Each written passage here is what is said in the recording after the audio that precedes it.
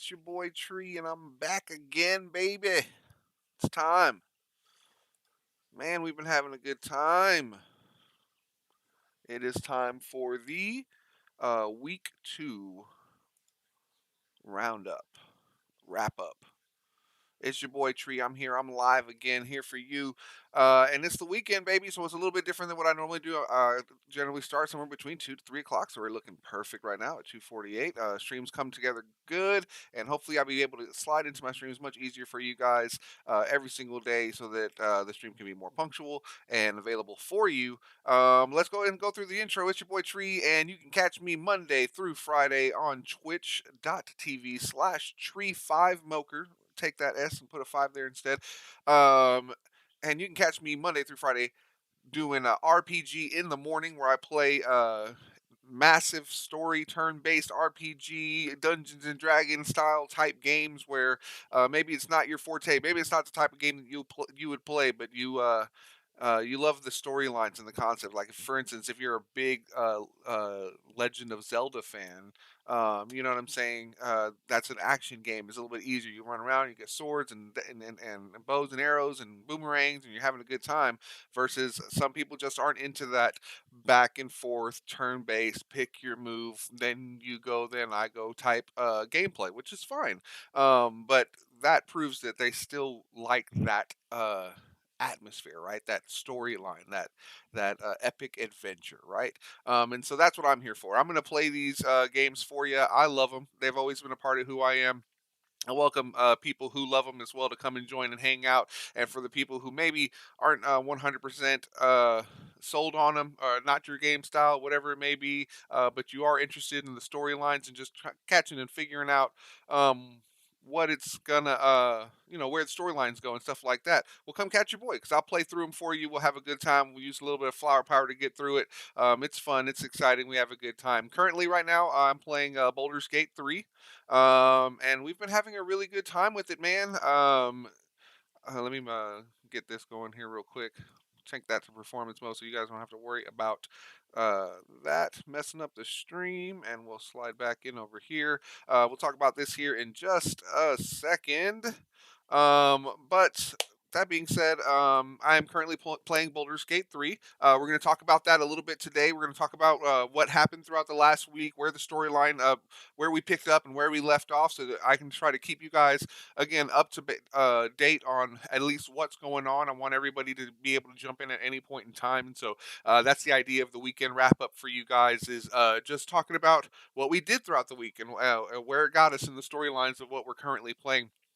Um, we're also so that's my Monday through Friday RPG in the morning. Again, that is from 10 o'clock in the morning till about 5 o'clock in the afternoon, maybe a little bit later, give or take. It just depends on when the wifey gets home. I want to jump off, spend a little bit of time with the wifey. But then every day, Monday through Friday as well, I do try to give you guys a second treat and jump back on and give you a second stream. So I'm streaming twice a day, 5 days a week. I am streaming 7 days a week, just not twice 7 days a week. But I am streaming twice, 5 days a week. And so the second one will be FPS Prime Time. And FPS Prime Time is pretty fun. That's when I got a bunch of my boys on, DDG, clans, other streamers, things like that. And we all kind of support each other and help each other out. And so I like to play the FPSs with them prime time, whether it be my boy Mad Hatter, or um, some of the other people that you'll meet here soon. I don't want to throw off a bunch of names of people and stuff like that. Let you meet them, not face to face, but stream live on the stream. But like I said, that's when I do it prime time. So first person shooter generally is Monday through Friday, and I'll jump on about 10 p.m. and I'll stay up until I can't keep my eyes open. Honestly, it's somewhere between 2 and 3 a.m.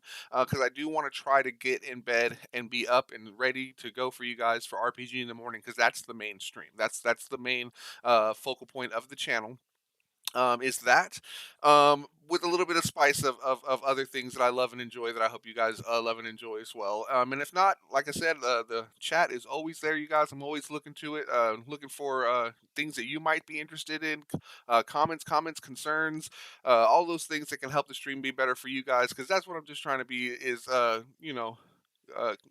an RPG corner, if you will. Come and find me. We're going to be talking about all the new RPGs as they're coming out, and again, I'll be playing them for you if it's not your style of game, just so you can sit back, relax, enjoy your flower power and have yourself a good time. You hear me talking about flower power all the time. I've got somebody that I was talking to a few days ago, a streamer as well, up and coming streamer.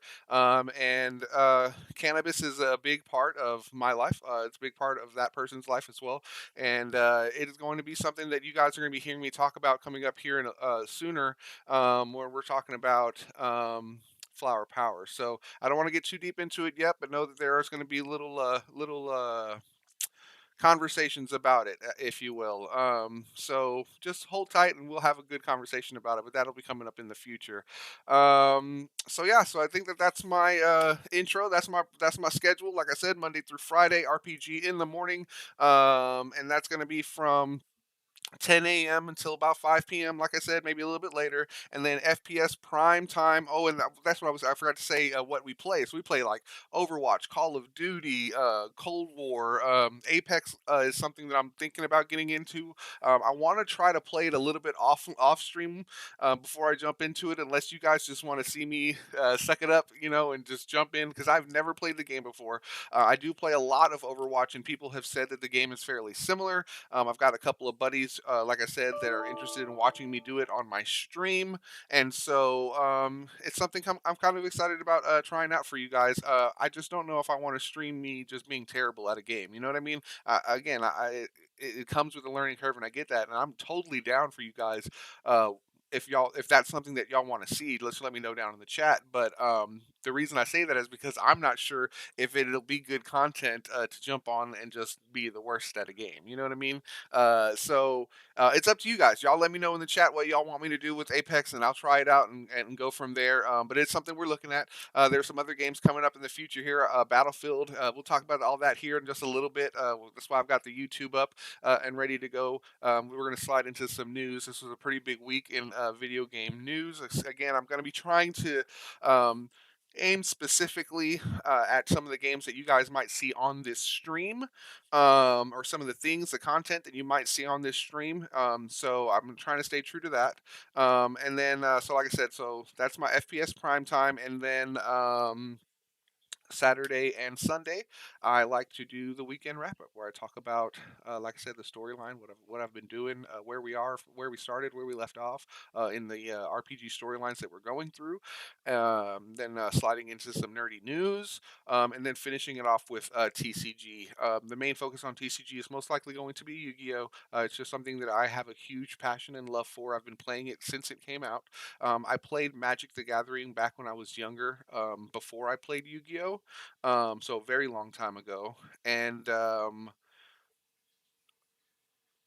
I love the game. I've recently gotten back into Magic the Gathering. The problem that I'm having is what I specifically like currently about Magic the Gathering is Commander. I like to play the Commander style of the game.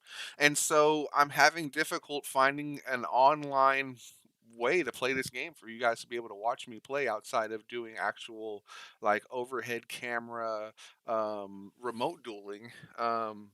But again, I don't know how I would be able to get three other people to remote duel me on Magic the Gathering. So it's just a little bit more difficult to get that content. One and two. Again, I played the game when I was younger. I have recently gotten back into it, but it doesn't. And I'm not saying that I don't love the game because I do love the game, but it just doesn't have the same resonance that Yu-Gi-Oh does. Yu-Gi-Oh has been a part of my life for ever since it came out, since day one. I just loved the style and the way that it played. It not costing mana. Just this is what the card does. You know what I mean? Basic rules. There are some definitely.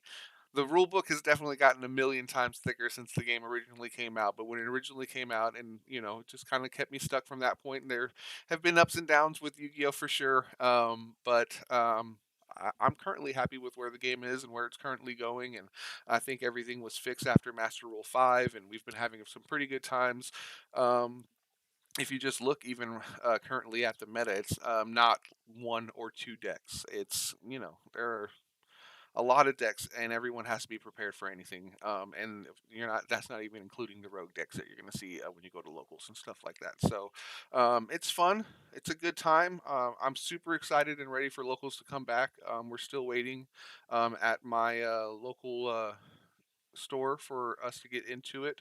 But as soon as I can start going to a local event, that probably will be something I would expect to add to the stream for you guys, just to see how I do on locals, testing out different decks and different theories and different ideas of what we've come out with when we're talking about TCG. So again, I like Pokemon. I like Magic the Gathering. I like other card games. You can expect a little bit of content from that stuff on here as well. But the primary content when it comes to TCG is most likely going to be Yu-Gi-Oh! And essentially, what I'm going to be doing is looking at new cards that are becoming available, that are maybe being released in OCG or just have been premiered, and then talking about different. Ways we can utilize those cards, different interactions with older cards, archetype, small engines, just all kinds of different things. What's its type? What's its archetype? What's its attack? What's its everything. So, and then I like to dig into those cards, and then the idea of that is for us to know what these cards do before they actually come out. That way we can stay ahead of the meta, because that's what I try to do. I try not to go online and look and see what everybody's currently playing right now, because that's how you get stagnant. That's how the local scene gets saturated, and you end up playing a bunch of mirror matches, which to me personally is not fun.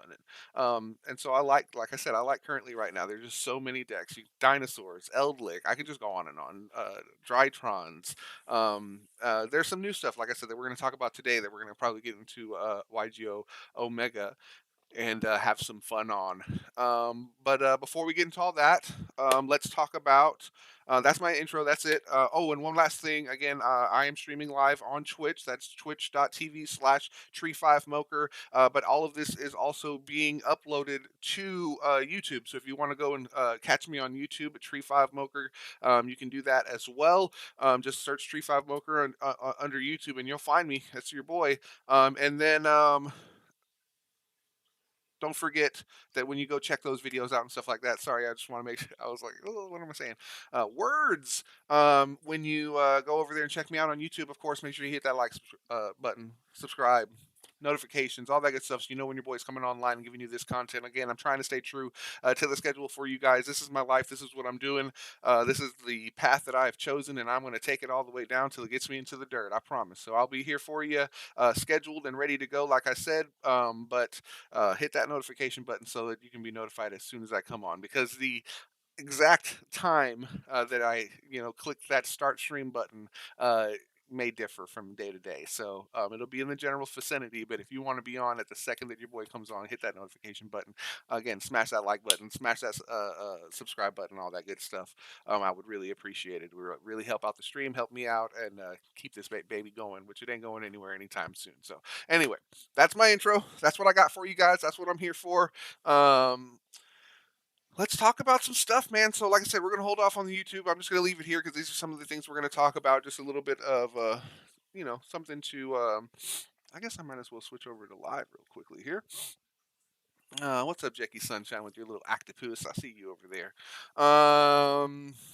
So let's talk about what happened last week. So last week we started the week off where we had progressed to the point where I had saved the druid from the castle, cleared the goblin castle out, took the druid back to his village, and then essentially had to go back to the Goblin Castle again. Went underground underneath the Goblin Castle and found out that there's a myconid colony that's underneath there, this mushroom village place that's down there. And got to the point where I realized that I had progressed way quicker than what I had expected. What the heck just happened to my camera? My camera fell behind my TV. Sorry, guys. Hopefully, y'all can still hear me. How's it looking over there? It's looking fine. Okay. Weird. Sorry about that. So anyway, what was I saying there? So we got to the Myconid colony, like I said, and we were at the point where I realized that I had just progressed way too quickly through the storyline to get the druid. There was way more things that I was supposed to do before I even went to go look for the druid.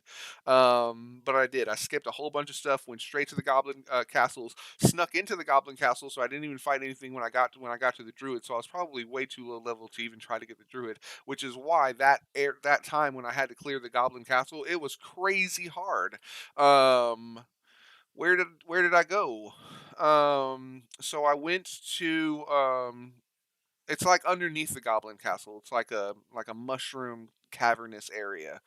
Um, but like I said, oh, so when I got done with the mushroom when I got to the mushroom cavern area, I ended up having to fight like these two minotaurs and this like armadillo like burrowing thing. And these guys were like level 10, had like almost 200 health, 150 health, while I got like a 25, 30 health. So I realized quickly that I was, like I said, I was too low level and I needed to backtrack. So that was the goal of last week, was for us to backtrack, and boy, was it a backtrack. We backtracked a lot. So we originally backtracked. We went all the way back. We did a bunch of stuff. An issue happened with the stream, and I ended up losing my stream. I was still having lag issues. I dug crazy hard into it, and ended up finding out and figuring out what the lag issues were. And I have not had any lag at all this week, which has been amazing. It's been really good. The stream has looked great for you guys, which is that was the main goal. And honestly, within the first week, yeah, we got a little bit of the storyline done, like I said, but my main focus was making this stream as best as I possibly could for you guys. So now going into this week 2 and stuff like that, we're trying to get into content and making sure that the content is fresh and sexy for you guys. We're going to talk about some of that stuff when I get into news and ideas and stuff like that here in a little bit. But we were able to eventually. So what happened was, is like I said, I did a bunch of stuff, but then that stream got lost, right? So I went back to the save file that I had where I was right when I left the Myconid colony, and after I left the Myconid colony a second time, I was able to progress and do a bunch of stuff. And then all of a sudden, Boulder's Gate started acting silly, and it wanted to corrupt the saved files that I was having.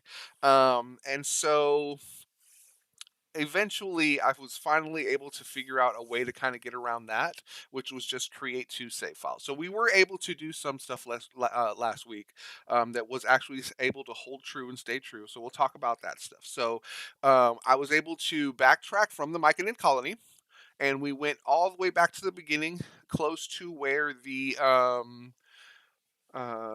I can actually show you guys real quickly. I'll just open the game real quick, and we can just that way it's there, and you guys can look at it. Okie dokie. Uh huh.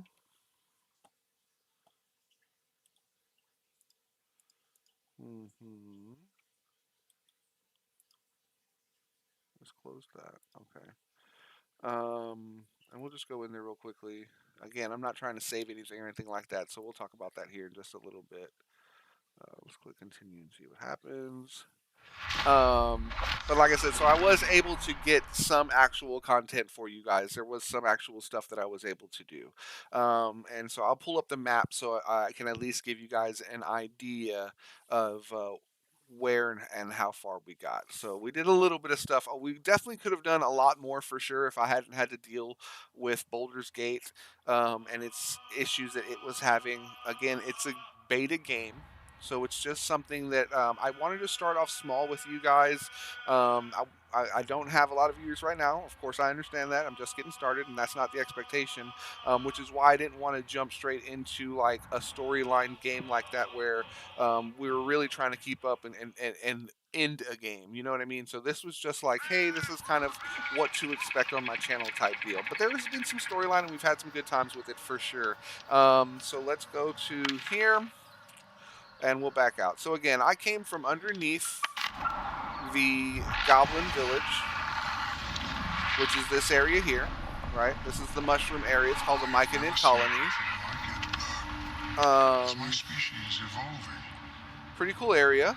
So this is the area where, like I said, I came down here, But at and then when I such an got over here, there were accelerated some rate. minotaurs that I had to fight that were crazy hard. I couldn't get them, and then we came down here, It's and there superhumanly was impossible. that armadillo dude that was crazy hard, and I had to sneak past him, jump down here, came across, and was able to sneak into this area. So I was able to get into here without fighting any of the monsters that are in this area. And as you can see, there's some hostile Dwagar down here. There's an entrance to some ruins down here that I definitely want to check out. I don't know who Balin is, but I got to go find that person too.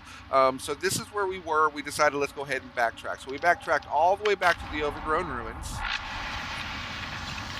Um, and to give you an idea of what that is, so when you start the game, you start off right here, right? So we had already come through here, and we had come through here and cleared this out. So this is the crashed spaceship from the beginning of the story, and then this here is just some ruins that I found as soon as I started the game, and was able to find some companions to help me out and clear these ruins out, right? So then we come up into here. We get into Solanus' Grove, which leads us to the Druid Grove. This is where the Druid village was, where I said that I had fought the goblins here. Then we trekked all the way over here, went straight to the goblin camp. So I skipped all of this. I skipped everything that's down here, everything that's up here. There doesn't look like there's anything over here. So it just looks like up here, and down here. I skipped all that before I went to the goblin castle. Which I should not have done. That's how we ended up being at the Myconid colony and being way under level from where we should be. So yeah, that's where we are. So we went to the Overgrown Ruins.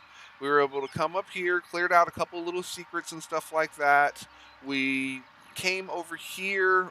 There's a bridge right here. We went over the bridge. There was a bear, a big owl bear. We went down here. We were able to defeat the owl bear. So that was a nice little fun little battle that we had. And then we came to the Blighted Village. And then we were able to clear out all of the top of the Blighted Village, which essentially this whole area right here is a village that was being overrun by tons and tons of goblins. Which is where you guys kind of see where I've kind of left off, and that's kind of where we've gotten to so far. So, not a lot of storyline going on right now, so I think it's a great place for you guys to kind of jump in and kind of see what the game's about and what's going on, because I'm currently just grinding. There's not really anything specific other than I'm trying to look for baddies and beat them up.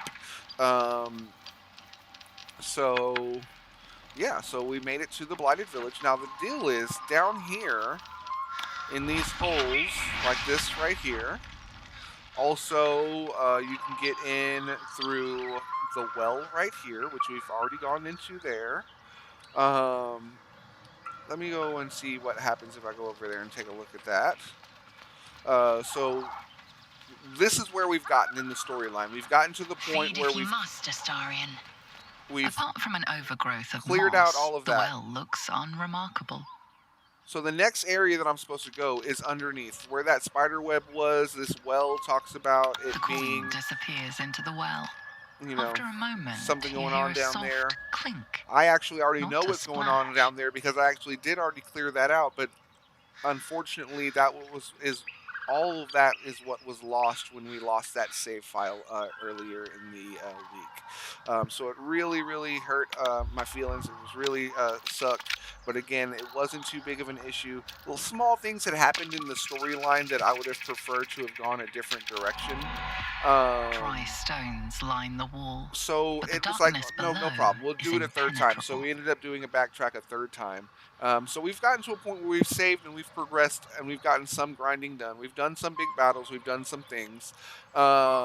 But the next place that I'm supposed to go is down here. Or the next place I've challenged myself to go is down here. Would be much too So large yeah, for my liking. better to use this guy. He has dark vision, so you can see down here. So yeah, so if I go in here, there's a bunch of spiders. But the issue is we've been having issues where the game's deciding that it doesn't want to save for me. I think that I figured out what the issue is. However,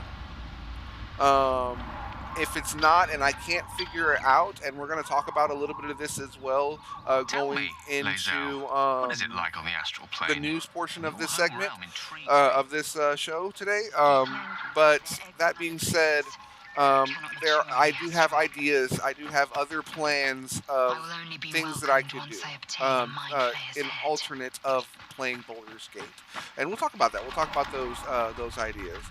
So this is an area down here. This also leads to. Oh, that's right. You got to move this box right here. Get this box out the way. We'll see that down here is a. There is a. This will move right here. Yep. And then we can go here, and then this is also another way that leads to it leads to like an underground laboratory or something like that. But again, so we'll dig into all of this, but this is where the storyline is left off. So next week, hopefully, we can start off with clearing out the spider colony and then heading down here to the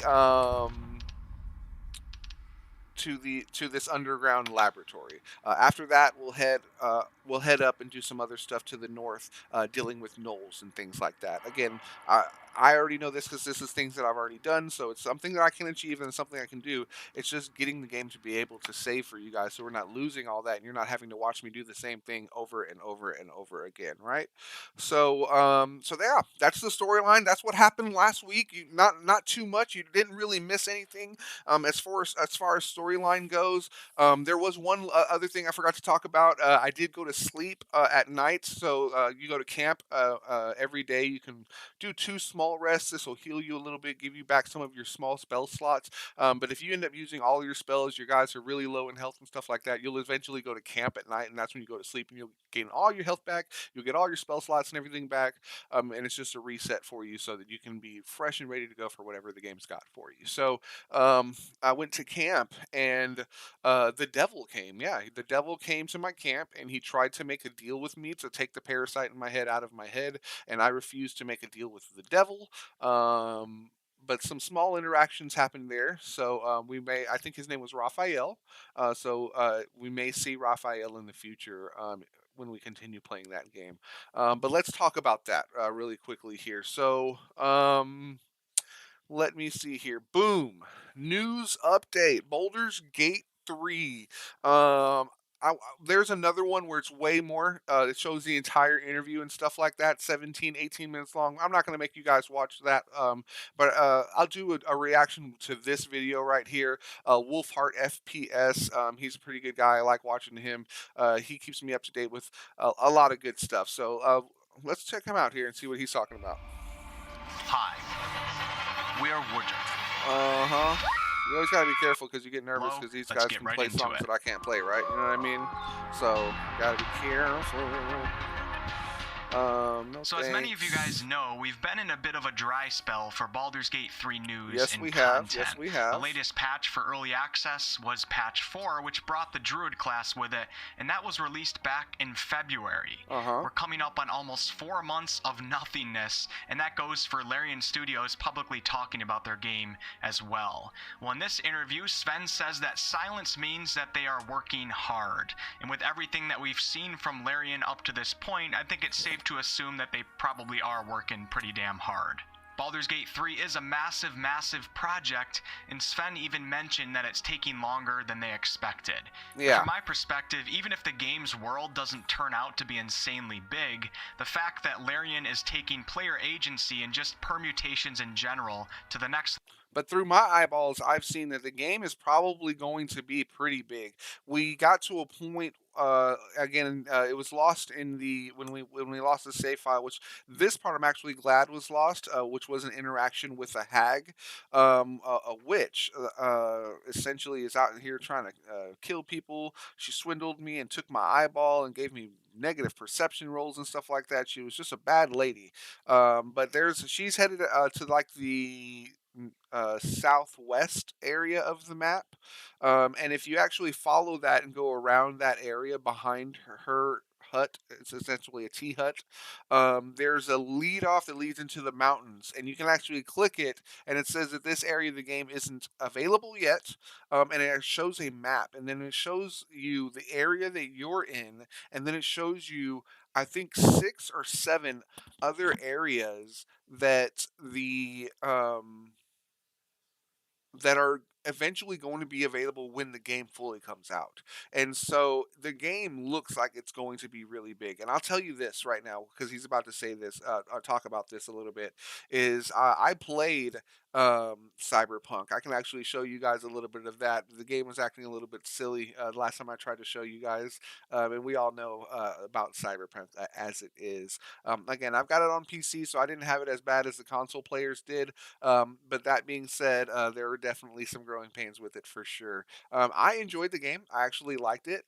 But the reason that I'm bringing that up is because I would prefer to sit back like a good boy, wait patiently for Santa to put a present under the Christmas tree, and give me something that's finished and done that I can unwrap and know that I'm going to enjoy 100%, if that makes sense, right?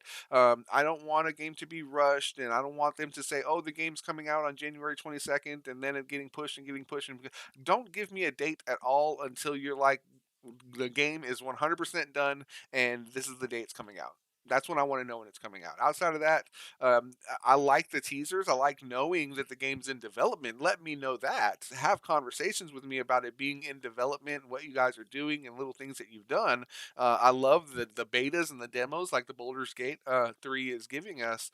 But just don't stamp a date on a finish date on it. You know what I mean? Like we'll be done at this date because I want it to be done and I want it to be great. And I've had a lot of fun with it so far, and I can only imagine how far this storyline will actually go.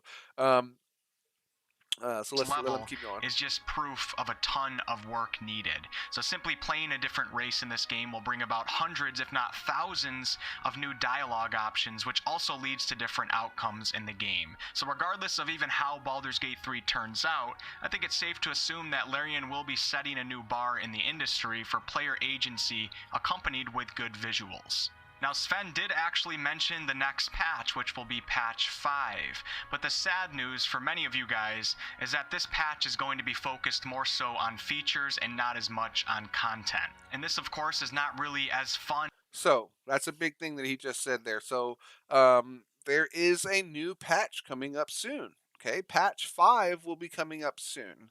I did go online and look up and see that there is an issue that people have been having where the game isn't saving for some reason, and this is something that that Baldur's Gate is aware of, and they've been looking into it and trying to get it figured out for everybody because they want us to play the beta just as badly as we want to play it, so they can get the information that they need to develop the game and get it out quicker. Right? It all flows together.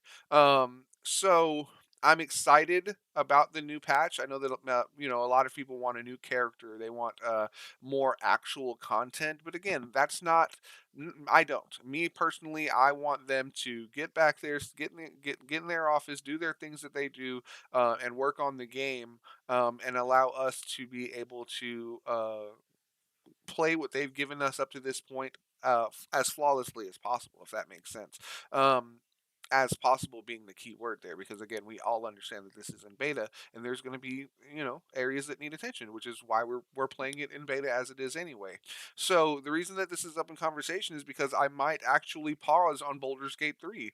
If I can find a way to get around it and be able to save the game for you guys moving forward, then I would love to get down there in that spider's den, record that content for you guys. I would love to get into that secret laboratory over there, head up to the north and do the knoll stuff and whatever's beyond that. Head to the southwest and deal with that witch whenever that becomes a thing that I need to do.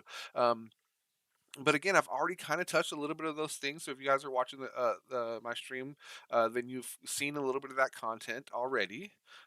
So if I know that there's a new update coming, and I know that they're focused more on logistical side of it and less so much on content and more on like how the game is working and running and things like that, then I think that it's a perfect time for us to pause, wait for that new patch to come out, and then once that patch comes out, it might be a good place for me to jump back into if it's allowing me to save.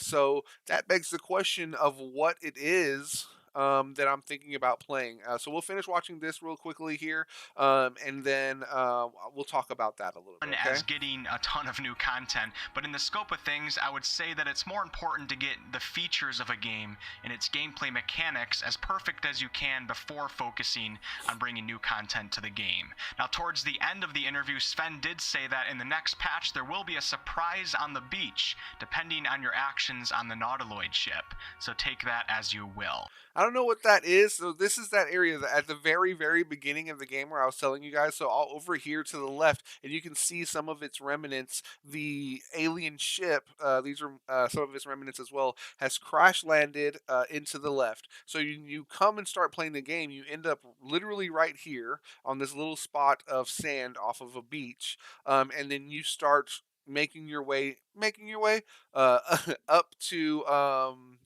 In terms of patch the 5's beach up release here, date, we didn't get and so that's literally the very beginning of the game. And he when he was talking about it as well, he was like, "Oh no, you'll notice it. You'll see it. It'll be a big difference."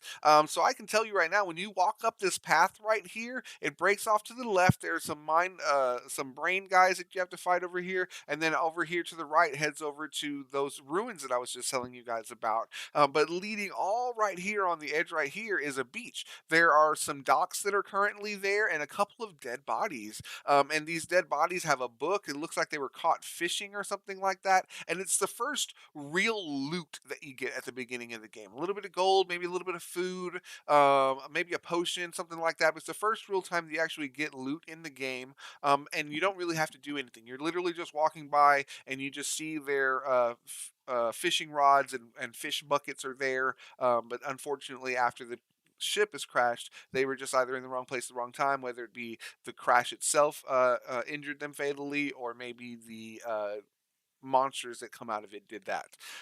So that's kind of I'm a little excited about that, but also a little bit like, huh, because that is just such a small area, and there is already something kind of small there. So I'm a I love firsts, I love new, and I'm excited about what's going to be there, of course. I just don't know if it's going to be anything that impactful. But again, that being said, that's not what I'm really focused on with this update coming up here soon.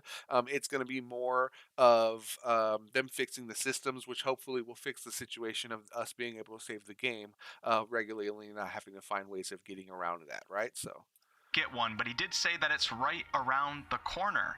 So yeah. with that said, I'm going to predict sometime in So it's July, just which rocks. is next It's month. just So like I like I said, said, here's not some much loot new here, and content, you can actually but see Sven did already still say there's that like there's a going to net be a over lot of new here things in the where some patch, people have been which includes fishing. There's addressing one a good guy amount right of the here. There's feedback that another they've been guy given over from here. us players. It looks like they ended up So fighting hearing these all little this, alien I'm going to guys here or assume that we whatever. won't be getting a new class. I mean, it's possible, but you know, a new class would fall under new content, in my opinion. I agree. And we're not going to be getting a lot of new content. It's more so focused on features. If we do end up getting something, maybe we'll get a new race, the half-orc, the dragonborn. If we had Ooh, a to get one and I dragonborn was would to be guess, cool. I would say we're going to get the gnome race earlier rather than later, because the gnome is already in the game. We have Yeah. a gnome in the Druid's Grove as well as the deep gnome, and it's probably an easier race to implement at this time rather than a half-orc or dragonborn, but I really don't know. I'm just speculating here. So for patch 5, expect a lot of changes to the features in the game. We don't know exactly what that means. Maybe they're going to mess with D&D rules and try to be more adherent, or maybe go the other way. I don't think they will go the other way. Or maybe they're going to mess with like push and shove and disengage as bonus actions, or maybe even add in something like dodge or a ready action. I'm just speculating right here, but expect a lot of changes to features in the game and not a lot of actual new content. Now, how about the full game's actual release date? Well, we didn't get a date for patch 5, so we're obviously not going to get a full release date, but Sven did say, and I quote, "We're really trying to get the game done by next year." So as many of you have already done, you can cancel 2021 out of the picture for a Baldur's Gate 3 release date. Sven even said this himself. And you can now maybe hope for probably an end of the year 2022 release. but early to maybe even mid-2023, I would say is still a possibility. Yeah. So is this good news? Well, for Yeah. me, I would actually say yes. Yep. I want this game to be big, but even more importantly, I want it to be ready. Mm-hmm. So as painful as it is, I Cyberpunk am willing to taught wait. everybody Sven that. also I think said so. that he thinks this I hope game so. deserves development, and I'd have to say that I agree. So it kind of sucks, but actually my hype levels went up a little bit after hearing this. Sven said that the studio is currently not only working on early access, but they're also very much focused on the entirety of the game, which is what we all really want. Yeah. Combat is currently one of their core focuses right now, and this of course goes for fixing things that don't work well, but also just experimenting and testing out the rules and mechanics behind the combat, especially in relation to D&D 5th edition rules. We all have our opinions on this stuff. Some of them are good, some of them bad, but I think it's really great to hear that Larian is still actively working on getting this right. Some of these combat changes and experiments we won't be seeing in this upcoming patch, but we will certainly be seeing them at some point down the line. Sven also mentioned that they're working on adding even more ways for us to handle situations of all types. I think this more is the player spider agency, area. especially when talking about combat. So currently we have systems such as being able to throw various objects and even creatures, messing with the environment in different ways, animating spores with glut, and things of that nature that fall outside of typical combat. And Larian wants to bring us even more options, but at the same time ensuring that the game remains balanced. Larian has been receiving some feedback that a few of the classes feel boring, such as the fighter. And people that don't play D&D, you can kind of understand where they're coming from. But Larian doesn't necessarily want to change the classes too much outside of the D&D rules, because the classes do serve their purpose. But they more so want to work on adding more ways for players to be creative and ensuring that those players understand that these options do actually exist in the game. This type of stuff is of course really hard to implement correctly in a video game, but I am really happy that Larian is talking about adding more to the game systems as opposed to changing the actual D&D classes just because some people said that they are boring. Another thing that Sven said in regards to content in a general sense is that we will eventually be getting a lot of the things that we expect to get. So this doesn't technically say much, but at the same time, maybe it does. The things that we would expect in this game, I would think, would be things like the rest of the player's handbook races, of course the classes and more subclasses. So you half-orc lovers, you just gotta be patient. Now how about another panel from hell? Well, yes, it is confirmed that we will be getting one. Stop! Wait! Hey. So this guy right here on the screen made what? over Nobody cares about $100,000 any of this stuff you're talking about right now. Shut your mouth. When Larian tweeted a picture of a box delivered to their office labeled as Shadowheart's weapon, it was the first thing that I thought of. No date for the panel from hell, of course, but I'm thinking that it might be after the next patch's release, not prior to patch 5. And the reason why I'm thinking this is because Larian probably wants to save a big production. So right now I'm currently like, okay, we're at a good place, right?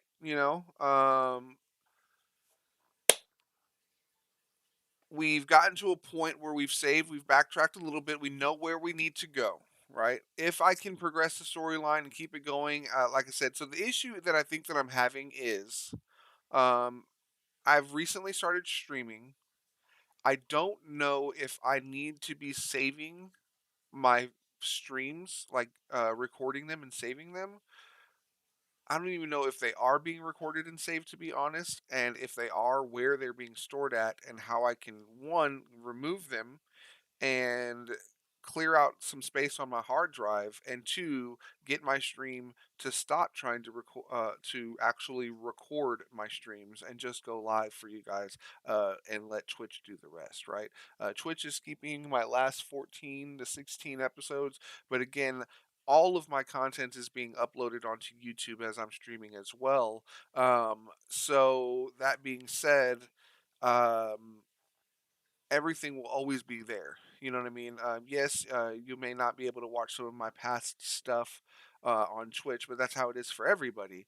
But if you ever do get the itch and want to watch some of my old stuff, it's available to you there on YouTube. I'm going to... What I'm was gonna that? pike this, and I'm gonna cast Guiding Bolt Right at up her butt? Pike. Right up to... It's a What? fucking lot. Wasn't done. What the hell? Scary ghosts.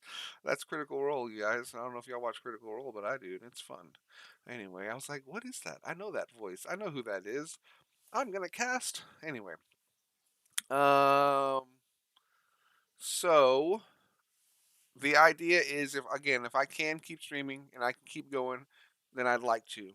But if for some reason I can't, then we're gonna have to switch over. Right? So if I'm gonna switch over, the question is, what am I gonna be playing? And there's a couple of games that I already have that I'm interested in playing for you guys. And I don't have an issue of showing you guys what I'll be watching on YouTube. This is the stuff I'll be watching on YouTube. We're about to talk about that here in a second. I mean, I might as well just go home. Let's just go to search, and right, we'll look up Elder Scrolls Online. Um, what is it? Blackwood or something? Blackwood, right? Boom. There it is. Let's watch it together. Making an album has been like super excited about it. When I listen to your lyrics, I feel shame. Thanks, Mom. Hey, what exactly is getting neck? Hi, I'm Dave. I'm a little dicky. Hi, I'm Dave. Hi, Dave. Bye, Dave. Ooh, you guys, this looks really good.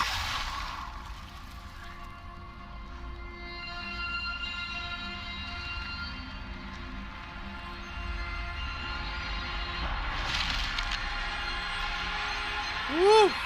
Molik ball. This ain't no joke, y'all. Oh my goodness. The game looks good. Look at those graphics. I know this is just a cinematic, but still, it looks so good. I love lore. I love story. Book of Oblivion. We know all that. We know what that is. They got the book, man. They got the book, bro.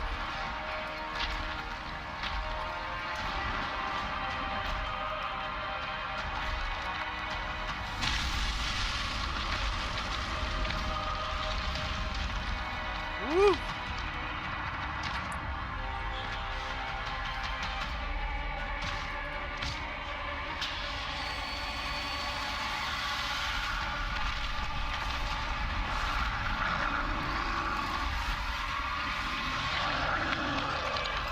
Shop, shop, pink, pink.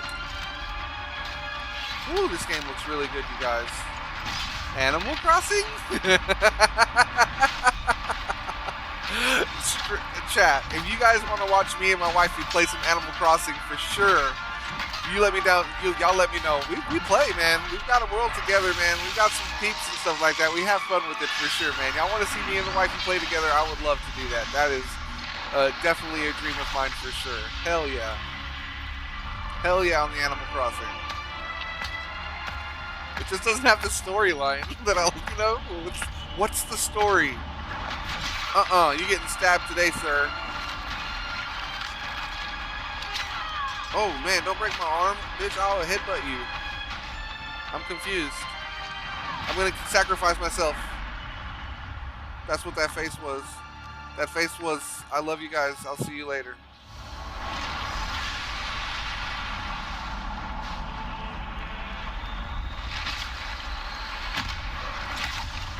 Ooh! Straight freaking Darth Vader grip on that girl? Like a Jedi? I didn't see him put the book down. Did he put the book down? I thought I saw him slap the hand. I definitely saw him slap the hand, and then he left the girl there. Holy shit. A lot of stuff just happened in that story, you guys. Holy crap, man.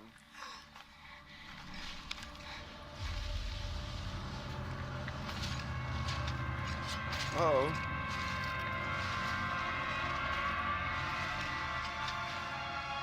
It's their friend. She made it.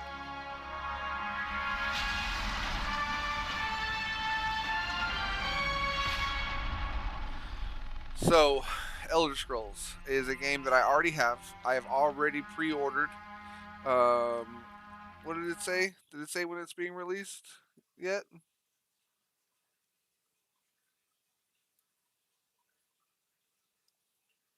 June 8th. June 8th is when. So wait, does that mean it's already out? What's today? Today's June. Yeah, so it's available now. So, yeah, it's been available for about the last 10 days, 11 days. So this could be potentially something that I am getting into here.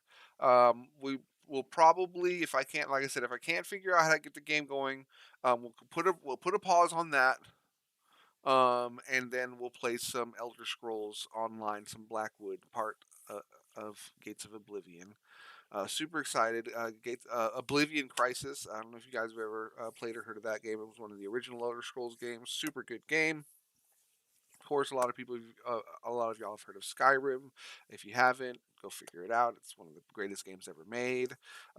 Maybe the greatest game ever made. I really don't. I'm not saying it is. I'm not saying it's not. I'm saying that it's definitely in the conversation.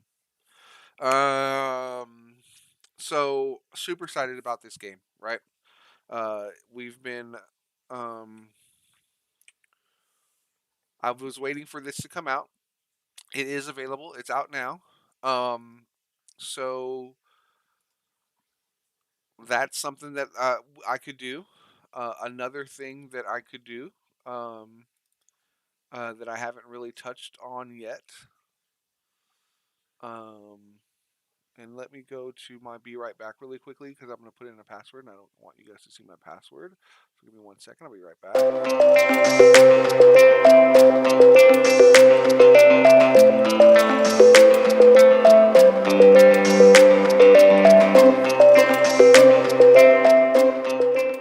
Okay.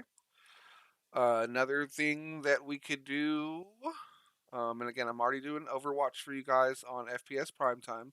Warzone and Black Ops is something I'm doing FPS Primetime. But I also play this. And I actually have not played any of the new DLC that's come out. I was actually playing a bunch of it before the DLC came out to kind of get ready for it and get prepared for it, gear up a little bit. Um, I actually had not played World of Warcraft in a while. I used to be in a clan back during the I was a King Slayer back during the Lich. I was a Lich Slayer, or whatever, during the Lich era. Their hard drive is full. Please clear some. See, this is what I was talking to you guys about. I think that there was an issue with this is what's causing me to not be able to save my files on Boulder's Gate. So I'm going to investigate that tomorrow and see if I can't get this figured out here. Okay. But anyway, so this is a game I could play as well. Um,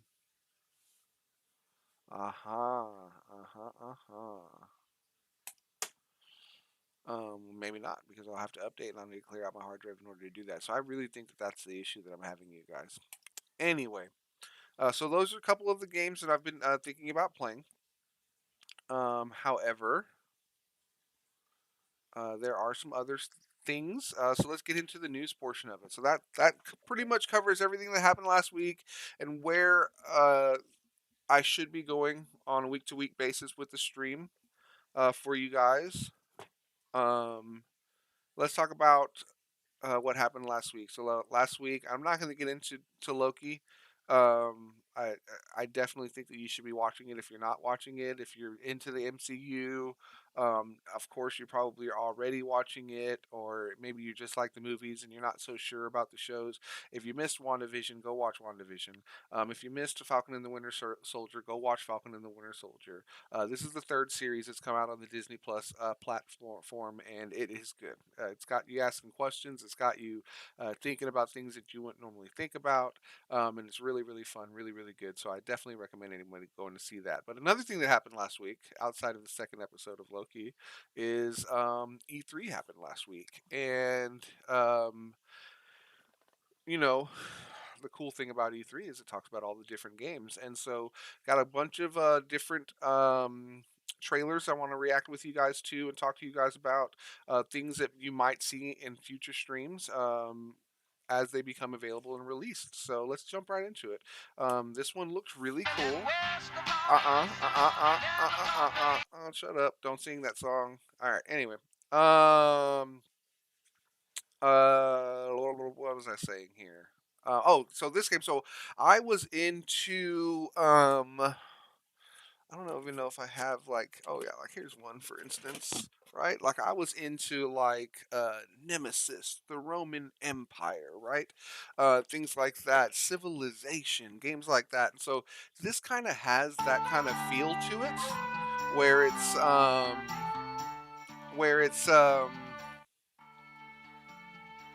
you're kind of building a town, but it's set in like medieval time specifically, right? Survive. It looks fun. The graphics look really good. Um, and I'm really interested in testing and trying this stuff out. If you haven't figured it out yet, I love um, phantasmal, mythological, right? The medieval time is one of my favorite times, but it doesn't just not just there. I love Japanese culture. I love African culture, mythological creatures, dragons of any kind, shape, or form across the planet. I've always been intrigued by them. Monsters of mystery. Are they real? Are they not real? All that stuff. It intrigues me. I'm not going to get into whether or not I believe they're real, because I think that that's kind of like telling a magic trick. Like, I don't want.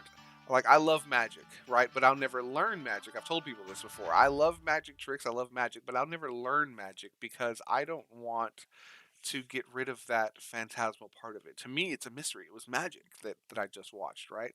And so yeah, that game looks really fun. It looks like something that I could potentially try out and get a feel for and see, what are people thinking about that? I like it. I think it's going to be fun. So maybe something you might see coming in the coming of day of months or whatever when that game comes available. Let's see what else is something I saw here. Sun Saga looks really good as well. This is a little bit more less. Yeah, let me get to the actual. Yeah, let's get to here. All game footage was work in progress. So this is called Saloon Saga Hellblade 2. It looks really good as well. Again, I wouldn't expect for this game to come out this year. I'm thinking 2022, maybe the end of 2022. But this also is another game that looks really good. Will you follow me on this journey? By sea, The graphics are great. by land, and dreams, through the valleys of despair, over the mountains of rage, to the depths of fear in my mind. You might see me as weak, but I will show you what lies behind my eyes. Woo! With our swords, We will forge new stories to strike the gods that haunt us. Looks good. We will embrace our suffering, Looks good. soothe our scars of grief, and break their siege of our minds. Nordic gods, They may Valhalla, see all them that as stuff. gods. You got me. We will show them what lies behind our eyes. Man. Gau er I á fjalli, undis njóta. So that one looks really good. So again, as soon as I learn more about that, we'll definitely. That's definitely a game that I'm really interested in looking at. Here's a cute little one. I love all stuff, man. I really do. It doesn't have to be dark and demented like that. This also looks really like something I'd be totally into. Let me go big screen so you guys can see it a little bit better. But I love the artwork on this. It looks really cute, really good. The music sounds cool. But the artwork, I love it. I love the style of it. It looks cute but badass. Like I don't know how to put that into words, right?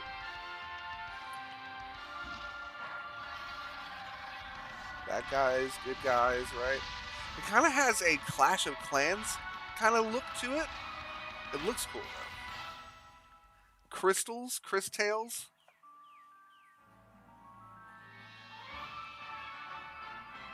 The music, I love it.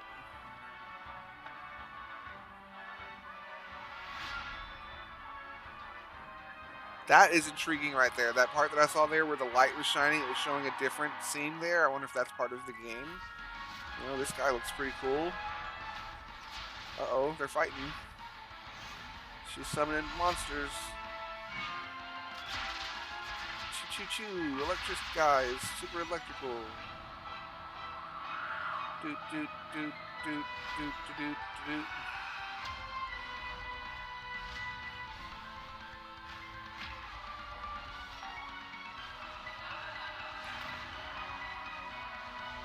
Oh, yeah, man.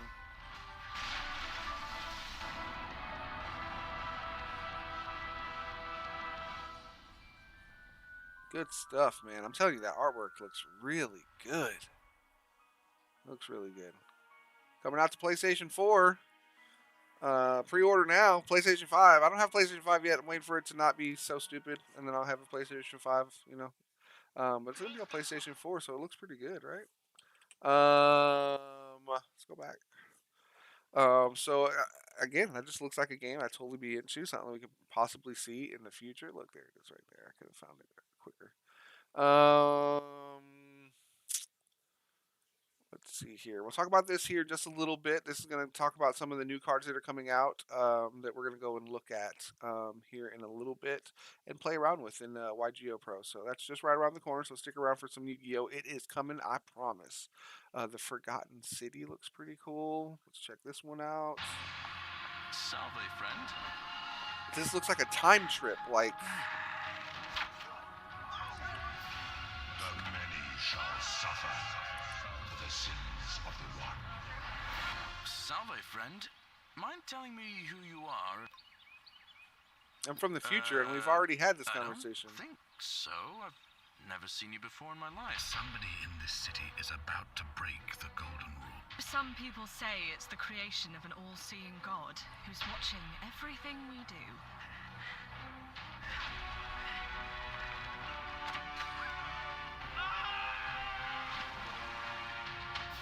Somebody's out there turning people to gold, man. I count on you to figure out who's about to break the golden Whoa. Somebody's about to break the golden rule. How is it that you've just arrived here and you already know everyone and exactly what's about to happen to them? Voice acting sounds really good. Salve, friend. I'm Galerius. Yeah, we know that already. July 28th, The Forgotten City. That looked pretty good. Something I might be testing out there, you guys. So, looks good. Where am I at? We're getting close. Let's see here. Forgotten City we already saw. Astra Ascending. Looks pretty good. Nope. I want to mute it till the trailer's over. Just in case there's any music over there that I'm not allowed to be streaming for you guys. Don't want no issues or problems. No problems, no problems. All right. Haven't chosen our fate. We, the demigods, haven't chosen our fate. Our fate chose us. We are 8 heroes, appointed to protect the harmony of this world. Yeah. During 3 years, we become Arcanon's guardians and fight the noises. Being a demigod provides many advantages. A We little can bit spend louder. focus There we points go. to improve our skills.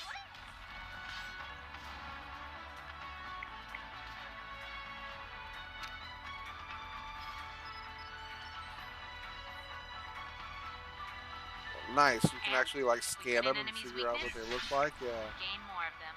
Nice. Let me show you what we're made of. English and Japanese voice acting available in final game. 私は魔法だけではなくて、調和の歴史にも興味があるの。Again, the artwork has just got me like, oh man, it looks so good. Is that like hand drawn? Looks so good. There was another game. It's like a hand painted game. I want to make sure that we look at that as well. こりゃ答えが戻ってきても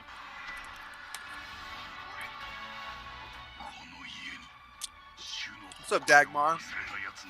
I like you a lot. You look badass. You see like a bird? They're all like part animals. Right? Some kind of like fox-looking dude, maybe? And the cycle goes on every 3 years. Ram New or something, demigods maybe? are chosen. Old Bird. demigods cease Kind of to be. fish. A We are fated badger to die or for something, peace. maybe? A wolf? Who knows? We cannot let the noises win. And as some battles require special powers, we must come prepared. But like I said, this is my type of game, you guys. This is something I would definitely look at. Think we're going to potentially play.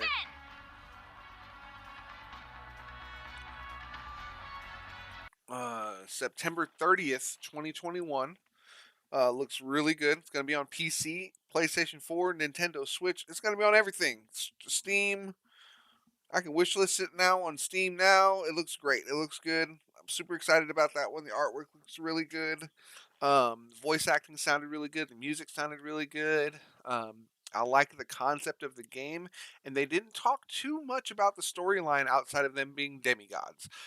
So yeah, I know that it's a game about demigods, but and it's going to be a turn-based RPG. So I'm a little excited about seeing what the game that one's going to be like. So we'll take a step back here. Give me 1 second. I'll be right back. I need to grab my book because I want to make sure that I'm not missing any of this stuff here. I want to jot all this stuff down so we know what we're looking for and when it's going to become available. Y'all give me 1 second.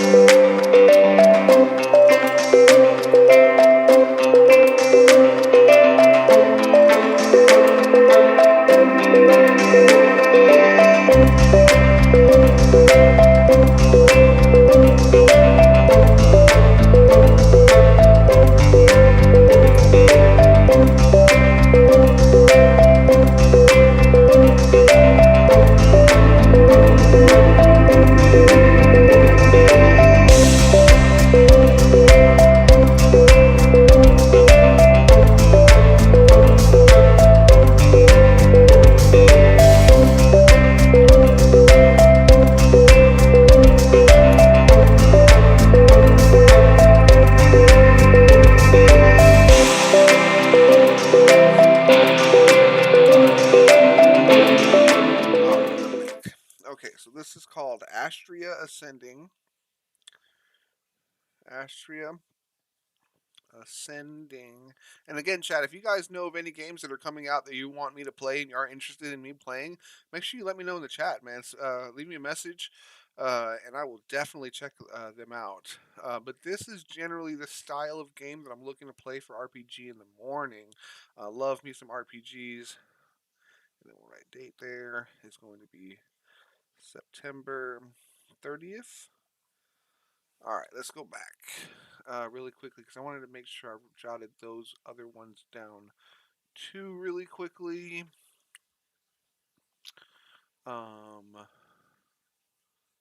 This one, let's just jump to the end of it. A lot of people don't know this, but the best way to make... Nobody cares. Leave me alone. Alright, we'll jump all the way to the end of this video real quick. I'm just looking to figure out what the date was on it. Did they say?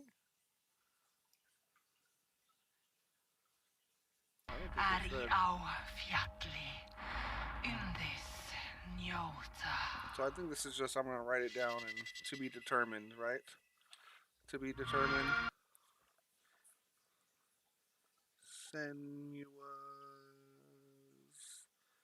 Saga Hellblade 2.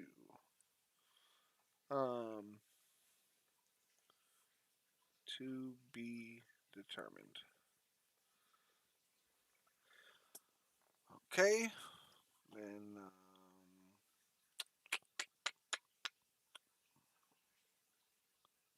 the Forgotten City should be right there. This one's coming soon, so this one we'll see very soon. The Forgotten City, and that's July 28th. Beautiful. And then um,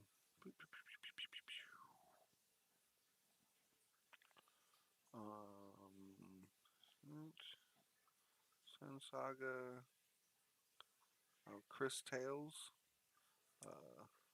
July 20th is what it says there. Chris Tales.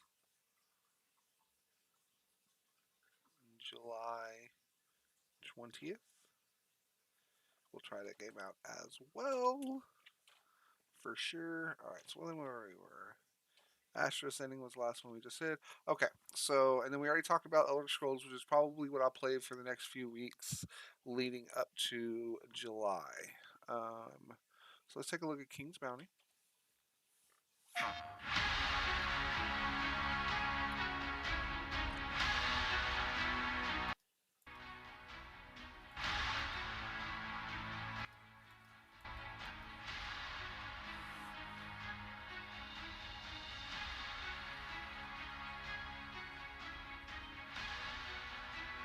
So this game is supposed to play more like D&D actually, like there are actual spaces on the floor, you roll dice, everything, if I'm not mistaken. So this one looks pretty good as well. It just says pre-order now though. So let's see if we can.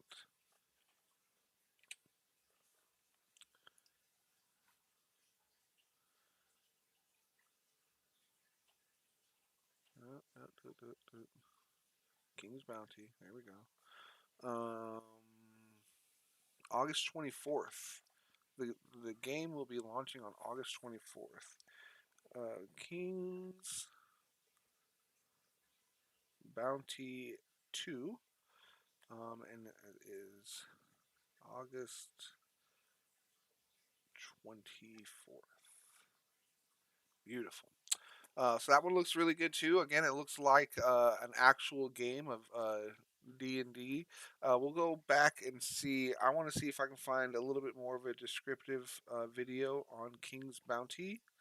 But the other four games, Astro's Ascending, uh, what is that? Senva's?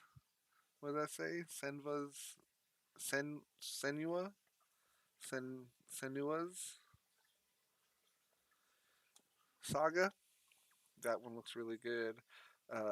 Asher Ascending, The Forgotten City, Chris Tales. Those are all games I'm pretty excited about. Um, we already talked about Blackwood. Here's another one, Warhammer. There's nothing like kicking back with the fam after a long day. With Metro by... Nobody cares about any of this stuff. Nobody cares. Nobody cares. Or maybe you do care. You know, free publicity for these guys, right? Definition of a game that needed more time in development. Saying that it needs polish, though, feels like an understatement. This turn-based tactics game is just lacking or buggy in so many areas that the places where Doesn't it sound does great stand yet. out are overwhelmed by the lack of quality elsewhere. What promising fundamentals its simple but well-designed combat has give way to a weakly organized roguelike campaign, a frustrating grind for new stuff, bizarre inconsistencies, and a lack of diversity and balance among its units. Not again! The pain of my first immolation returns! The world of Age of Sigmar is well represented here.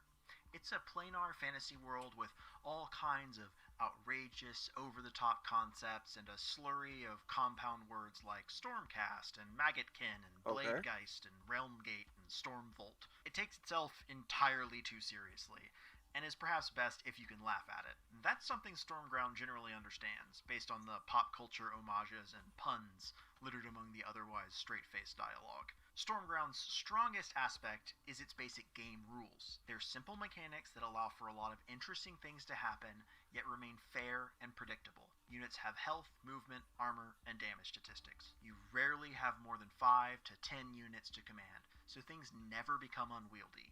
Units are vulnerable to quick death, but combat isn't too random. Each round you spend power to summon units, and each round your power meter refills and grows a bit longer. As the battle goes on, you can summon your most expensive and powerful units, leading to a natural escalation. Unspent power becomes Aether, the currency spent to activate units' special abilities, which presents an interesting choice during every turn. Sometimes you'll summon new units, but sometimes you won't, as you'd rather allow your current troops to use their special powers next round. These vital powers can poison enemies, melt their armor, See, all this stuff and sounds knock them really around cool. the battlefield. None of this is particularly well balanced, mind you, and you might find multiplayer frustratingly unfair as a result, but you can build some combos that are fun to execute. Each of the factions does feel distinct and interesting from the other, though balance and which units are required to win is all over the place. The Stormcast Eternals are well-armed. So it sounds like you're going to be playing the same character. Everyone's going to be playing the same characters.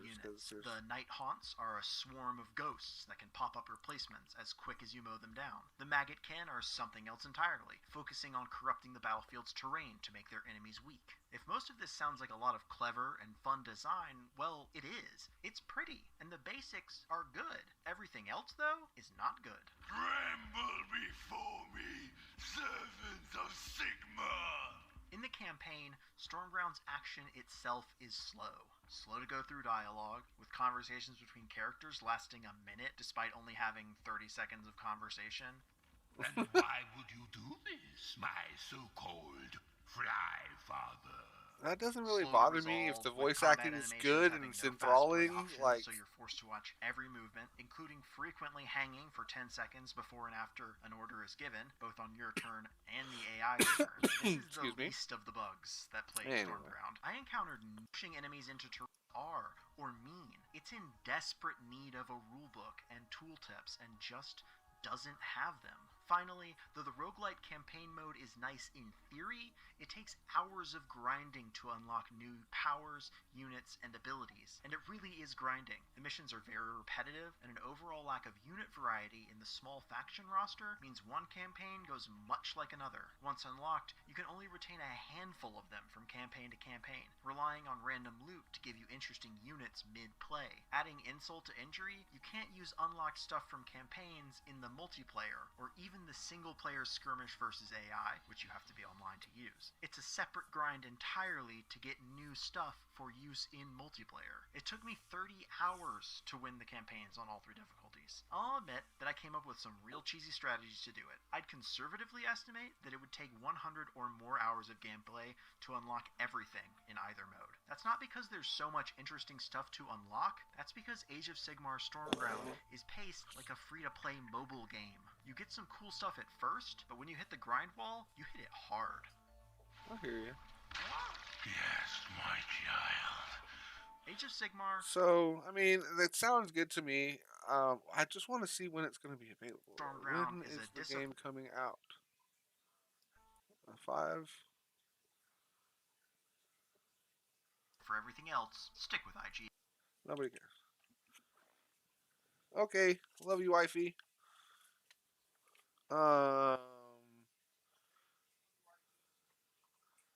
Let's see here if it says in here anywhere about when the game is going to come out. Where was I at?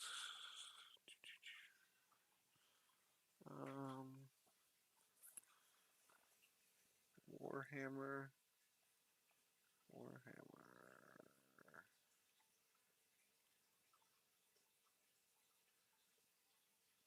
Age of Sigmar. Age of Sigmar. Okay. D&D Dark Alliance look good. Or something I might be interested in. This looks good. In less than 3 cycles, all would be lost. We can do this together!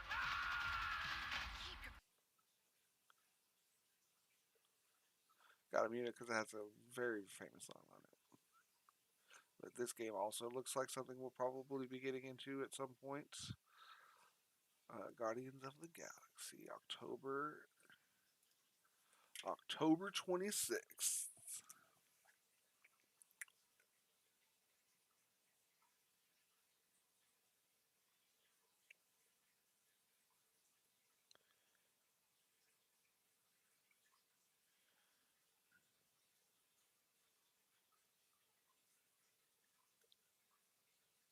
July 26th. Skip ads. Dark Alliance, not to be confused with the recent re-release of the 2001 PS2 era classic Baldur's Gate Dark Alliance, is a co-op action game with RPG-style progression based on characters and events from the D&D novels of the 80s and 90s.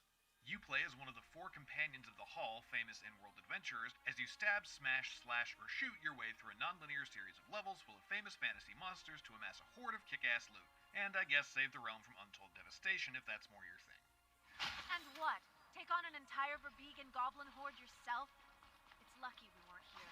It was good to finally see what the Dark Alliance experience looks like with a full 4-player party. Looks good, guys. And it was about as chaotic as I expected. I'd often finish off an enemy with a plan on who to attack next, only to turn around and find that the field was already cleared, or in complete chaos. I'm sure that's somewhat due to the fact that we aren't all experts yet on its mechanics, and some connection issues during our remote play session definitely didn't help either. I'm looking forward to actually having time to get familiar with the combat system, though, as there appears to be a considerable amount of context-specific moves that you can unlock to create some really interesting combos. Nice. Whoa. Whoa. Networking issues aside, our demo Nice. wasn't without its technical hiccups. Elements of the UI would occasionally disappear, animations sometimes stuttered or lagged, and there were even some enemies who would refuse to fall over once they hit 0 HP, but the devs said that they were aware of that when going in, so hopefully it's been dealt with in the weeks before launch. I also had some input delay issues with traversal during what were admittedly supposed to be fairly simple platforming and exploration sections, though hopefully that can be attributed to the fact that I was playing through a game streaming service. Regardless, I definitely owe my teammates an apology for my dwarf's inability to land jumps across lava pits, but I'm glad to say that, on the whole, I'd still call the session more fun than it was frustrating. Despite what was a comically difficult time spent exploring around the level that we were demoing, seriously, we got stuck in those spike traps like forever. We were able to pretty efficiently roll over every combat encounter on the CR1 difficulty. Not to boast, but we literally took down the mission's final boss in under 20 seconds.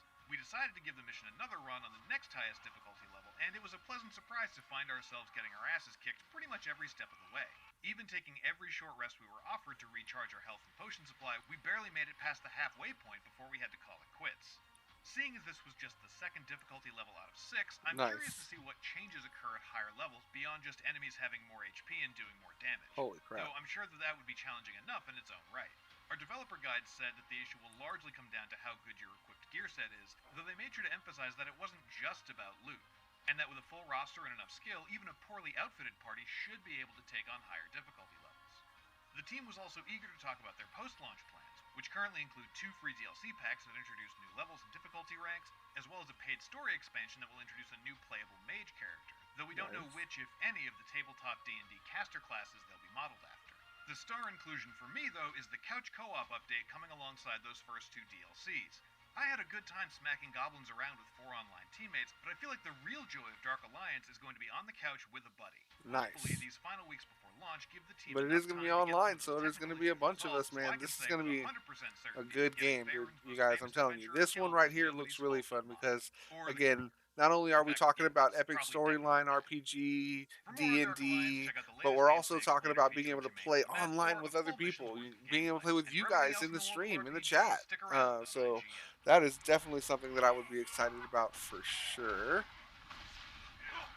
So super excited about this one, you guys. Does it talk about the release date at all? Let's go ahead and back out here. D&D Dark Alliance.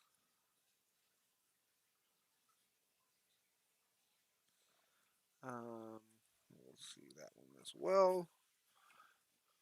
And I don't know. I think that there might have been maybe just a couple more. Nothing, not too much more.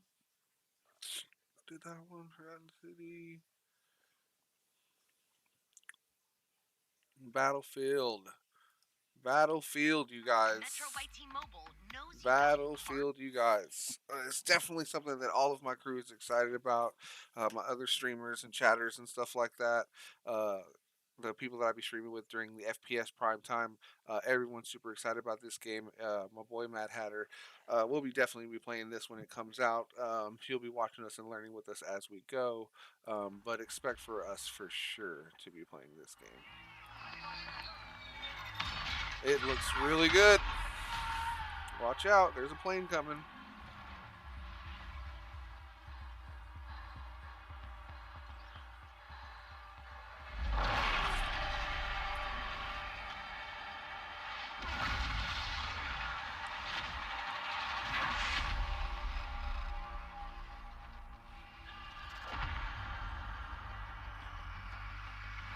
Ooh, look at those graphics, y'all. What's up, little poppers? Go get them. Go get them. Get them, poppers. I mean, this game just looks good. What's not to be excited about? Watch out, you're gonna die.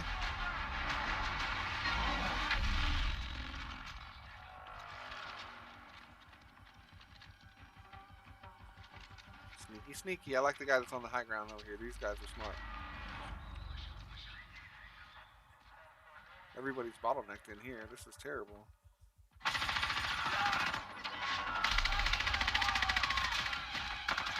What happened to the two guys that went up high ground? How did they not see him? Oh, there they are, dead.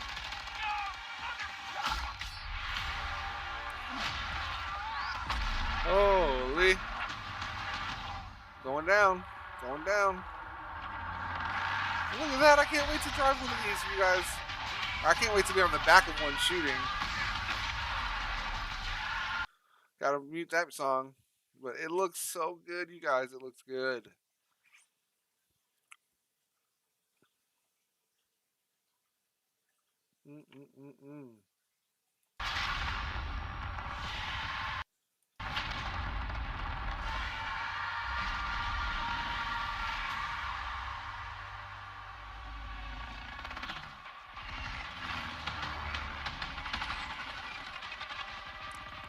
Man.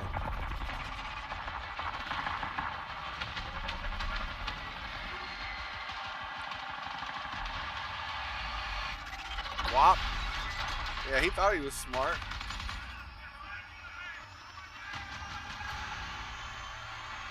This guy was smarter. Woohoo!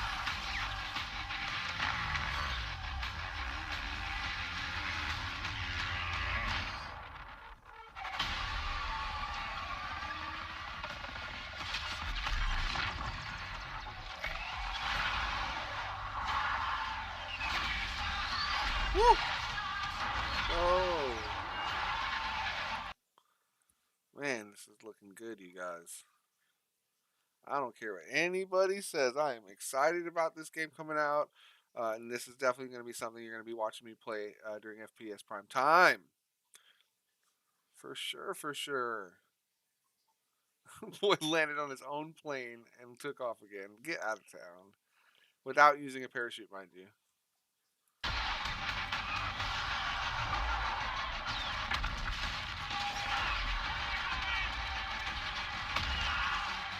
Oh my gosh, you guys. He's like, follow me, kaboom. I'm not following you, bro. It took me to death. What is this? Oh yeah, that's right, dude. You guys, this game just looks so good across the board, man. Everything, like, dude. Get out of town. Look at this freaking hurricane getting in here, bro. Look at this tornado. Oh. Moly. Guacamole. Donut shop. This guy's still holding his gun like, let's go. Like, what the hell? Like, they meant to get in this? Like, they knew this was going to happen? Come on. Get the fuck out of town. What? That is crazy, y'all. That is crazy. 2042, guys. 2042. June 13th, y'all. That is right around the corner.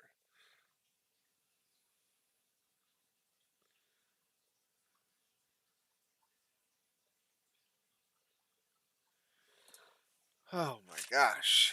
I think that was the last of the videos of what I wanted to look at with you guys.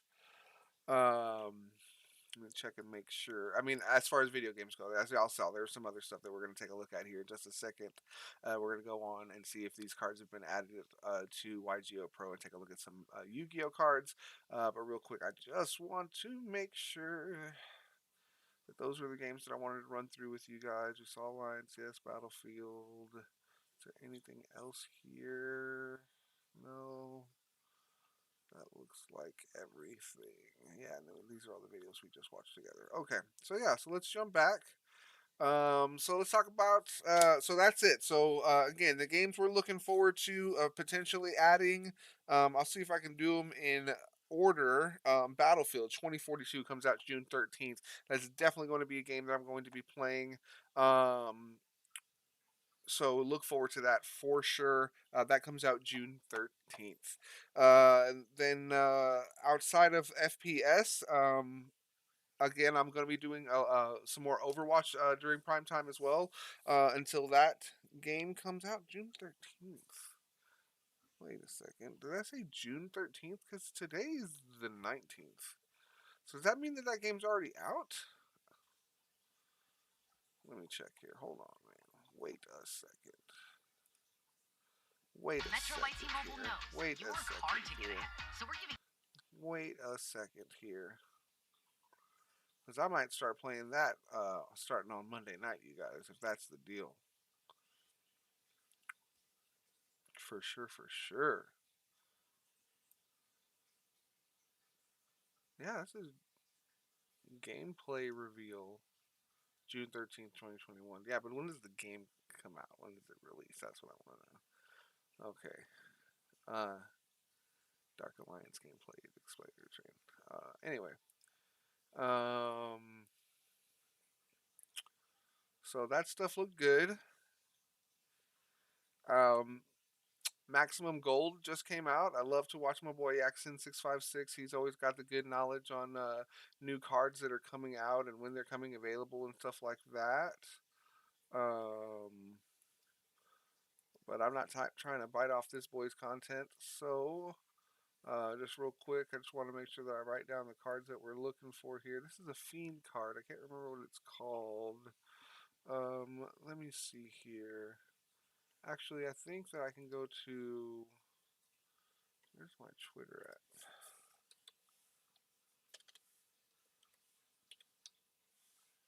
Twitter. Let's open that up. Let me log in real quickly, and then I'll be right back.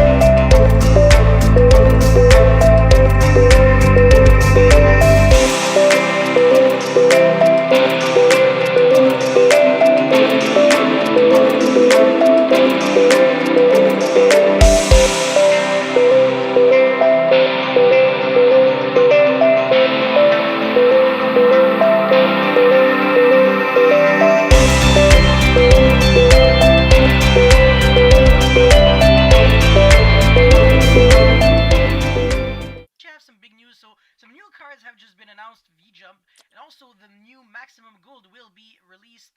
I Maximum don't know Gold, when. that's going to We're have actually gonna the check, but yeah. some So more first of all, the Eldlik new cards. support. Oh, really quickly, a little background on me on Yu-Gi-Oh is I've always been a big Yu-Gi-Oh fan. Like I said, talked about that at the beginning, so I won't stress you guys with that. But what I will say is I've been playing zombies for as long as I can remember. When the game originally came out, I actually played Fiends before the Doom King Baller Drock came out in the zombie structure deck.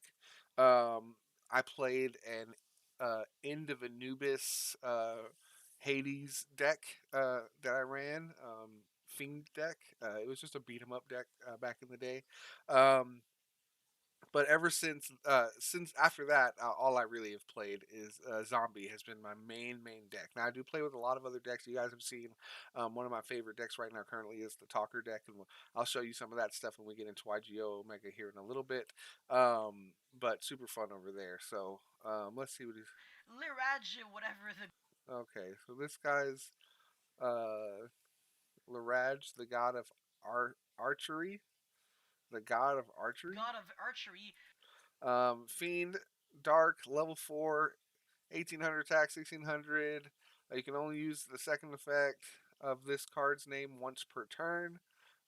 You can target one other face-up monster on the field. This card cannot attack for the rest of the turn. Also, that monster loses defense equal to this card's current attack. Then, if its defense has been reduced to 0 as a result, destroy it. So if the defense has less than 1800, so this is pretty much a destroy 1800 less defense monster. That's pretty cool. Um, pew pew pew. Le Fiend, level 4, 1800 attack. Huh. Um, so what was his name again? 4, 1800 attack. God of Archery. Let's start this over here real quick. I'm gonna write these cards down so we can look them up and see if they're in YGO Omega, and we'll see if we can play around with them a little bit and see what we can find out about them.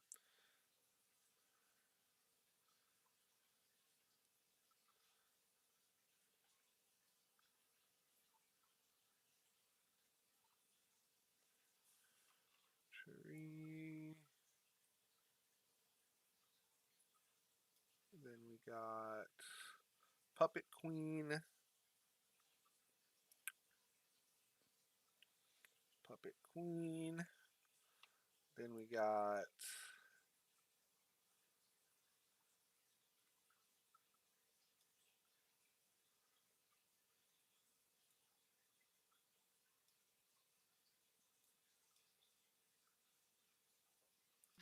It's pretty bad. I mean, you're not really interrupting your opponent, and you're not really achieving much. Like, you're really just special I summoning want to another see what we monster from can your achieve hand with it. I love just to this do guy. I love nothing. watching him all So the time. He pretty introduces bad. me to all the cards, but It won't have I any want to competitive be impact on the proven. game whatsoever. I want to be proven This to my one's the face that it's perfect bad. gift You know what I for the mean? friend Like I who's don't been want giving to. a little. Don't tell me it's bad. Show me it's bad. You know what I mean? And that's kind of the point of this video here. So we'll see what we get. Well, what happened? What did I do? What did I do? What am I? Am I hitting play here? What's going on? No, that's it right there. And we're going to jump. It won't have any competitive impact on the game whatsoever. Outburst Queen? This, Yeah, there on was the one other more hand, card there. Hold on. it won't have any competitive. Outburst Dragon. Outburst Dragon. Okay. Impact on the game He's going to whatsoever. talk about Maximum Gold coming out and some of the different cards that are going to be coming in there that are available. Super excited about that and its release date coming out, but I don't think there's going to be anything new inside of there, so there's no real reason to watch that. Let's see here. There were some other cards that I wanted to look up. Um, Penguins. We'll get to that in just a second. But here, yes, these guys right here, the Flunderies. We're definitely going to look at those today. Play around with those. I've heard a lot of really big stuff about these Flunderies. And I want to make sure I play around with that for you guys for a little bit. I already put together a Utopia deck. Utopia cards from the structure deck. I believe it should be Um, fully spoilered, right? It's fully released up on Yu-Gi-Oh organization. I think so. Yeah, this is my boy over Anyways, take here, a look. Lithium. Of course, They everybody or knows this Konami guy, announced a couple loves of new him. He's cards, a new amazing. Exceed, a new two new traps. Basically, one Like of them is in the main deck all that being, good as stuff. you see here, Numbers Protect. It's basically an Infinity Barrier for the archetype. Well, it's very similar to Salaman Great Roar because it also has the capability to reset it from the graveyard. That's cool, but it's a trap, and the first thing I was like, Looks oh, nice. this is an Infinity Barrier, and you know, when an archetype gets something like that, that's, you know, Yes, this going to new impact Karibo looks the really format, good could right impact the there. format. But Crystal then the Karibo, this second new question I Karibo. ask myself is it searchable? And that's not the case, if I'm not mistaken. But then again, so it's okay. I'm not sure if I really want to main deck more copies of the trap card, because again, it's a trap. And let's say if you're going second, it does nothing. And as you know, you want to have cards that establish your game state, advance your game state, establish your board, and that's where the trap. Again, for example, when even going first, if your opponent has multiple hand traps, Crazy. it's not showing anything, right? So only one copy. Look at all the If I cards he has draw in it, his if hand, I you have guys. it, It's that's just cool. coming and going. Because again, tactics is still there. Quite often, it reminds me of Card of Save Return, right? Very similar.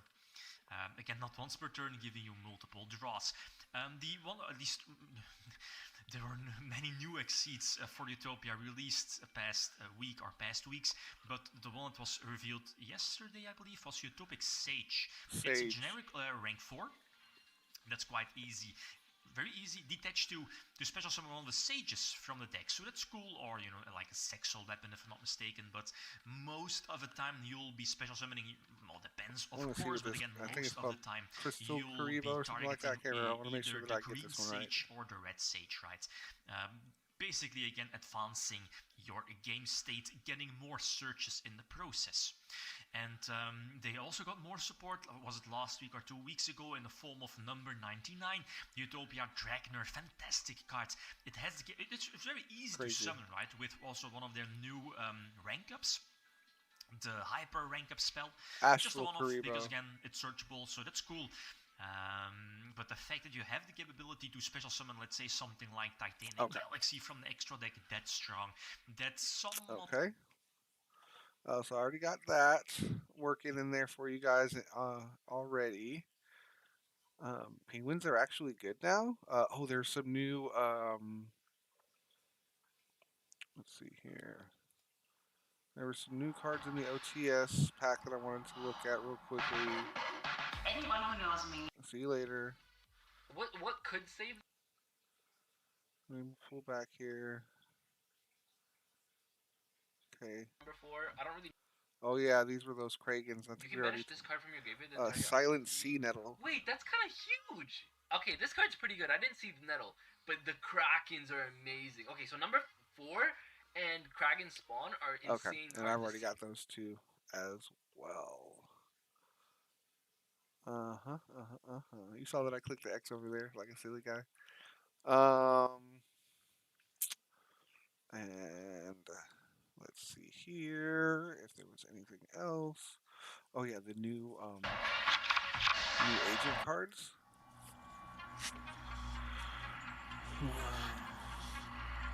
Bop, bop, bop, bop.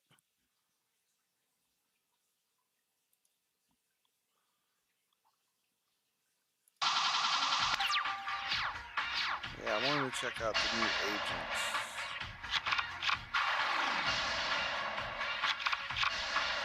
Diviner of Heralds.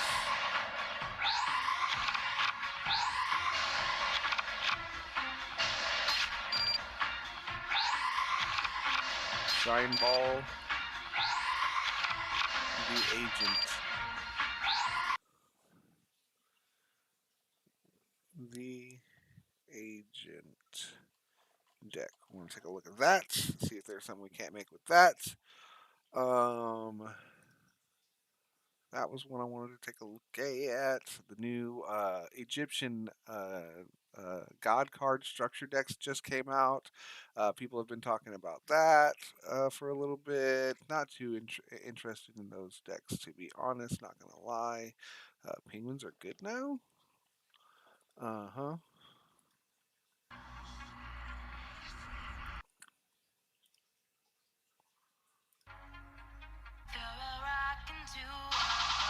Uh-uh. Let's see here. Oracle of Supe. Penguins. Penguins. Royal Penguin Garden. Penguin. Penguin. Great Emperor Penguin. Penguin Champion. Emancipator.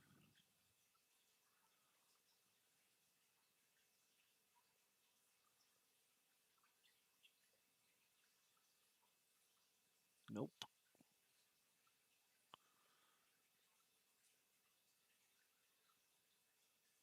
Banish it instead. That's right.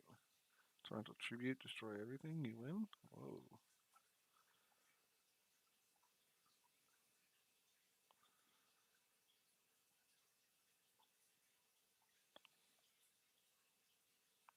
Alright. So we'll take a look at our Penguin deck as well and see if that. What was that Penguin Champion? Is he in there? Penguins. Penguins. We'll take a look at that. And then last but not least, um, Flunderies. Everyone's talking about the Flunderies. Utopia. Uh-huh. Mm-hmm. Where am I at here? There's that. Flunderies, Utopia. This is the Flunderies as well, I think.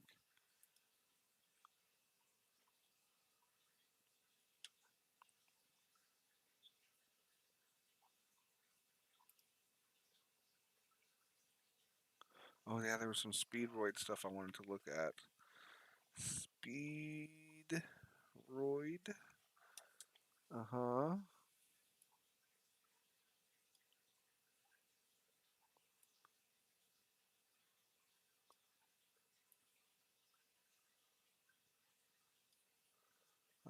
Wing Ritual.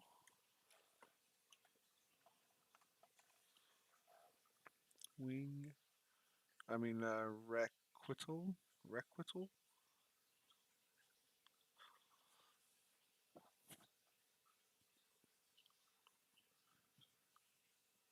That's pretty nasty, man. That's pretty nasty. We'll see if it's in there. I think then he starts talking about these Flunderies. Yeah, these Flunderies are pretty nasty. We're gonna take a look at those here in just a little bit. Uh huh. Mhm. Okay. So yeah, this is all the Flundery stuff. Okay. All right. Cool. Okay. So I think that was it.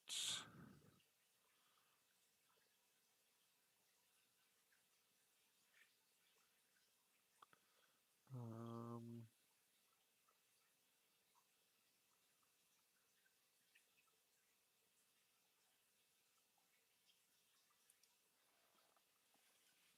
Oh yeah, that's right. There were these cards too.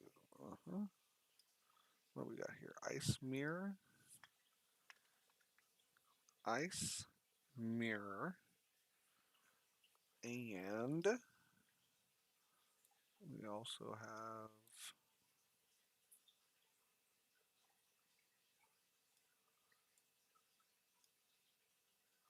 Starving Venomy Dragon, which I'm not really too excited about.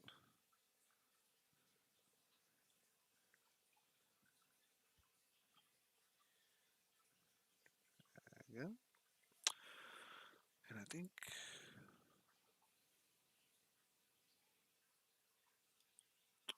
let's see here. Hope Sage, that's the one I already wrote down. Utopic Hope Sage. Hope Sage. And then what does the other one say here?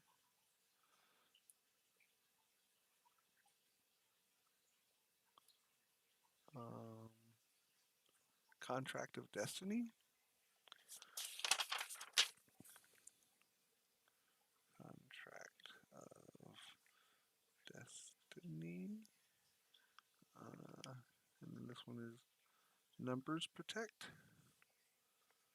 Numbers Protect. And more of these Utopia cards that came out. That's right. 210. That's it.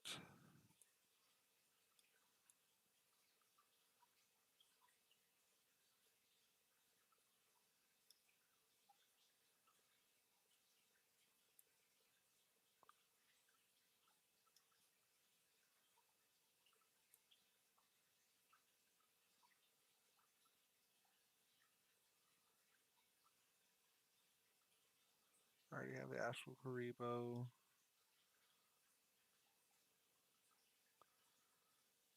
Oh yeah, the Lyrilisk support.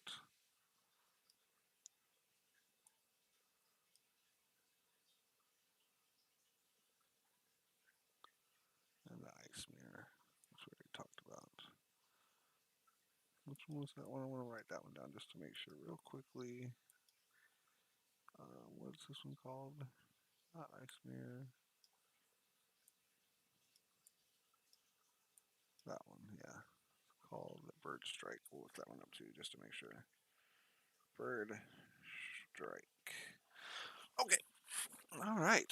So now we've got a list of good cards of all the things that have come out. So some of the new stuff, like I said, the God of Archery, Puppet Queen, Outburst Dragon, the Flunderies is something I want to look at. I've already got a Utopic kind of build, so I just want to make see if Hope Sage is in there and what it plays like. The Astral Karibo plays well with that as well. Silent Sea Nettle looks like something we could play around with. The Agents have gotten some support. Check out the Penguin deck that I already have and see if it has that Penguin Champion, I think is what it was called. Speedroids have gotten some new supports. I want to take a look at that. That new Ice Mirror spell card, the Starving Venomy Dragon, Contract of Destiny, Numbers Protect, and Bird Strike, which is in that bird deck that I've already got. So I'm pretty sure those are all the videos that we got there. Let's see here. Jump all the way to the top here. Dual Link, Remote Dual YCS prizes. Okay. Burst of Destiny. Okay. Let's see.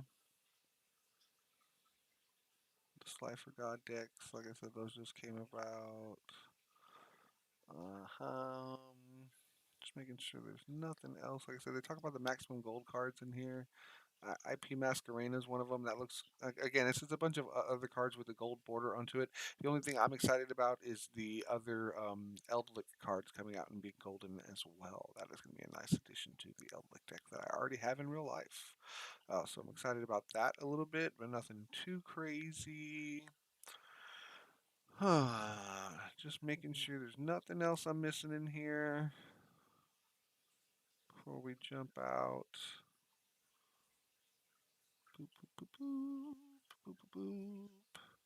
The deck builds. New structure deck, Rise of Gaia. You know what? I will write that down. I'm going to take a look at Gaia. I'm going to take a look at Gaia. Gaia. And just see how it plays.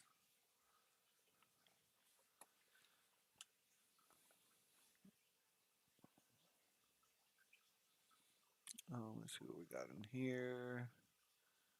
Yeah, these are the agent cards that I was talking about. Majesty's Hyperion. The Agent of Life. And Master Flare Hyperion. So all of these cards look really good. We're going to take a look at those today.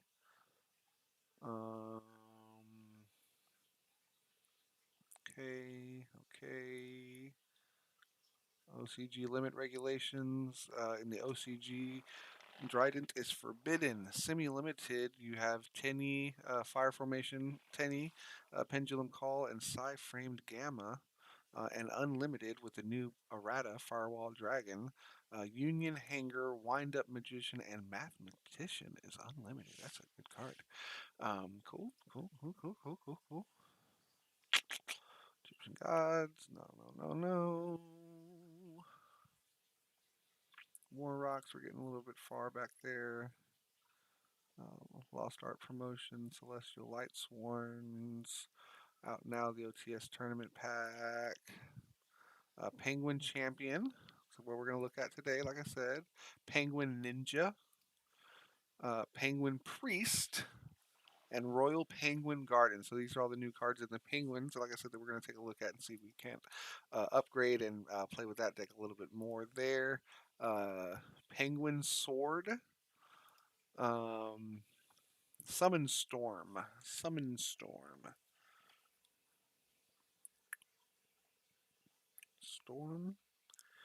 Let's see here. You can only use this effect. The effect of this card's name once per turn. Pay 800 life points. Special summon one level 6 or lower wind monster from your hand.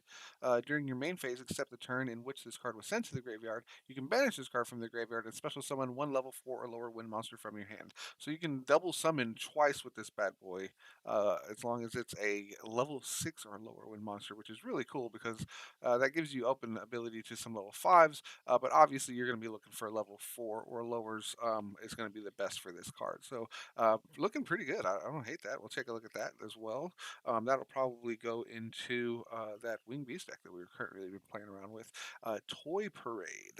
Let's take a look at this. Toy Parade. Normal spell card. This card is always treated as a Fright Fur card, so this will go into a Fright Fur deck.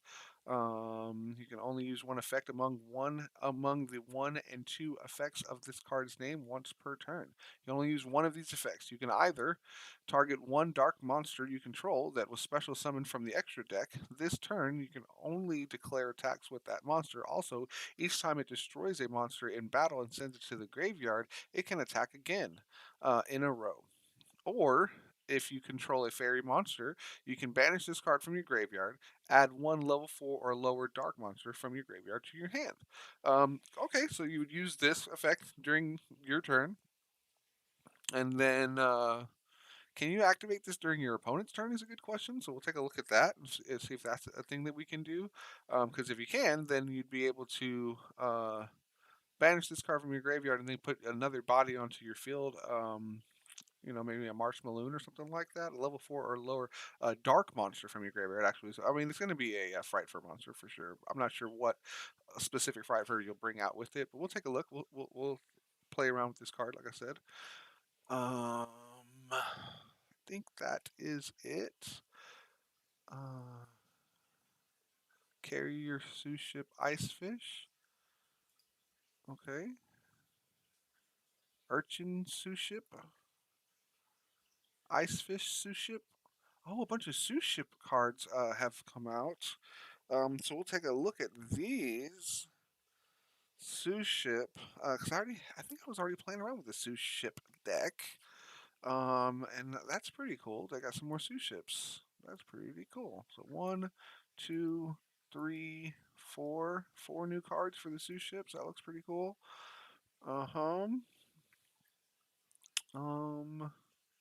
I think that's it.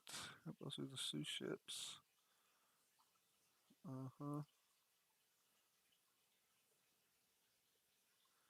Magic Key Battle. We got some new Magic Key. We'll take a look at that and see if make sure that all of our Magic Key stuff is in there. Magic Key support maybe, because I think that I've already got this stuff for Magic Key. Oh no, I definitely don't have that. So this is gonna look good. We're gonna take a look and see if we can get some more Magic Key stuff over here. Okay. Dual. Rise of the Meta Monarch. Okay. Product delay. Okay. Burst of Deity. Continue spell card. Oh, the Flunderies. Okay, no problem. What do we got here? Flunderies. Okay, so yeah, that's it. That's as far back as we need to go. June 8th. Today's the 19th, so this is everything that came out or that they've talked about within the last week or so. All right, so we'll go ahead and get out of there. We're going to go ahead and jump into here.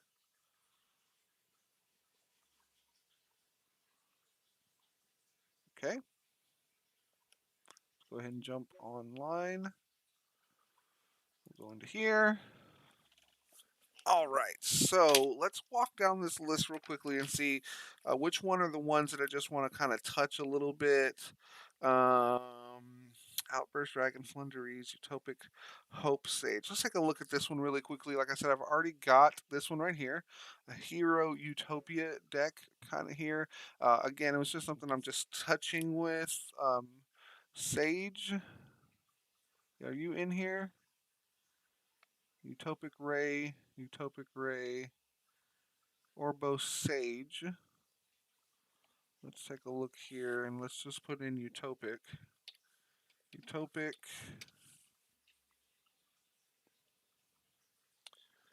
Oh yeah. Oh yeah, we got some new OCG cards. So let's take a look at this. Contract of Destiny. This was one of the cards that was on there, I believe. Yep, Contract of Destiny. This says each time a card you control is destroyed by battle or card effect, place one Emperor's Key counter on this card, maximum one.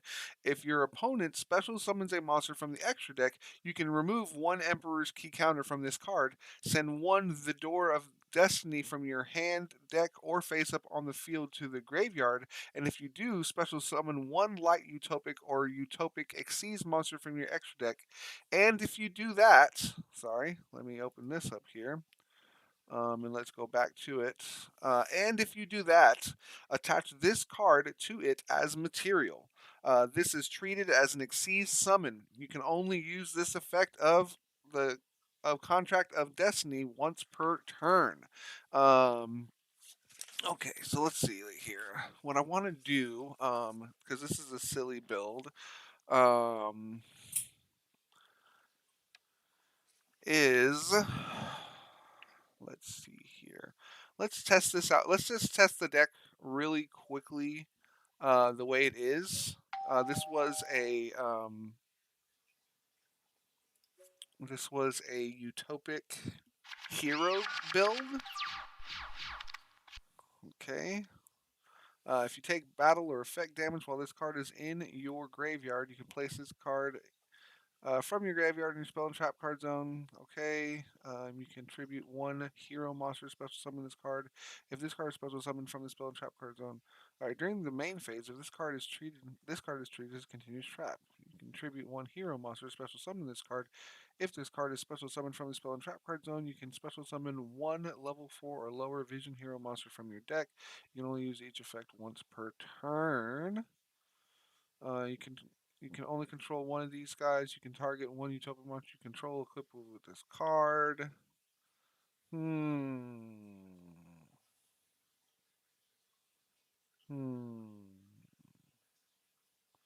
Alright, let's set this. And, wow, I guess I'll end my turn. That didn't look like a pretty good draw there already.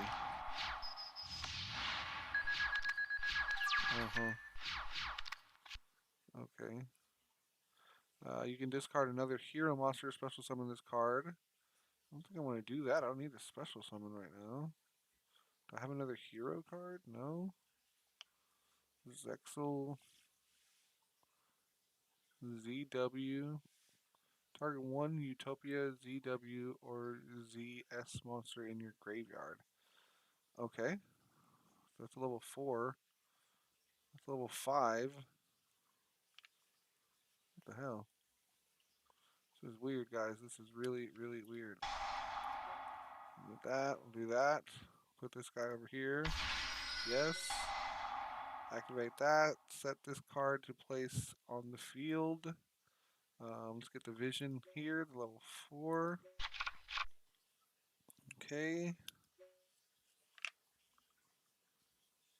Weird. Weird, weird, weird. I feel like I'm doing more like vision stuff than... Alright, so that's what we'll do. Okay. So. Yeah. I quit. You win. Oh, I'm a loser. I'm a loser, baby.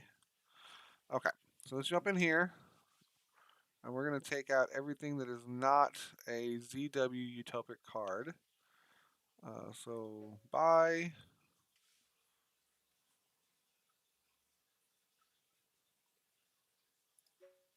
What's going on? Do I have to actually click on the card now? Uh-oh. Oh, that's alright. What is this? Elemental Hero Neos.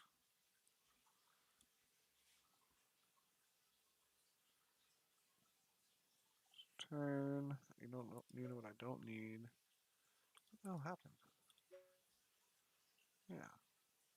Like, it should be moving when I move over the card. Okay. There we go. I don't know what happened. But, let's go ahead and get rid of that, and that, and that.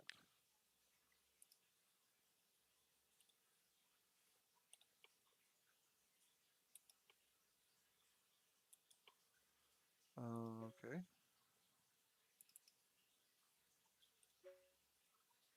Dark Ruler no more.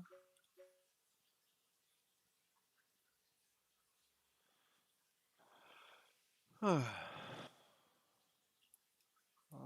bye. CW, Elemental Hero, Elemental Hero,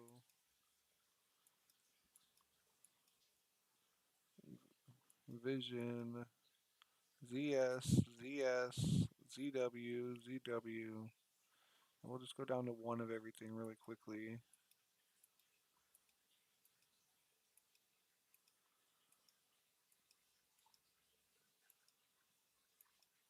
Three, five, do. Put you down here. We'll put you down here. Get that out and that out. And this out. And and these out. Okay. All right. So let's go through here and let's look up Utopia. That's what I want to look up. All right. So Contract of Destiny going in. Future Drive. Target one future. I'm sorry. Target one utopic future exceeds monster. Utopic future.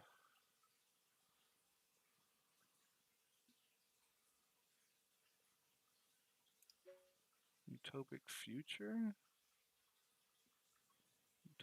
Utopia. Utopic future. Utopic future. Okay, so these are very specific. Target one utopic future monster. That's this one. Oh, no. Right. They kind of look similar, but they're not. Okay. So we'll take a look at all that here in a second. All right. So this one is only for utopic future monsters. This is very specific. Ga. I'm going to list this up here. Thank you. You can detach one material from this card, then target one exceeds monster in your graveyard except Gaga Magician and special summon it, but negate its effects. You can detach one material from this card, then target one exceeds monster in your graveyard except this guy and special summon it. Okay, then you can only use this effect of this guy once per turn. A utopic future exceeds monster that has this card as material gains this effect. So again, this is very specific to utopic future. This one says target two monsters in your graveyard, special summon both but negate their effects.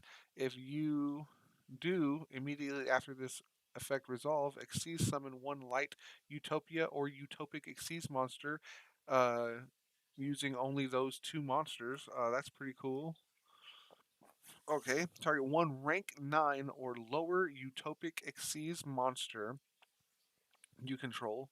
Special summon from your deck one rank 10 or higher utopic monster by using that monster you control as material. This is treated as an Xyz summon I'm sorry. Transfer its materials to the summoned monster. If an Xyz monster is special summoned by a rank 10 or higher Utopia or Utopic Xyz monster, while this card is in your graveyard, you can target one of those summoned monsters, attach this card to it as material. You can only use each effect of Hyper Rank Up Magic Hope Force once per turn. So this is going to get like your super guy to the field. I've already got some. Let's clear this out. We're gonna get rid of. Oh yeah, that's right. We gotta get rid of these heroes we don't need. Hero, hero, hero, hero. So we're gonna stick very true right now to Leo Arms, Utopia, Utopia. Yeah, these heroes. We don't need any of these heroes. Okay. Um. So I already have a Zexal constellation. We'll take a look at that here in a second. These are just extra cards. This is a hero card I don't need. Okay. Let's put her up here. Oh, didn't mean to do that. Uh-oh. Oh, come on. Come on. It's like, I said, like, come on. I hate it when it does that. Go away. Go away, go away, go away. Nobody wants you. Nobody wants you. Bylon. ZS. ZS. ZW. ZW. Vision.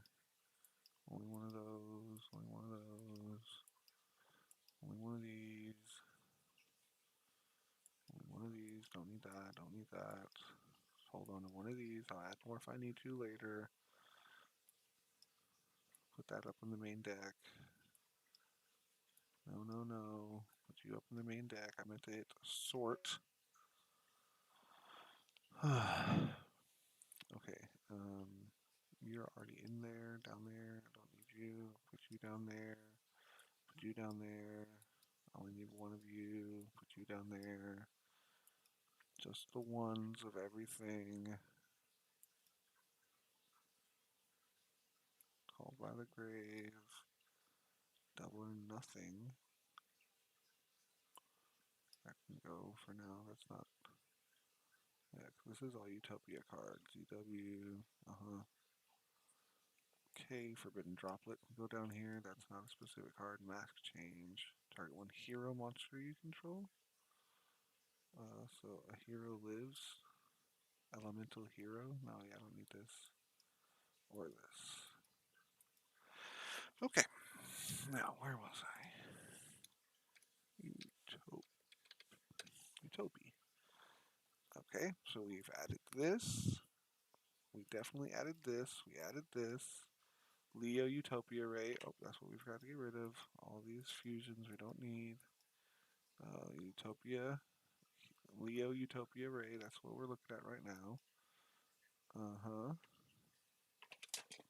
Ultimate Utopia Ray. Leo Arms. Number 39. 39. And these guys we don't need anymore. Okay. Light Wing Shield. When a monster's attack is negated, activate one of these effects. It becomes the end of this turn. When a monster's attack is negated, just end the turn, okay? Target one Utopia Xyz monster you control. Its attack becomes double its original attack until the end of this turn. If a Utopia Xyz monster you control would detach exactly one Xyz material to activate its effect, you can banish this card from your graveyard instead. Wow! So this is only for Utopia monsters. Yep. Cool. Number 39 is already there. Number 39 Utopia is already there. It's the same card, it's just a different artwork. Number 39 Utopia. That's a weird artwork I've never seen before. Utopia Beyond. It's a 6. Double Utopia. That's already there. Number 99, Utopia Dragner. When any player's monster declares an attack, two level 1 monsters. Do I have any level 1 monsters? Not as of yet, I don't. This doesn't even have a level. This is a utopic future, that's why. These are these utopic future cards. Yeah, and this is not what I'm looking for.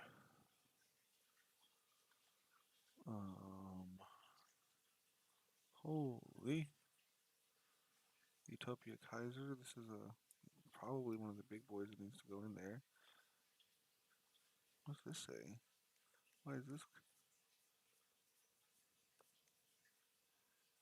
Yeah, okay, there it is. Okay. When a monster declares an attack, you can detach one material from this card, change that monster's defense position.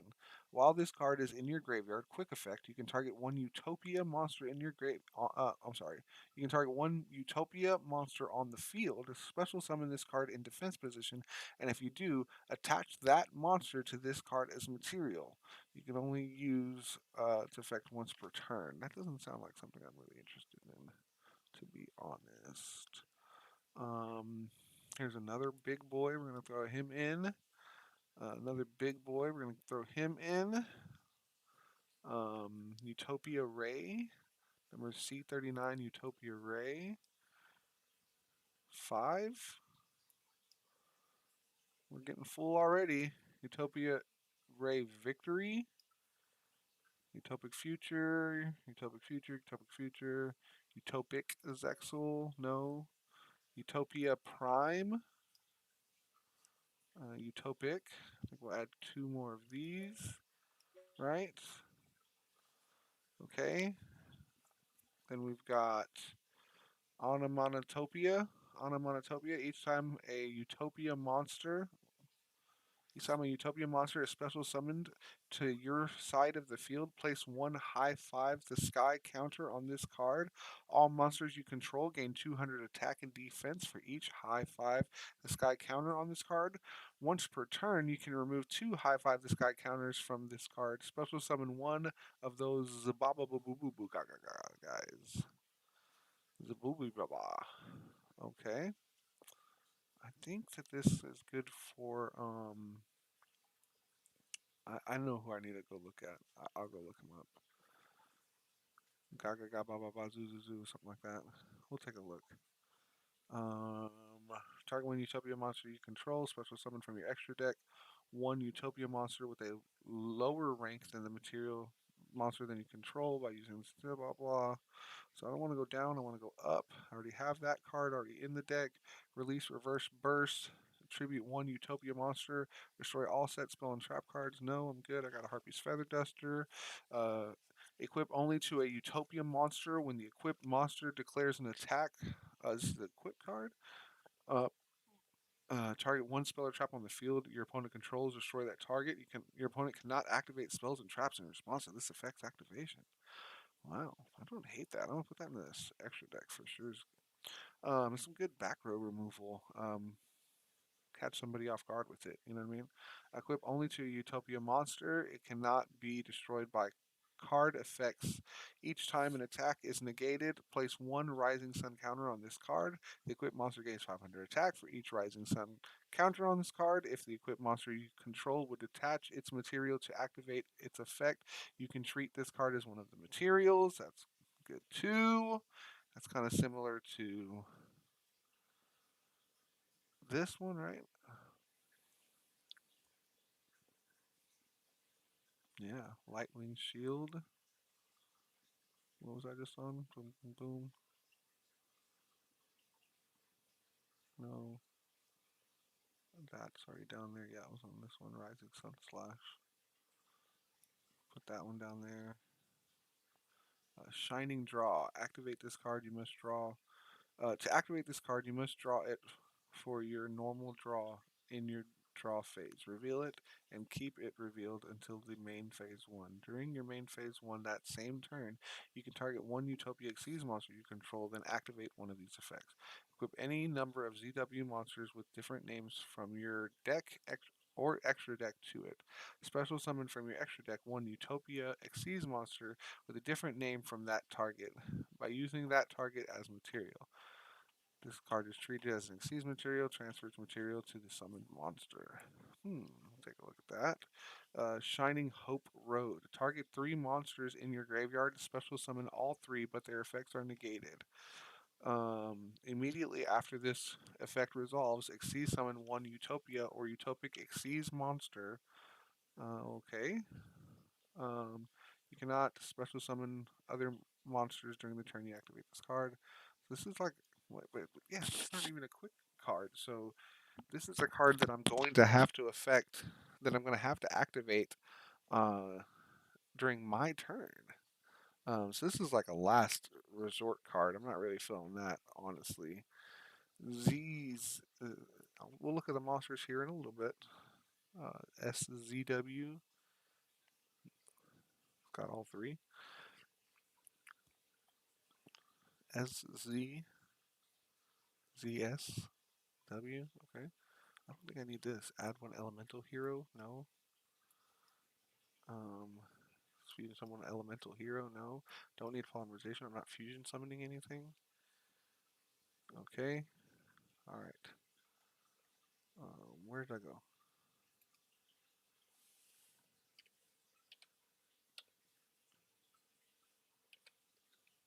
Wait. Utopia. Alright. Alright, this is where I was. Boop, we're on page 4. Utopic. Onomatopoeia. Take a look at this guy. The same dude. V Salamander. Utopia Ray 5 is very specific. Xyz Agent. If this card is in your graveyard, you can target one Utopia Xyz monster you control. Attach this card from your graveyard to it as an Xyz material. You can only use this effect once per duel. Throw him in there. He's like a one of if I do use him. When a Utopia monster is Xyz summoned to your field, you can pay 500 life points, draw a card. You can only control one Xyz change tactics. Wow. It's not terrible. 4. Let's go 5. Zexal Alliance. If a face-up Xyz monster you control is destroyed by battle or an opponent's card effect, pay life points so that you only have 10 left. Special summon one Utopia monster from your graveyard, and if you do, take one card from your deck and place it on top of your deck. That special summons monster's attack becomes double. Also, it cannot be destroyed by battle except by battles with a number monster, nor by card effects. So it's a crazy card. If a face-up Xyz monster you control is destroyed by battle or an opponent's card effect, pay life points so that I only have 10 life points left. Special summon one Utopia monster from my graveyard. That's the deal too. Um, from my graveyard, and if you do, take one card from your deck and place it on the top of your deck. That special summon monster's attack becomes doubled. Also, it cannot be destroyed by battle except by battle with a number monster, nor by card effects. That's crazy action. That's crazy. That's not actually super terrible. I'm gonna throw one in there. I'm gonna throw one in there. It's a one of as well because I need stuff in my graveyard already. This is already in my deck right there. Not sure why it doesn't say OCG on it. Because it's totally OCG. This is already in there. Already in there. Already in there. Utopic Sage. This is the big one. This is the one that just got added. So we'll take that out for now. Oh, I didn't mean to do that. God dang it. I might as well grab that. I mean, I'm here. Utopia. I think we're on 5. Utopia. I need to add Utopic number 39, Utopia. Sage. Right, Utopic Sage. Um, Okay. Is this guy already in there? I don't see it. Leos is. What's going on over back here? Why are you not changing all of a sudden? Again, it's doing it again. Okay. Um, ZW Dragon Halberd.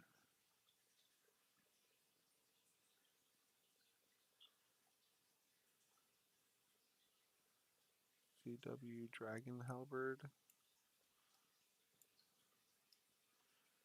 Uh-huh. You're in there. Don't see you.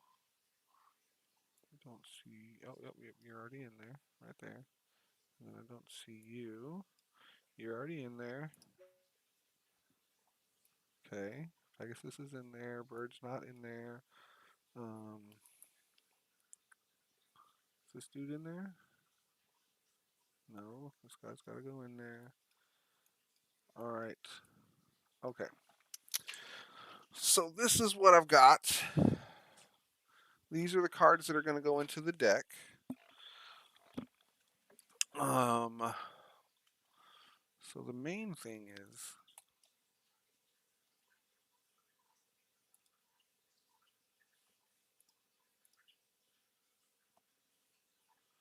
let's just save this real quick.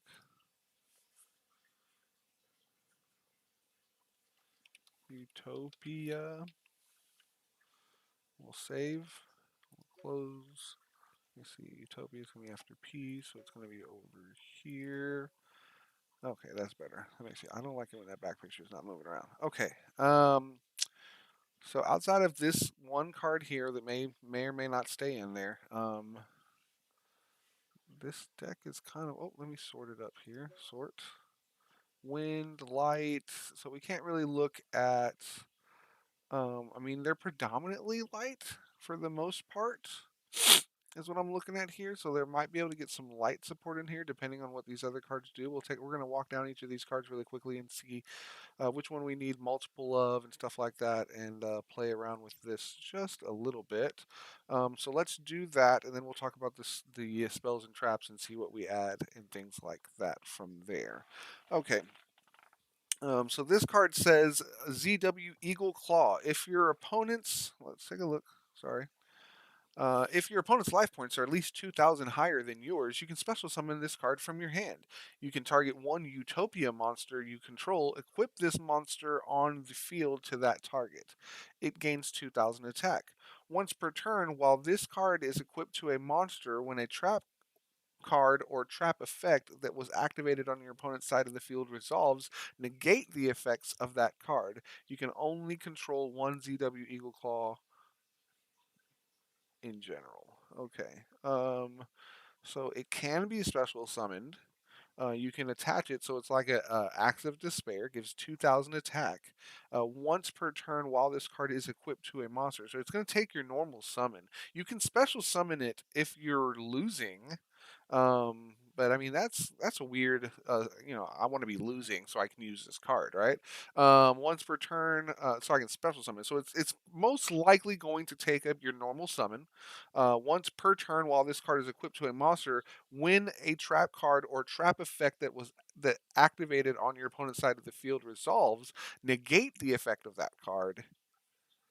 And I can only do that once per turn. It doesn't say negate it till the end of the turn. I want to make sure that that's clear. So once per turn, if this card is attached to somebody, he can negate a trap on the field. It doesn't say till the end of your turn. It says while this card is equipped to a monster, when a trap card or trap effect that was activated on your opponent's side of the field resolves, negate the effects of that card.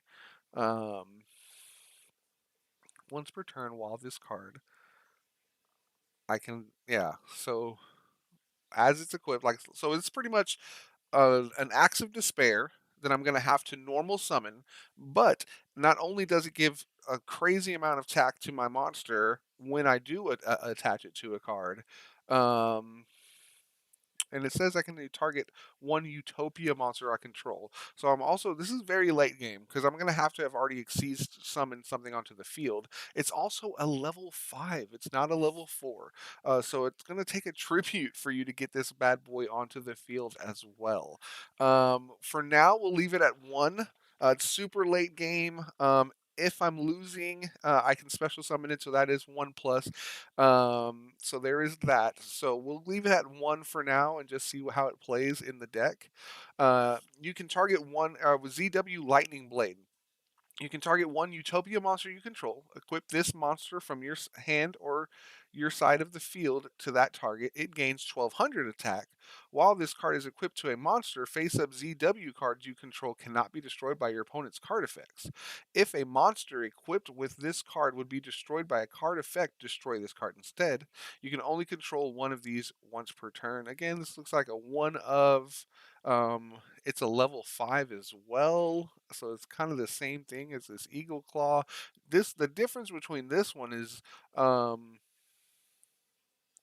you can target when you show with this to the field. This one says if you can target one Utopia monster you control and equip this monster from your hand or your side of the field. Versus this one is you can equip it. Its effect doesn't activate until he's face up on the field. You cannot. It says you can special summon it from your hand, but it says you can target one Utopia monster and equip this monster on the field to that target. So that's the big difference there. This one has to be on the field. This one can actually equip from the hand. Still gives 1200 attack. It can protect your monster from card effects that would destroy it. And also it would uh, protect your ZW cards um, from card effects. So again, I think this is one of maybe a two of because I can special summon it from the hand. So we'll see. Let's go ahead and add the second one real quick. Let's just see how it plays out. We'll just do 1 and 2 of those. Um, Next, we're on ZW Pegasus Twin Saber. If you control, if you can only control one uh, pin twigs. Ugh, why am I words right now? You can. I'm about to sneeze too. I can feel it coming. You can only control one ZW Pegasus Twin Saber. If your opponent's life points are at least 2,000 higher than yours, you can special summon this card from your hand. So again, kind of the same ability as the first one. You target one Utopia monster you control. Equip this card you control to it as an equipped spell that gives it 1,000 attack. Once per turn, while this card is equipped to a monster, you can negate a monster's effect. So again, I think this is just a one of. It's a level 5, and it's going to have to be on the field. And I can special summon it like that one, like I said, but it's going to be late game, and it's not something I'm going to want to see at the beginning of the duel. Let's see. Again, we're still on these level 5s. ZW Tornado Bringer. You can target one Utopia monster you control. Equip this monster from your hand or your side of the field. See, that's what's important. These cards aren't saying that. And that's the big difference there. This one and this one aren't saying it. These two, you can actually equip from your hand, which is pretty good. Gains 1,300 attack. While this card is equipped to a monster, your opponent cannot target that monster with card effects. If a monster equipped with this card would be destroyed by battle, destroy this card. So it's the opposite. Instead of card effect, it's battle, and you can destroy this card. And then you can only control one face-up ZW Tornado Bringer. So I think this is a two of because you can access it from the hand. Let's take a look at this one. Okay, so now we're finally into the level 4s, and this is going to be where the main part of the deck is going to get built, because this is what's going to get us into our extra deck here. Okay. So let's take a look at this one. SZW Fenrir Sword. When this light is when this card is normal summoned, you can target one ZW monster you control that is an equip card. Special summon that target. You can wait. Okay, I'm sorry. Say that again, because that's a pretty badass ability. When this card is normal summoned, you can target one ZW monster you control that is equipped that is an equip card. Special summon that target in defense position. Wait, I'm so confused. It says to target one ZW monster you control. that is an equip card. Okay, so special summon that target in defense position. You can target one Utopia monster you control. Equip this card from your hand to that target. When the equipped monster destroys an opponent's monster by battle and sends it to the graveyard, you can target one ZW monster in your graveyard. Add that target to your hand. So this one's looking pretty good. It's 1800. It gives me a little bit of floating by being able to get stuff from my graveyard and adding it to my hand. So it keeps that card advantage up. And when it's normal summoned, I can detach one of my ZW cards and give it a little bit of the ability to breathe, right? And then come out and use that. Now, my ZWs are mostly fives, though. I do have 3 level 5s there, 3 level 5s, 3 level 5s, 2 level 5s, Leo arms. Okay, that makes sense. Fours, 2 level 4s, 3 level 4s. Okay, so we'll get into that. We're gonna keep looking. Um, but this one's pretty good. So we're probably gonna add two of these, maybe three, honestly. I just, like I said, we're just doing it for fun right now.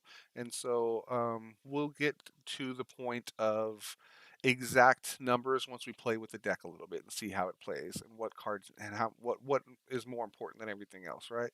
Utopic onomatopoeia. Let me look that up really quickly because that is something that I want to look up. Go, go, go, go. Go, go, go, go. There.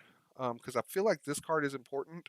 During your main phase, you can special summon one Zubababa Gaga Ga monster from your hand if you control a Go Go Go or Do Do Do monster, except for this card. While this card is in your graveyard, you can special summon this card. Um, so why do I feel like this card? Uh, but banish it when it leaves the field. You can only activate this card once per turn. And so this guy says that it's always treated as one of those other cards. During your main phase, you can special summon up to one each Zubaba, Gaga Ga, Go Go Go, and or Dododo monster from your hand in defense position. Um, so I feel like it's this one, right? You can special summon. This card is always treated. So yeah, so I think you get three of these in here, and three of these bad boys in here. That just gives you more level 4. Okay, so we'll sort that. Okay, looking good. Okay, so next we've got ZS Armed Sage. If the only monster you control is one level 4 monster not named this card, you can special summon this card from your hand. A Utopia Xyz monster that was summoned using this card on the field as material gains this effect. If this card is Xyz summoned, you can add one ZW monster from your deck to your hand. You can only use this effect of ZS Arm Sage once per turn. That dude is a 3 of for sure, without a shadow of a doubt. If you control another level 4 monster that's not this guy, so we could have this guy, we could have this guy, you can special summon him to the field. And then that's going to get you into these guys quicker, right? So sort that. That's definitely a 3 of. Next, we've got ZS Ascendant Sage. Um, ZS Ascendant Sage. So these guys, they are monsters, but they're more like hand traps, spells, and I'm not really looking at them as monsters. My monsters really start here. 3, 6, 9, 10, 11, 12 is where we're at right now. So I'm feeling okay because these guys look like they're going to end up being attached with these guys' abilities and stuff like that. So we'll see what happens. Because like this guy right here says, you can add one ZW monster card from your deck to your hand, which means I'm either going to add this guy or this guy, because then I can just attach it right away to whatever it's going to be on the field. So that's really badass. So let's take a look at this one. ZS Ascendant Sage. This one says, again, level 4 Light Monster Warrior. That's another thing I'm going to have to look at is warrior cards, because these are all warrior monsters, if I'm not mistaken. Warrior. Oh, no, actually, Wing Beast, Rock, Beast. Yep, nope, nope. I've got predominantly warriors, but not not 100% for sure. So I think that this one guy, it'll be good for the jump. Um, we'll see. We'll see. Let's keep going. If you control no cards, you can special summon this card from your hand. If you control no cards, you can special summon this card from your hand. A Utopia Exceeds monster that was summoned using this card on the field as material gains this effect. If this card is Exceed summoned, you can add one rank up magic normal spell from your deck to your hand. One hyper rank up. So this guy's going to be a 3 of as well for sure. Next, we're going to go to target. You can target one Utopia monster you control. Equip this monster from your hand or side of the field. So this is a ZW. It gains 1,000 attack while this card is equipped. Monster to a monster that uh, I'm sorry, let me start again. Yeah, you can target one Utopia monster you control. Equip this monster from your hand or your side of the field to that target. It gains 1,000 attack. While this card is equipped to a monster, that monster can attack all monsters your opponent controls once each. You can only control one of these per turn. So I think it's going to be a 2 of. I don't want to see multiple of them. Again, it's going to be kind of like these guys. Because I can special summon them from my hand, I do want to see it. These two guys are looking less and less like they'll be something that I'll be utilizing, but again, we'll see if they come up late game. They could be fairly significant cards. So we'll see what happens there. Next, we'll go to ZW Slepner Mail. Sleipnir Mail. I don't know, something like that. You can target one Utopia monster you control. Equip this monster from your hand. So this is another ZW. It gains 1,000 attack. When this card you control is sent to your graveyard because the equipped monster was destroyed by your opponent's card by battle or card effect, you can target one Utopia monster in your graveyard and special summon that target. So this is going to be another 2 of. Um, Okay. You can only control one of these. You can target one monster, equip it from your hand or field. Beautiful. So this is probably a 2 of as well. Gains 800. Once per turn, if your opponent special summons a monster by an activated effect, you can have the equipped monster gain 1,600 attack. If the equipped monster would activate an effect by detaching materials, you can send this card to the graveyard instead of one of those materials. So yeah, so it's going to be a 2 of as well. Uh, when this card is normal or special summoned, you can target one of your banished Xyz monsters, special summon that in target in face-up defense position. You can target one Utopia monster you control, equip this monster on the field to that target. It gains 2,000 defense. You only target. Nah, this one's a little lame. I'm not gonna lie. This one's a little lame. Was this one right? The shield. Not really feeling it. Is there space for me to put it into the side deck?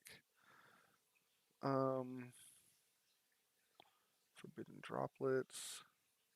When a monster is attacked, when a monster attacks or is attacked, target the monster. It may make a second attack during this battle phase, and if it does, its attack is doubled during the damage step only. Doesn't sound like something I necessarily absolutely need in this deck. Negate the effect of all face-up monsters your opponent controls until the end of the turn. Dark Lord No More is pretty good. I think it's that one. I don't really need this per se. Actually, I might because it doubles the attack of these guys. Man, this isn't me. Yeah, because again, I'm focused on attacking and getting out quickly, and this is just not. We're gonna pull it out. I don't think he made the cut. ZW Unicorn Spear. You can target one number C39 Utopia Ray. Uh-oh. Utopia Ray you control. Equip this card from your hand to that target. So Utopia Ray. Is he a Utopia Ray? No, he's just Utopia. So Utopia Ray. These are the level 5. So this is if I can get 2 level 5s onto the field. Um, Leo Utopia Ray, 3 level 5s, 3 level 5, 3 level 5, 3 level 5. Dragon. Leo Arms. Okay, so these two. These are a little excessive. And then these are all my 4s. And then this is crazy and this is crazy. Okay, okay.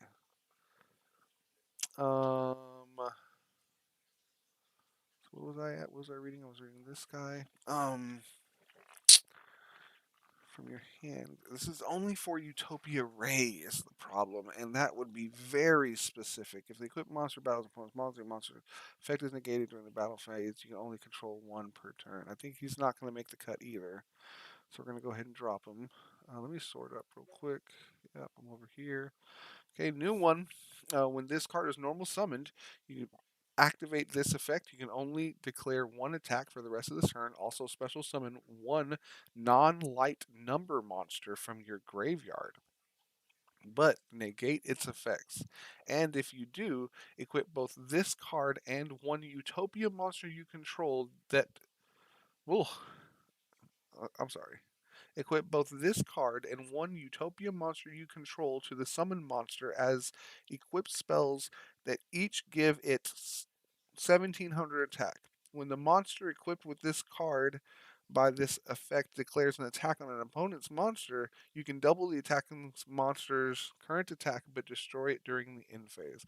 I think I'm going to leave that as a one of.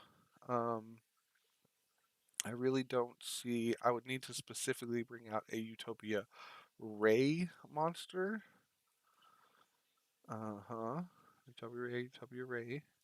Leo Utopia Ray, but these are all level 3 level 5s is the problem. 3 level 5s, 3 level 5s, 3 level 5s, 3 level 5s. And then these are not Utopia Ray monsters. Um, so I think that I'm going to keep it there for now because that maybe one of these spells is going to open up why I'm going to be able to do that. So give me a second. We'll keep going from there. ZW Phoenix Bow. You can target one face-up number C39 Utopia Ray. See, it's also very specific. C39 Utopia Ray. Is that what this one said too? No. What am I looking at here? Um, oh, one. I'm sorry. When this card is normal summoned, you can activate this effect. You only the one number monster. Number 99. That's what I thought. So I've got numbers definitely in the deck.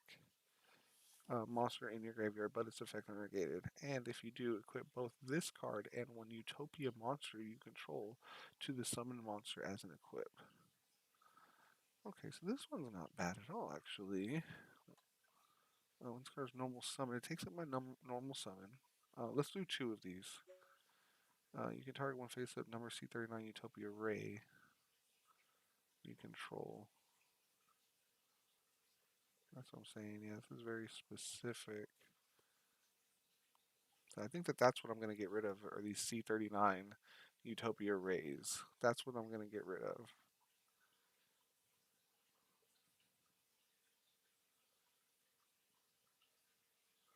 Leo Utopia Ray, you can go ahead and go 2500. Don't want it. 3 level 5s. 3 level 5s. 3 level 5s. Okay. Perfect. So that opened up more space in my extra deck. Okay. You go here. Okay, now it says you can reveal one number exceeds monster in your extra deck. Special summon this card from your hand, and if you do, its level becomes equal to the revealed monster's rank. Also, you cannot special summon monsters from the extra deck except for number exceeds monsters while this card is face up in the monster zone. You can only use this effect once per turn. So this is definitely a 3 of for sure. If you control a Utopia monster, you can draw one card. If a monster you control is banished during the battle phase, you can banish this card from the field, then target one of those banished monsters, special summon that target, and if you do, banish one monster your opponent controls that has 3000 or less attack. You can only use blah blah blah once per turn and only once that turn.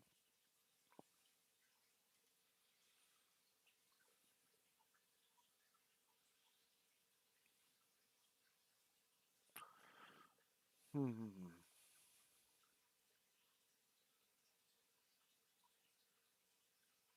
Yeah, this is not really feeling it. So we'll get you out of there. Um, this is who I want to put in there. Reference. Let's reference this bad boy right here and see. Did I not? Did I miss this guy? Number 39, number C39. Okay, see, this is why you do that. So we're going to go in here. We're going to look at some more stuff here in just a second. We'll look at that stuff here in just a second. What is this guy?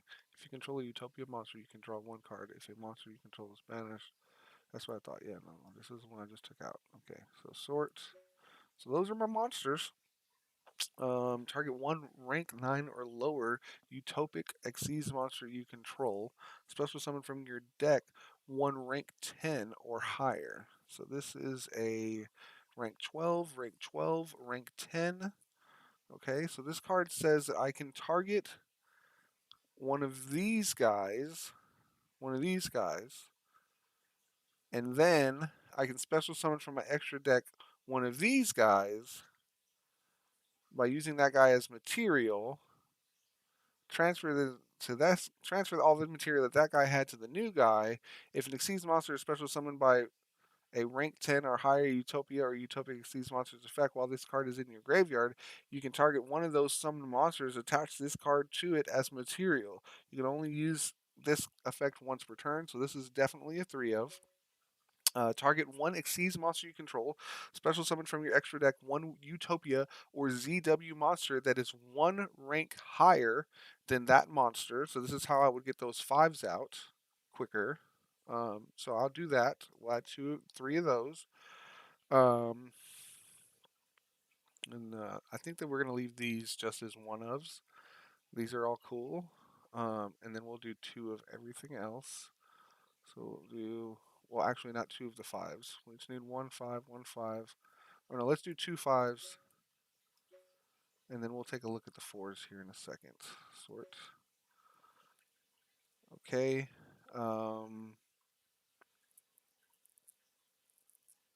Then we've got to activate this card, you must draw it for your. I'm sorry. Where are we at? Oh, yeah. We were already looking at this card. To activate this card, you must draw it for your normal draw in your draw phase. Reveal it and keep it revealed until the main phase 1. During your main phase 1, that same turn, you can target one Utopia Xyz monster you control, then activate one of these effects. Equip any number of ZW monsters with different names from your deck or extra deck to it. Special summon from your extra deck. It says you can target it says during your main phase 1, you can target one Utopia monster, then activate one of these effects. Okay, so the top one is just make one of your monsters already crazy, or if you don't already have a monster, you can special summon from your extra deck one Utopia Xyz monster with a different name from that target by blah blah blah blah blah. By using that target as material, this is treated as a Xyz summon. Transfer all the materials to that new summoned monster. Uh, phase, you can target one Utopia Xyz monster you control. Special summon from your extra deck one Utopia Xyz monster with a different name to that target. So yeah, this is definitely a. I want to say a two of. This is a two of. Um, it can get me to my big boys as well, but again, I need to already have one of these guys, and I don't want to get my hand clustered by, imagine starting a duel with three of these in your hand. You'd only have two playable cards, and hopefully they'd be monsters that you'd be able to get onto the field quickly. So we'll do two of those. We're at 49 cards in the deck so far. Special summon one ZW or ZS monster from your hand. Then, if you control a Utopia monster, you can make the levels of all face-up monsters you currently control become 4 or 5. If this card is in your graveyard, except the turn it was sent there, you can banish all. You can banish this card and one ZW or ZS monster in your graveyard. Then target one card your opponent controls, destroy it. You can only use each effect once per turn. So this looks like a 2 of special summon from my hand. This looks like a 2 of. Reveal one card in your hand, and if you do, add one of the following cards from your deck. Well, I'm sorry. Reveal one card in your hand, and if you do, add one of the following cards from your deck to your hand, then shuffle the revealed card into the deck. So it's like a trade. Like, oh, don't really need this. I could use this instead right now. And this will go out and get this card for me. It won't get Shining Draw for me. Is this a what is this? Oh yeah, this is called Zexal Catapult. No, no, what's this called? Yeah, this is high rank up. So this, where was I reading here? I was reading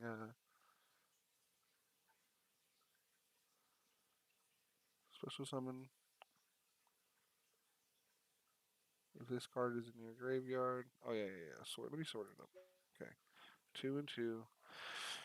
This one right here. Reveal one card in your hand, and if you do, add one of the following cards from your deck to your hand, then shuffle the revealed card into the deck. You can only use this card once per turn. So this will allow me to trade my cards out. I think this is a 2 of as well. Maybe a 3 of. It doesn't let me special summon anything. This one at least lets me special summon for my hand. I do think I want to see this more often.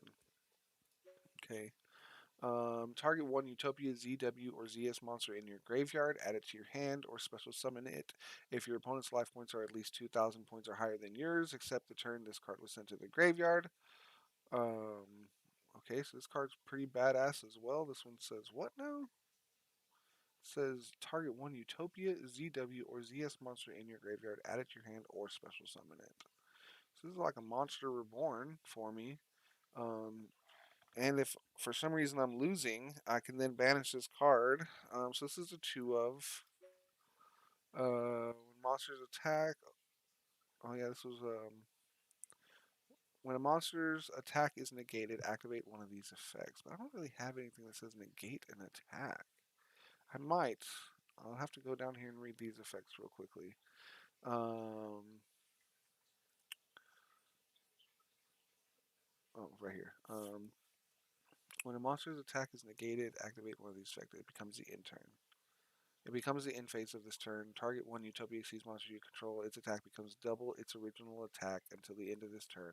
If a Utopia Exceeds monster you control will detach, you can banish this card in your graveyard instead. Is negated. I'll just leave it there for now. We'll go back and get rid of it if I need to. I'm not sure if any of my monsters can negate attacks.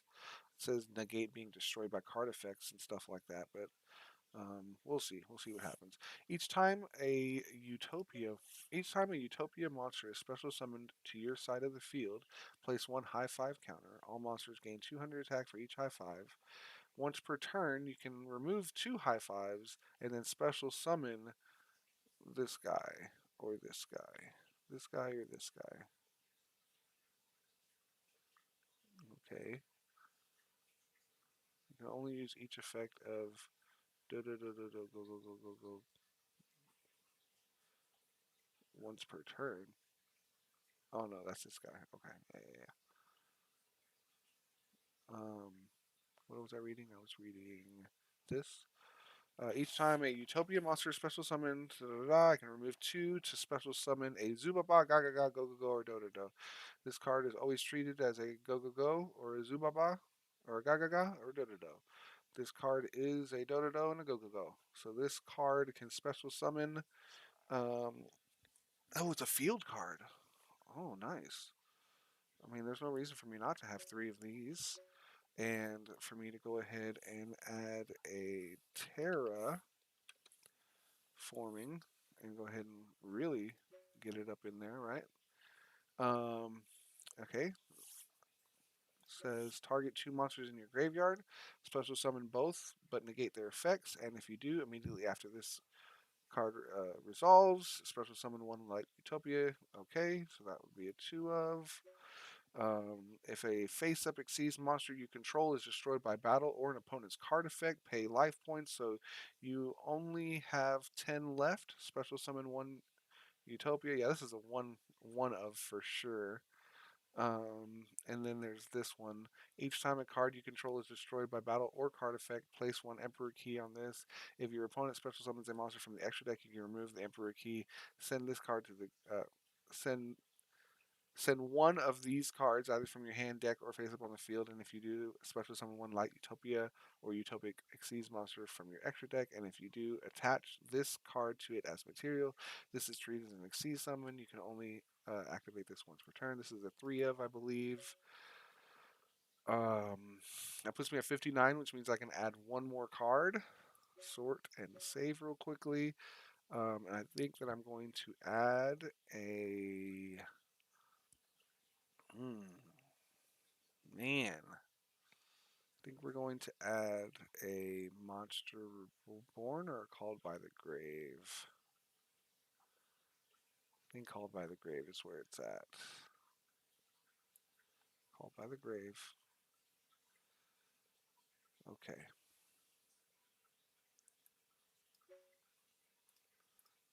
OCG?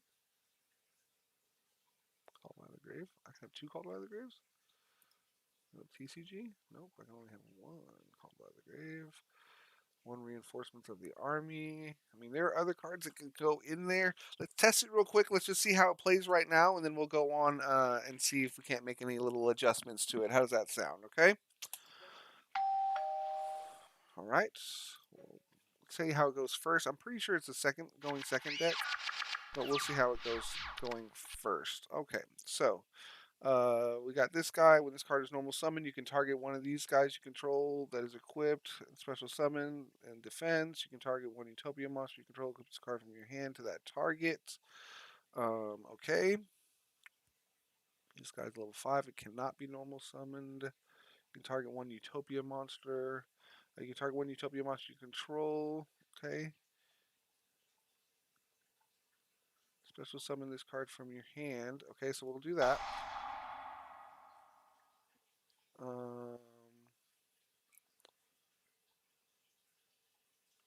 Level becomes that level's my monster's level, so we'll do this. Oh, you know what I forgot to do is read my extra deck. That's what I forgot to do. So we'll do that. Special summon him in defense position. He's level 4 now. During your main phase, you can special summon from your hand one of these other guys. While this card is in your graveyard, you can special summon it. It leaves the field. Okay. So I want to get a. So yeah, so we're gonna normal summon this guy. Boom. That'll allow me to bring out either this guy or this guy. Let's see who I want to bring out. When a monster declares an attack, you can detach one material from this card and negate the attack. If this card is targeted for an attack while it has no material, destroy this card. Quick effect, you can detach one material from this card, add one double or nothing from your deck to your hand, and special summon from your extra deck one Utopia monster, except for Utopia double. Holy. Okay, it says detach one material from this card, add one double or nothing from your deck to your hand, then special summon from your extra deck one Utopia Xyz monster except number 30. Except this card. By using this face-up card you control as material, and if you do, its attack becomes double, but it cannot attack directly. This is treated as an Xyz summon. Transfer the material to the summon monster. You can only activate blah blah blah once per turn.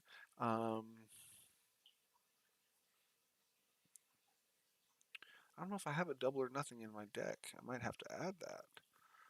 So we'll take a look and see. We'll go ahead and bring him out.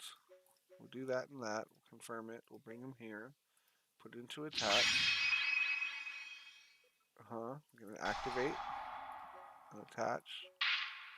And then activate. And attach. And then activate. And attach.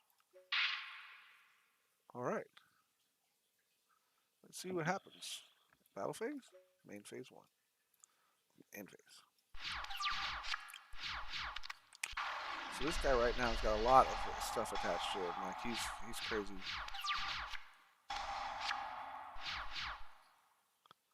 Oh. Okay. So this guy says that let me open this back up again. Okay. When this card is home summoned, blah blah blah, you can target one Utopia monster you control. Equip this from your hand to the target, then the equipped monster. When the equipped monster destroys an opponent's monster by battle and sends it to the graveyard, you can target one ZW in your graveyard and add that target to your hand. So I could have held on to this, honestly, because then I would have been able to bring back these guys. So that's learned. That's learned. This guy says that it gains 1200 attack. Um, Cannot be destroyed by your opponent's card effects. If a monster equipped with this card would be destroyed by a card effect, destroy this card instead. This one says cannot be destroyed by your opponent's battle or card effect, plus 1000. So yes, this is a Utopia monster. It should gain 1200 plus 1000. That's 2200 gained. Um, you only control one ZW per turn. Okay, let's go to battle phase. Let's attack.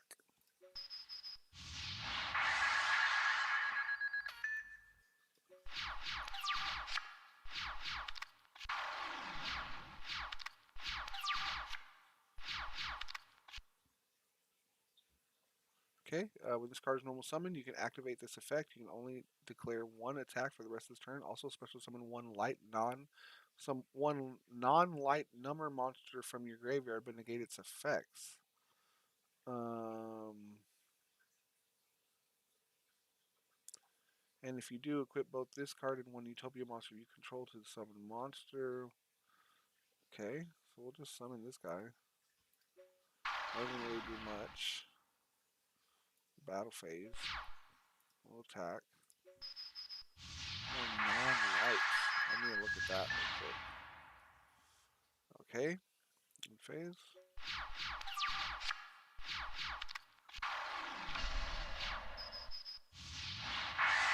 How dare you? How dare you? Okay, target one Utopia ZWZS monster in your graveyard, add to your hand, or special summon it. If your opponent's life points are at least 2000 or higher than yours, except blah, manage this card. Okay, we'll go ahead and activate that. Allow me to get this. Special summon it. Put it in defense position.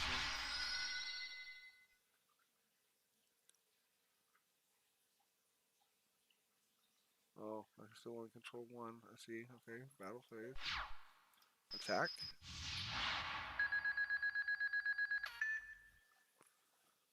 Okay. I think my wifey just got home.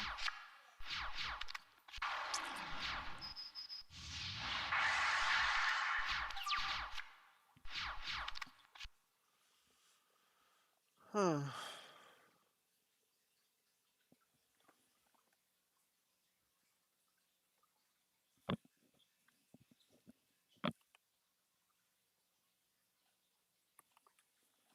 Okay. Alright, looks like I can activate this card. Each time a Utopia monster. Okay. Each time a Utopia monster is special summoned to your side of the field, place one high five counter.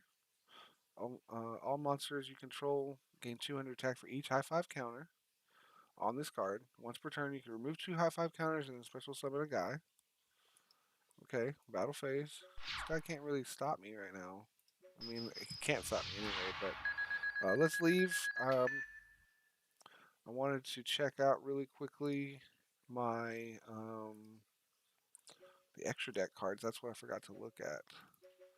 Okay, so first off, first thing first, this is my guy. No, no, no, no, no. Utopia. Utopia. Who did I get rid of? My rank 12? Is this one? Rank 10, rank 10. Yeah, where's my rank 12 at? Is that him? Rank 12? Yes. Oh, no, wait.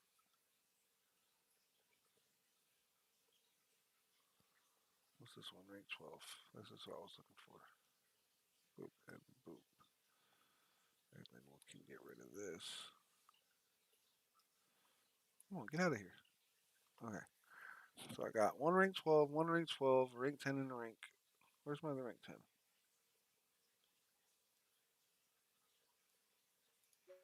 Utopia Kaiser, Utopia Dragner, Utopic Dragon.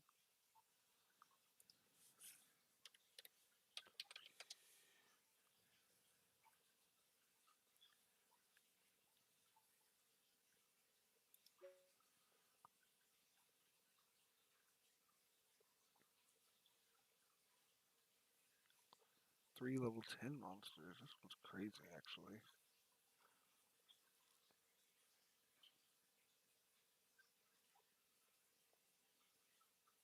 Do I have any other large monsters? I thought I had more than. That's a 6. That's a.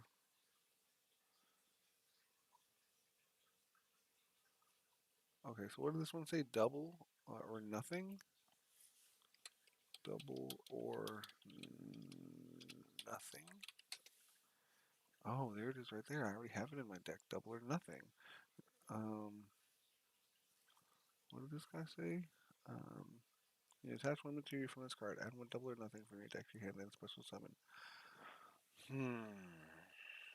Okay. So I think the person that I need to get rid of is this guy right here. A non-light number monster. And all of my...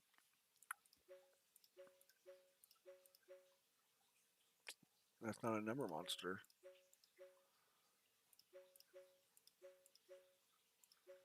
Yeah, so that's what I'm saying. So this guy's not going to help me at all because he needs a non-light monster. That doesn't help at all. So we'll get rid of him. Still got those. And then that means I can add this and this to the deck. So 1, 2, 3. That's what I got. I want to add one more of these. That gives me 4. Sort it up.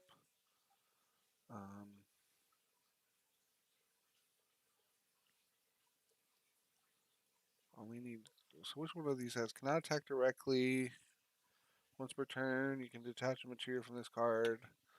This card cannot attack it directly. Once per turn, you get to attack material from this card. Add one ZW monster. Add one ZW spell or trap. So I think I'm gonna pull this one. Oops. Alright, so I only need 3 of these guys, is what I'm saying here. That's the problem. What's going on? So ZW Dragon Head.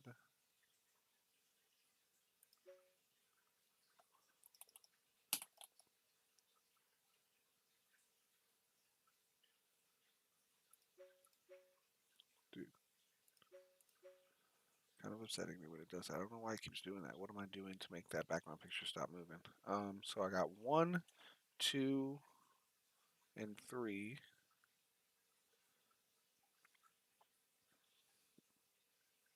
So I got 4 of these guys, but I only need 3. Let's see what they do. You can once returning, you target one number monster in your graveyard. Special summon in defense position, but its effects are negated. During either player's turn when a monster effect is activated, you can attack one material from this card, negate the activation if you destroy that card. You can attach 2 material from this card, but summon one number monster. So all of my guys here are numbers. Okay. Special summon one number monster has a number between 1 and 100 in its name. Blah blah blah. You cannot special summon monsters for the succeeds monsters. You can, and your other monsters cannot attack directly. The turn you activate this effect. When an opponent's monster declares an attack, you can change that opponent's monster's attack to 0. You can only use each effect of this guy once per turn. So this guy's pretty nasty. This guy's schmeh. Once per turn, you can special summon one rank 9 or lower monster with 3,000 or less attack. Okay. Wait, what? Once per turn, you can special summon rank 9 or lower number monsters with 3,000 or less attack that have different ranks from each other from your extra deck, up to the number of materials with different names attached to this card, but their effects are negated. Then detach one material from this card for the rest of this turn. Unless this effect was negated, you cannot special summon any, and any battle damage your opponent takes becomes halved. While you control another number exceeds monster, this card cannot be destroyed by battle or card effect. So I think I'm going to get rid of this guy. I'm going to do it like that. Leave that one there. I think I can rock 2 of these, 3 of these guys, and then that gives me, so now I need to check out these dudes here. I know what this guy does, I know what this guy does. What does this guy do? 3 level 4 monsters, see that's what I'm saying? Uh, 3 level 4 monsters. Um, you can detach one Xyz material from this card. It gains 500 attack, and one monster your opponent controls loses 1,000 attack until the end phase. You must have 1,000 life points or less to activate and to resolve this effect. What? That's terrible.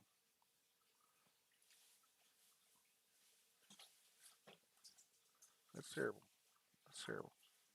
Nobody wants that. Get out of here. What do you got for me?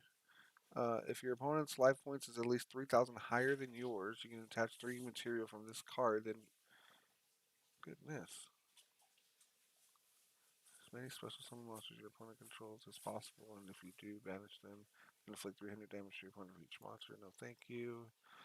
2 level 4 monsters. You can attach 2 material from this card. Special summon 1 ZW or ZS monster from your deck. Also, for the rest of this turn, you cannot special summon monsters from the extra deck, like these monsters, nor attack with anything except for number monsters. Okay.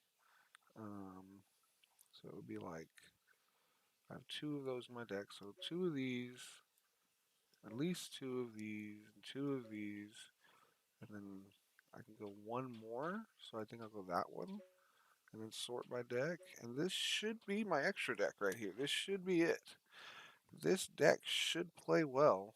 We'll add 1 more of these. Put that over there. That's my extra deck. If this card is in your graveyard, you can target 1 Utopia Xyz monster you control. Attach this card from the graveyard to it as material. You can only use each effect once per turn, but I don't really have a way to send him to the graveyard is the issue that I'm having. Okay. Let's try it again. Let's see what happens again. We'll save it. And we're going to test it up. And we're going to see how this deck works. So I kind of like it. I don't hate it. Let's see what it does. Everything that's in there has been added. Okay. Oh no, let me surrender because I wanted to try. I want to run this deck. I want to run this deck on second.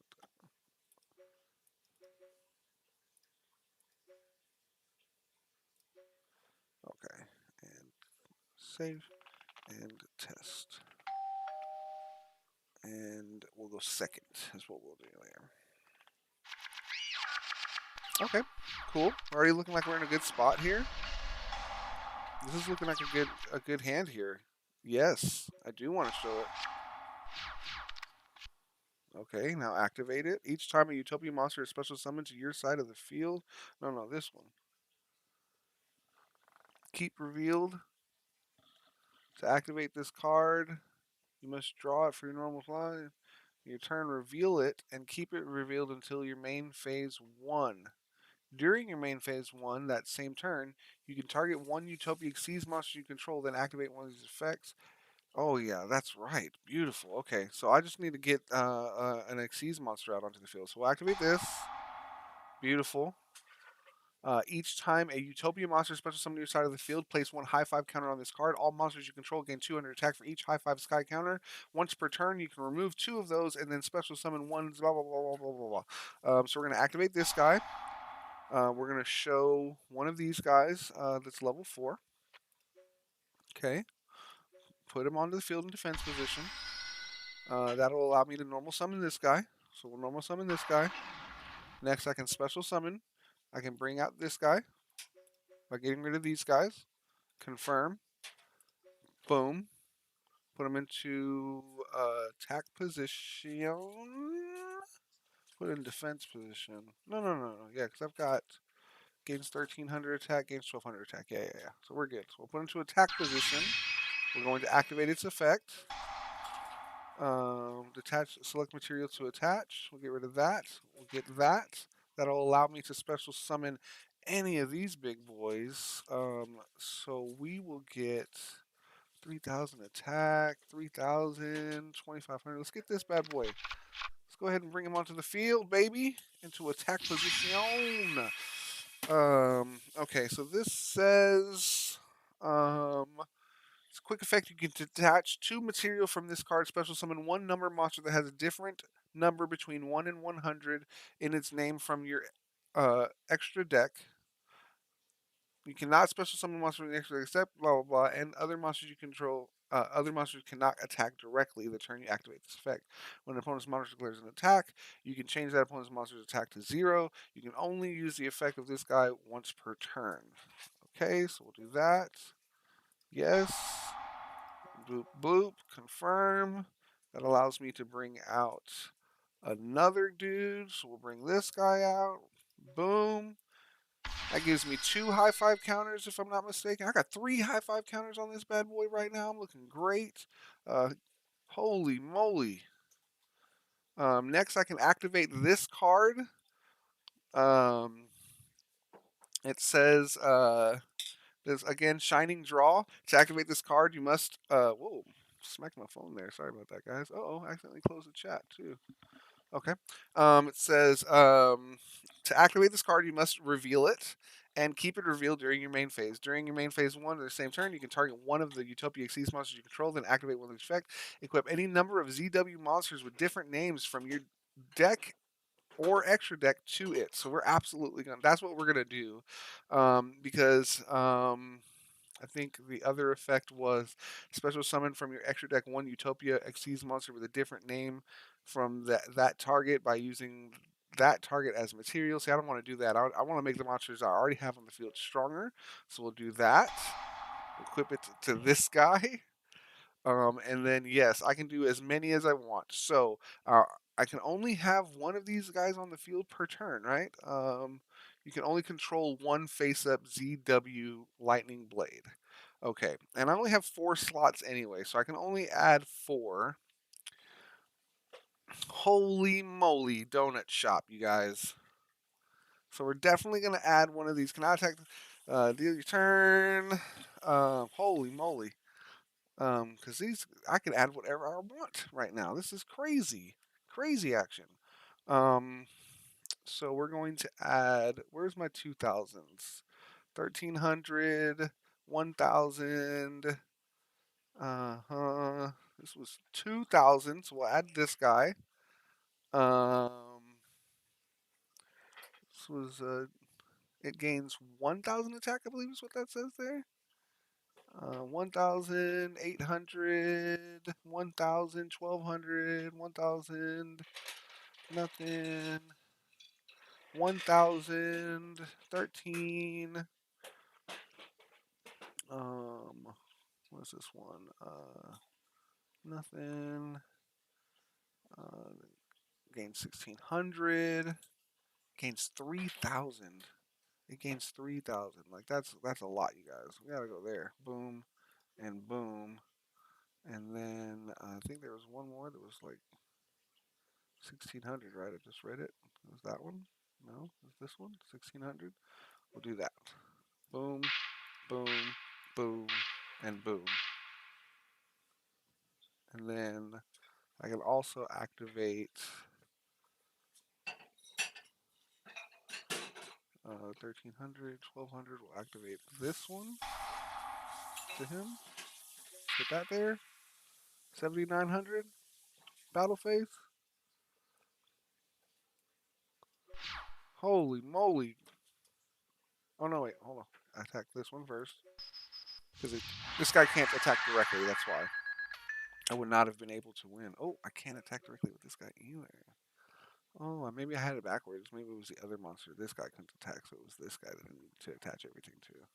See, this is why we play around with the deck. So we learn. Because I could have won right there, I think. If I would have attacked with him and attacked this monster, then I could have attacked him directly for 3,100. So that's okay. Go to main phase 2. I really don't feel like there's anything that this guy can do, so we'll go ahead and end our turn.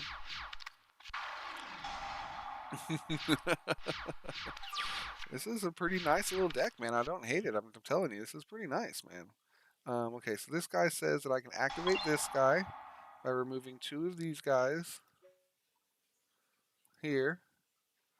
I can bring him out. Activate that. That'll allow me to bring him out. special summon. That'll allow me to bring him out. Boop and boop. Confirm. Boop. He's in attack position. And yeah, there we go. Battle phase. Attack. Activate number 39 Utopia. What does this guy say? When a monster declares an attack, you can negate the attack. No, I don't want to negate my own attack. Wow, let's try it again. Let's see what we can do. Let's try another one here. Let's see. We'll go second again. Seems like a going second deck for sure. Definitely seems like a going second deck for sure. We'll see what it does this time. So I don't like to see two of the same cards in my hand. That already makes me sad already. You can target one Utopia monster you control. Okay, so what do we got here? It says reveal one card in your hand, and if you do, add one of the following cards. Then shuffle the revealed card. Okay, that's perfect timing right now because I have two of these guys, so I can get rid of him. And then I want to get something that I can special summon to the field. So I already have that. What does this guy say? If the only monster you control is a level 4 monster, that's what I thought. You can special summon this card. So that's what it is. So we're going to grab this guy. And then I can normal summon this guy. Special summon this guy. Right? Okay. Alright, what do we got over here? Special summon one of these monsters from your hand. Then if you control a Utopia monster, that's what I thought. So we're going to do this first. We'll do this. This will allow me to do this. Confirm. Bring him out. Yes. Yes. This guy. Sure. Sure. Then I can bring out my big boy.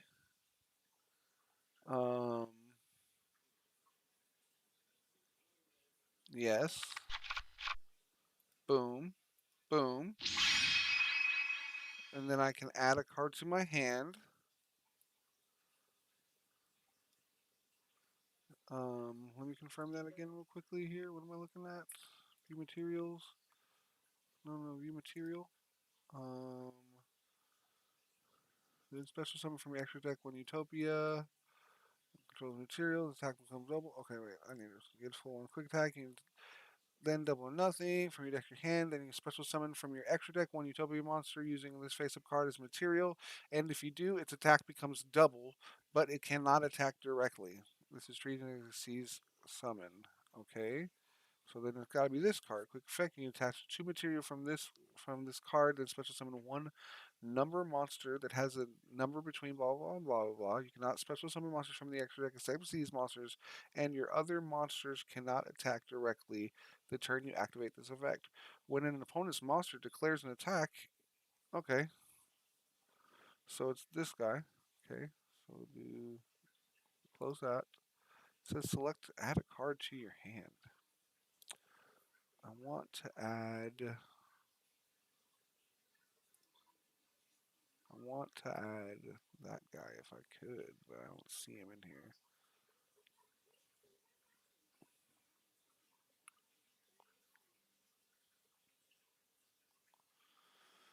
Let's get the one that was 2,000, right? No. So I've got this one.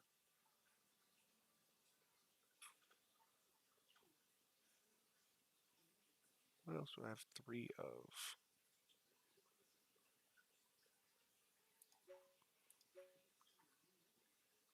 Two of those. I have 2 of those. The other guy's not even in here. I got 3 of these guys.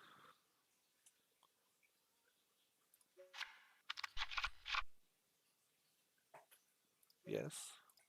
Yes. Dupe and dupe. Confirm. This allows me to go and get this guy.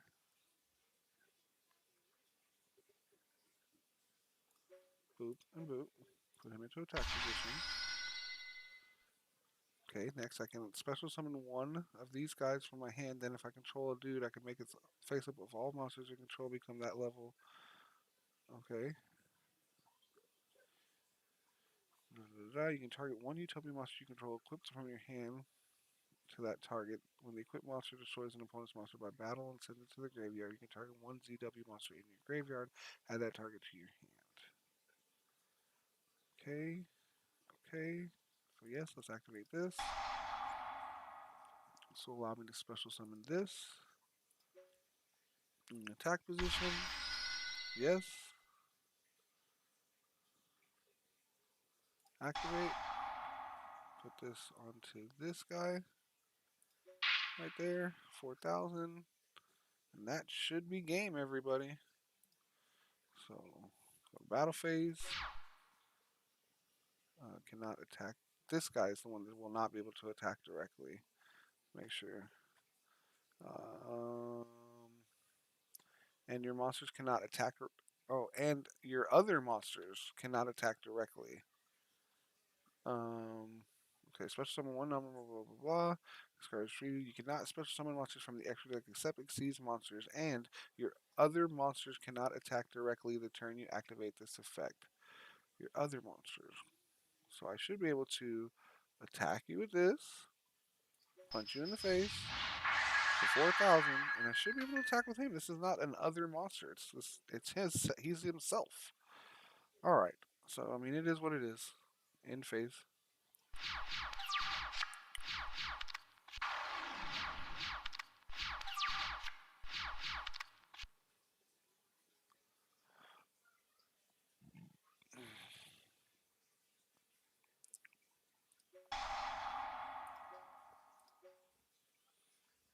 Mm-hmm. Mm-hmm. Mm-hmm. Mm-hmm. Mm-hmm. Mm-hmm. Okay. Boop. Boop. Boop. Boop.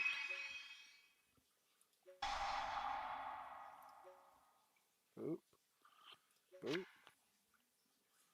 Let me go ahead and bring out this guy. Bloop. Bloop. Yep. Yep. Yep. Yep. Why not? Why the heck not?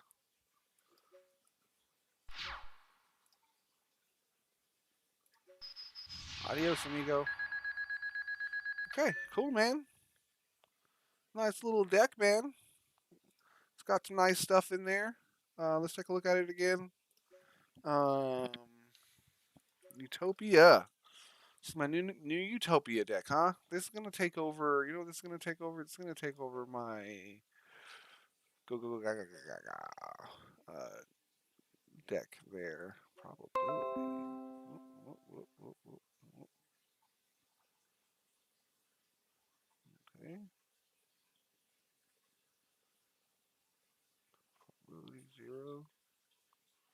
I don't know what that means. I'm good. I didn't mean to do that. This deck here, I do not need anymore. I don't think.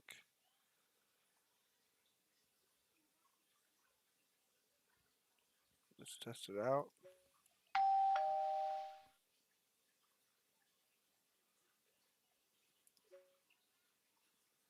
Go second.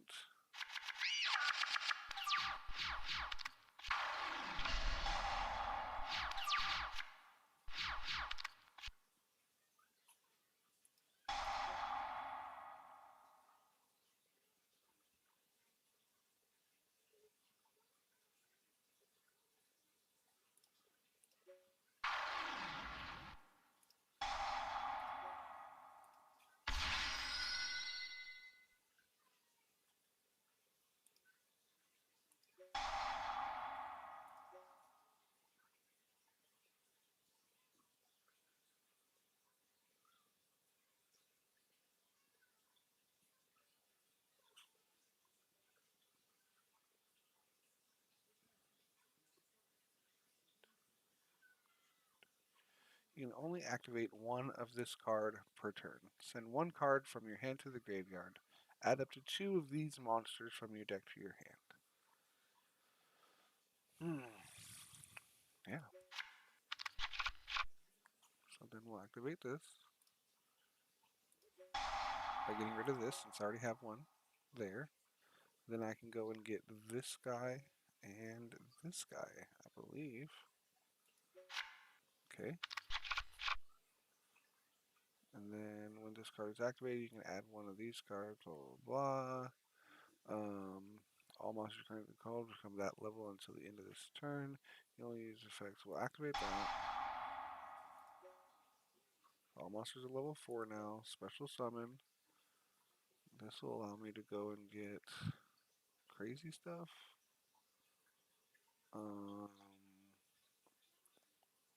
Grab this guy, I guess. Boom, boom. Confirm. Bring out this guy. Put him into attack position. All monsters you control gain 800 defense. You can attack or seize material from this card.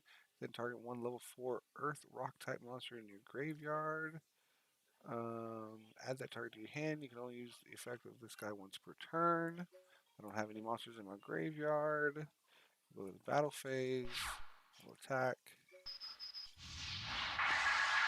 Go to main phase 2. Special summon. Bring out your boy Zeus. And I'll let you go ahead and do your thing, man.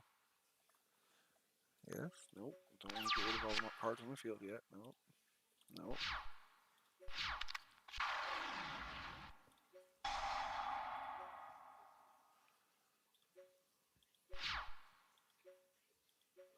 Very nice, very nice, very nice, very nice.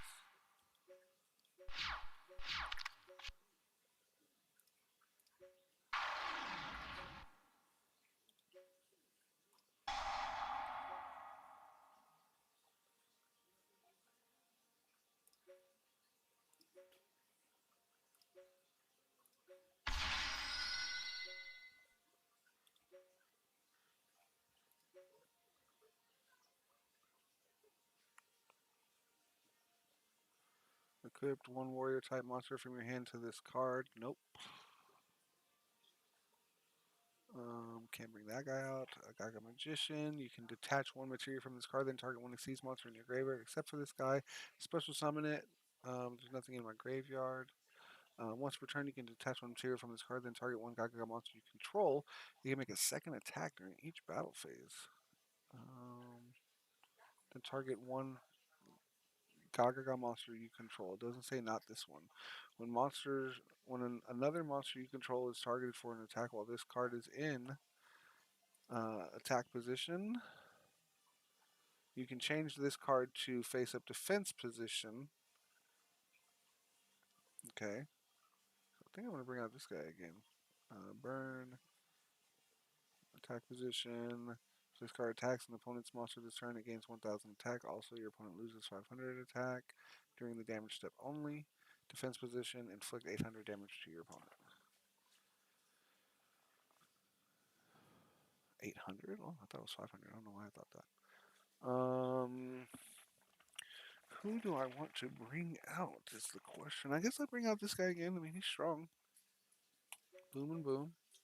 Confirm. Boom. Put him into attack position. So he gets more defense. That's good. Yes. No. I feel like I could have activated that card for a second there. Oh, and this isn't good because I'm not summoning Utopia monsters, so I've got 0 high 5 counters on it. Like I said, this deck is, it's okay, but it's not what I'm looking for. Not what I'm looking for. Go Goliath. Battle phase. Nope. We'll attack this guy. Nope. We'll attack this guy. And then we'll go ahead and end phase. Nope.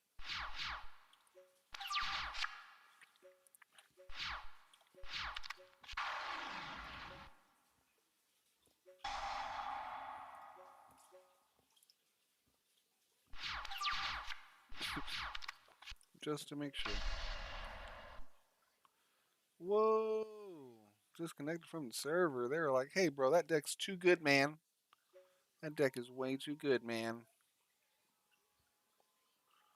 Uh-oh. Let's exit. Are you sure you want to exit? Yes. get back in there. What's going on? What's going on, YGO Mega?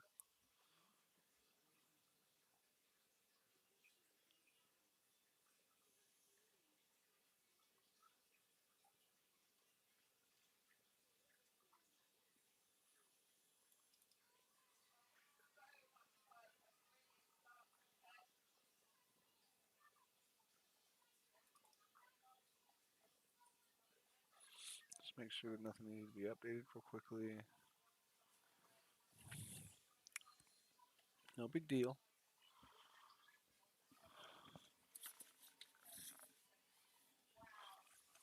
Holy moly. They don't want me to do it at all. Let me try one more time. Get out of there. Come on over here. What are you doing? Stop playing. Why are you playing so much?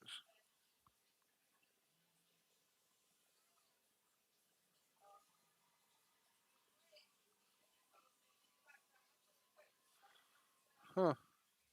Weird.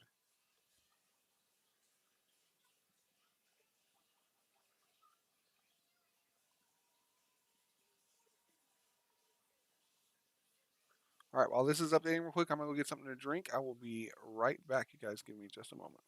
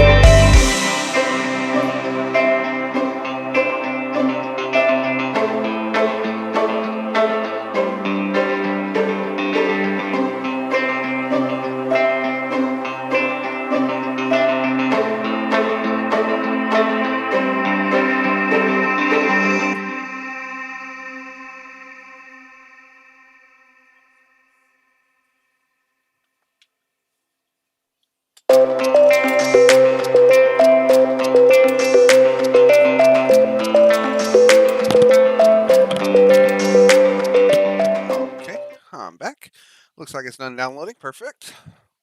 See if we can't get back in here. Or if it's still going to be acting silly. Yeah, disconnect from server. It's acting silly for some reason all of a sudden. I'm not sure what's going on here. That's okay. We can go in here still. We won't be able to test the deck out, but we'll still be able to at least take a look at some of these other cards we were looking at today. We did get to do that Utopic, so that's good. And we'll keep playing around with that, but I think we found a pretty good build for it. Let's take a look at it one more time and go through each card. Elemental Hero Neos can probably come out. When a hero monster's on the field, it gains, yeah, this You can discard this card, then target one hero monster on the field. Yeah, so I don't have any hero monsters, so that card can definitely come out. Whoops, didn't mean to do that. Let me take him, put him there. That's better. Um, Chronominally placed triathlon. If you control no monsters or all monsters you control are chronominally monsters, you can pay 500 life points. Immediately after this effect, resolve normal summon one chronomaly monster from your hand. If your chronomaly or number exceeds monster would activate an effect,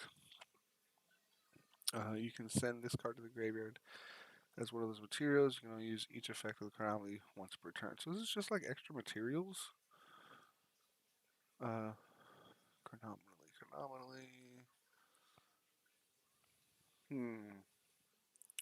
Contract of Destiny. We've got three of them in there. Okay, so like I said, let's just walk through this. Oh, I forgot that there were other cards I wanted to look at real quick. Level three or more level 7 monsters. I think I'm gonna get rid of this altogether. I think I'm gonna add another one of these.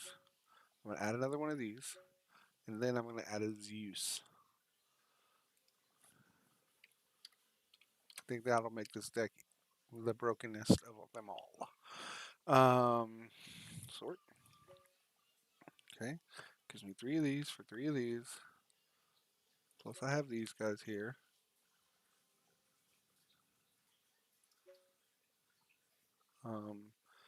I think that I can get rid of one of these and give myself another one of these. Nice. Um, it gives me two board wipes. All right, so ZW Eagle Claw. It's really good in comparison with this card. This card says that I can add any number of ZW cards to one of my Xyz monsters on the field. So it is pretty nasty guy here. So like I said, jump back up into there. Activate. To activate this card, you must draw it. So you essentially, at the beginning of your turn, if you draw this card, you'll reveal it, and you keep it revealed, and then hopefully you already have a Utopia monster on the field or a play to get to one. And if that is the case, then you get the ability to equip any number of ZW monsters with different names from your deck.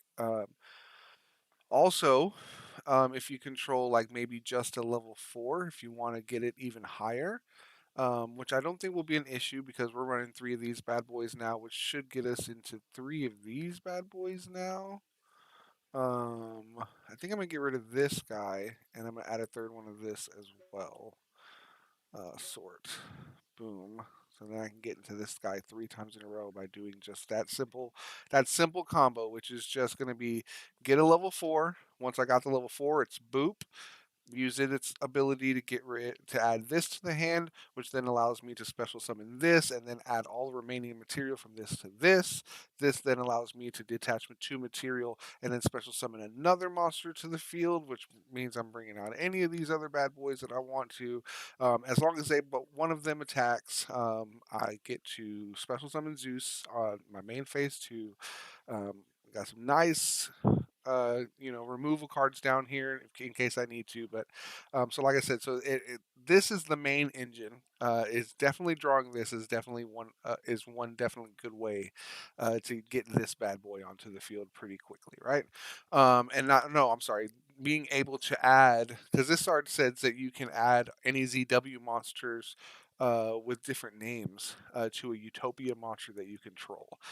So if I have this guy onto the field after the whole thing's said and done, then I can go back into my deck and add. And it sounds like as many as I want. It says add as many, equipped any number, but obviously it's going to be up to 5, right? Because I've only got 5 spell and trap card zones, and that's assuming I don't have any other. Because I do have a couple of continuous spell cards. I'm thinking about dropping this down to two now that I know that that's continuous as well. There's no reason to be running three. It's going to clog up my hand. It's definitely going to be a brick if I've already got one. So going down to two on this because I definitely want to see it. And if it gets taken care of, it'll be good to have another one. If I draw two at the beginning of a duel, that's just how Yu-Gi-Oh goes. I can't. More often than not, that won't happen. I will just end up drawing into this with just two of them. Um, because I think I want to add one more of this guy as well. I don't. I think leaving it at two is a smart play though, because I don't want it in my hand at the beginning of the duel. Um, so I think I'm just going to leave it to two and not be greedy. Um, that was good. These guys are good.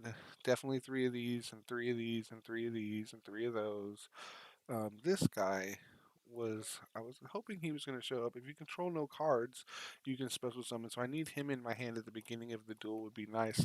That would work really well with reveal a card, and if you do add one of these guys, that this is the third card I need to add. I need three of these cards in the deck. I need one of these at the beginning of the duel.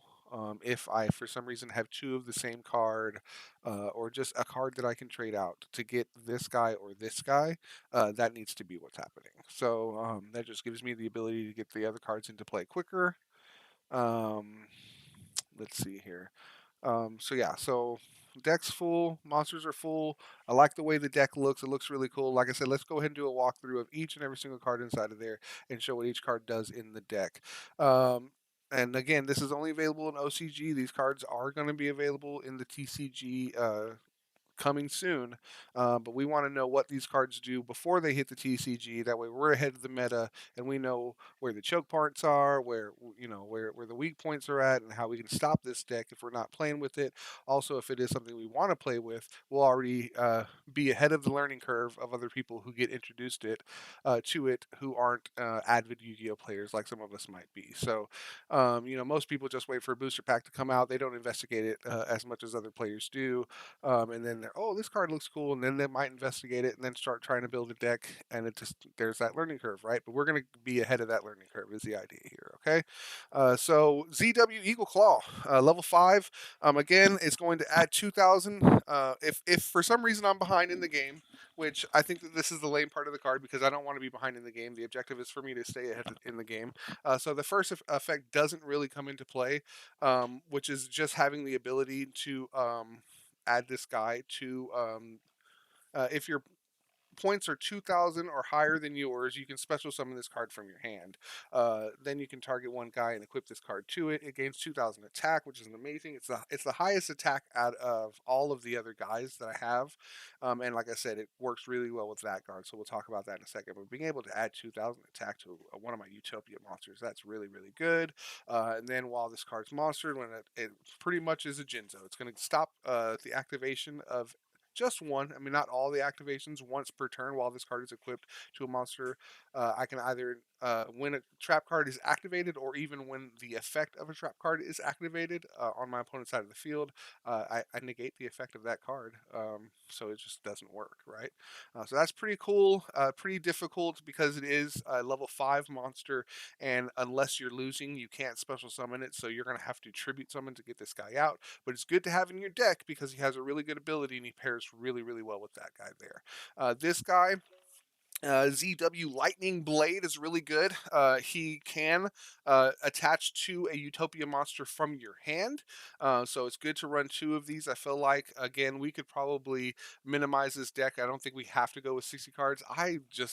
You'll generally find that I just love to play with 60 cards. It comes into play way more often than you would think. But it comes into play as well when you talk about consistency and what the deck's trying to do. And I just love Yu-Gi-Oh! This is going to sound so lame, but I just love Yu-Gi-Oh! So much that it's like you're telling me the rules are I can have 60 cards in my deck, then why wouldn't I have 60 cards in my deck? Because I want to show love to all these cards, and it makes it really difficult for me to be like, okay, so if I was going to force this to be a 40 card deck, where do I suck it down? Where do I choke it down at? Right? Obviously, the threes would go to twos, the ones would stay one ofs. Maybe I would lose a couple of my one ofs here and there, But again, it's really difficult for me to do. So I like to leave it also at 60 as well because I want this to be a jumping part for you guys, so that when you go home and you decide that you're going to build this deck, um, it's still obviously got a lot of playroom for you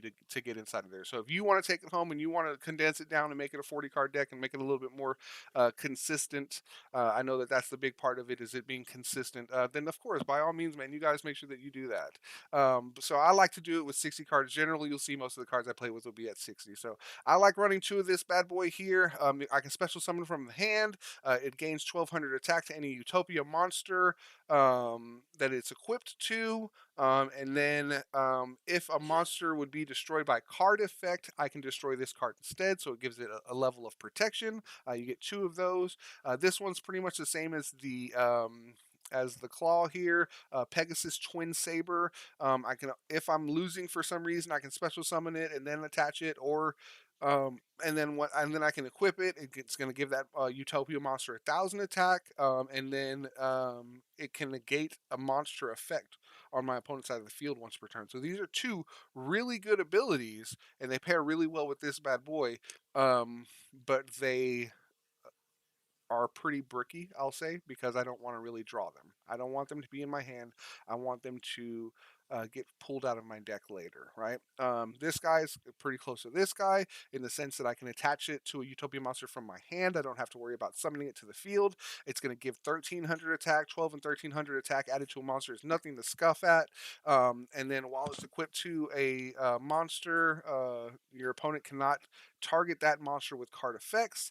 If a monster equipped with this card would be destroyed by battle, you can destroy this instead. So this one, it cannot be destroyed by your opponent's card effects. It cannot be targeted by your opponent's card effects. It cannot be destroyed by your opponent's card effects. It cannot be destroyed by battle.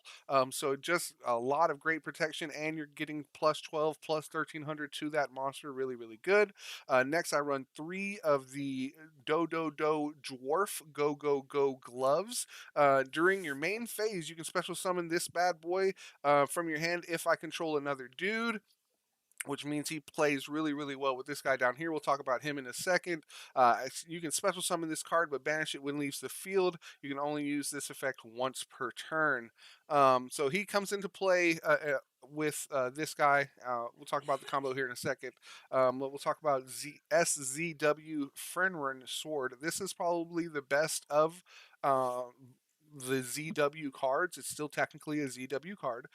When this card is normal summoned, you can target one ZW monster you control that is equipped, and then special summon it. So let's say I need to get another level 4 onto the field. So I would, or just need to get another monster onto the field. I would be able to special summon essentially are equipped, I'm sorry, to a Utopia monster this card, right? Now it's equipped from my hand, so now I can normal summon this guy. When this guy gets normal summoned, I can grab this guy that I just attached to that guy, bring him back onto the field, or a different material if I want to, and now that gives me opening to get back into some bigger combos and stuff like that. So this is a nice little connector right here. We know that if we see this bad boy, this is probably something that we want to negate, that we want to stop if we're going up against it. So keep an eye out for this bad boy. I think he's really the gut of the deck. Midway through the duel, once you've got Utopias already out, right? The objective, though, is getting the Utopias out. So there are other choke points as well. We'll identify those. Again, this bad boy right here, this is the one that's going to be pairing with your Go Go Go Dwarf or whatever, glove guy, Dwarf glove. And it says that this guy is always either a Zubaba, Gaga Gaga Go Go Go, or Do card. During my main phase, I can special summon up to one Zubaba, Gagaga, Go Go Go, or Do monster from my hand in defense position, except for this card.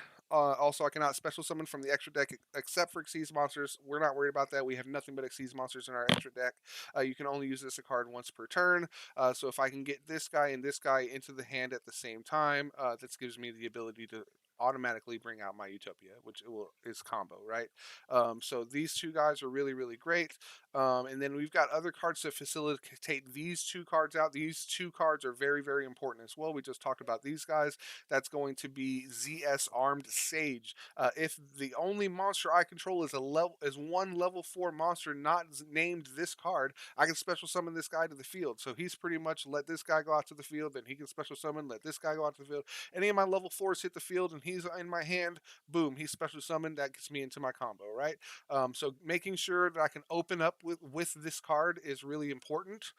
This guy also has the same ability, so I really want to open with this guy as well. This one says that if I have no cards, I can special summon him from the hand. So I would want to special summon. If I get this guy and this guy into the hand at the beginning of turns, then I can special summon him, then special summon him, and then if I have another level 4 monster in my hand, I can normal summon that, bring that guy out. So let's say I have this guy in my hand as well, then I can bring him out. So you can rush out your cards really quickly and get into your combos of your Utopia quickly. So these 4 cards, they're the main cards that you're looking for at the beginning of every duel, right? This is how I want to open up, right? And then down here, I've got a couple more ZWs.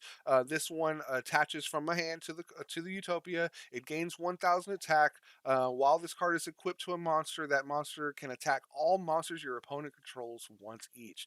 So this is pretty nasty. It gives a really good ability. Still gives a little bit of attack to my Utopia monsters. You can attach this one. This is ZW Slepner Male. This card essentially says that you can target one Utopia monster you control and equip it just like the other ones. It gains 1,000 attack, and then when this card you control is sent to the graveyard because it was equipped to a monster that was destroyed by an opponent's card, you can target one Utopia monster in your graveyard and special summon that. So this is kind of like a Monster Reborn. I feel like I honestly could drop this one down and go to 1 and then give myself a little bit of breathing room if I wanted to. It can attach from the hand, which is fine. Which gives me the ability to interact with this guy because he's still a level 4 monster. And I want to have as many level 4 monsters as I can possibly to facilitate me getting my level 4 engine going, right? So I think I'll leave it at 2 for now. I don't even know another card that I would replace for it off of the jump. Maybe a Monster Reborn in general, right? Because this is just going to bring back only. I think I'm going to do that. I think I'm going to grab my Monster Reborn and I'm just going to leave that other card in the extra deck. Sort. And so it's still there. I can add it later if I want to, but I think that's a little bit better, just because it lets me bring back anything from my graveyard. So that's great. So I still got that there. Still level 4 monster. And then we've got Sliffid Wing. You can only control one of this card. I can target one monster I control and equip it from my hand. It's going to gain 800 attack. Once per turn, your opponent can special summon. If your opponent special summons a monster by an activated effect, you can have the equipped monster gain 1,600 attack. If the equipped monster would activate an effect by detaching material, you can send this card from the graveyard instead of one of those materials. So if this guy's in my graveyard and I got a Utopia or an Xyz monster on the field, all right, is that what it said? If the equipped monster would activate an effect by detaching material. Let me read it again. You can only control one ZW Swiftwing. You can target one Utopia monster you control. Equip this card from your hand to that as an equipped spell that gives it 800 attack. Once per turn, if your opponent. Oh, because it's an equipped spell, that's what it's saying. So I can detach if I want to detach a material. I can send that card instead to the graveyard. So it's like a third material attached to the card. Um, it's really good. I can attach it from my hand. I can really like 1,600 plus attack to a monster when you special summon a monster to the field. Once per turn. That's pretty nasty. I mean, we're talking about 3,000, so that would be a 4,600. I really wish I could test this deck out again because I don't know if anybody who jumped in late saw, but I mean, I was able to OTK with this deck pretty simply, just by putting up a lot of damage behind these bad boys. This guy had an attack of like 7,900 at one point. Um, so you can build them up really quickly and get them nice and thick and fat for them boys, and then slap it down. And then if for some reason you didn't get the ability to, win the duel there and OTK him, you still go into your main phase two, go into your Zeus. Now you've got two materials attached to it, and wait for your turn, wait for your opponent to, do anything, and then just wipe the board, and then just now you've got 3,000 attacks sitting there. That's game. You know what I mean? So it's pretty nasty. It's pretty nasty stuff there.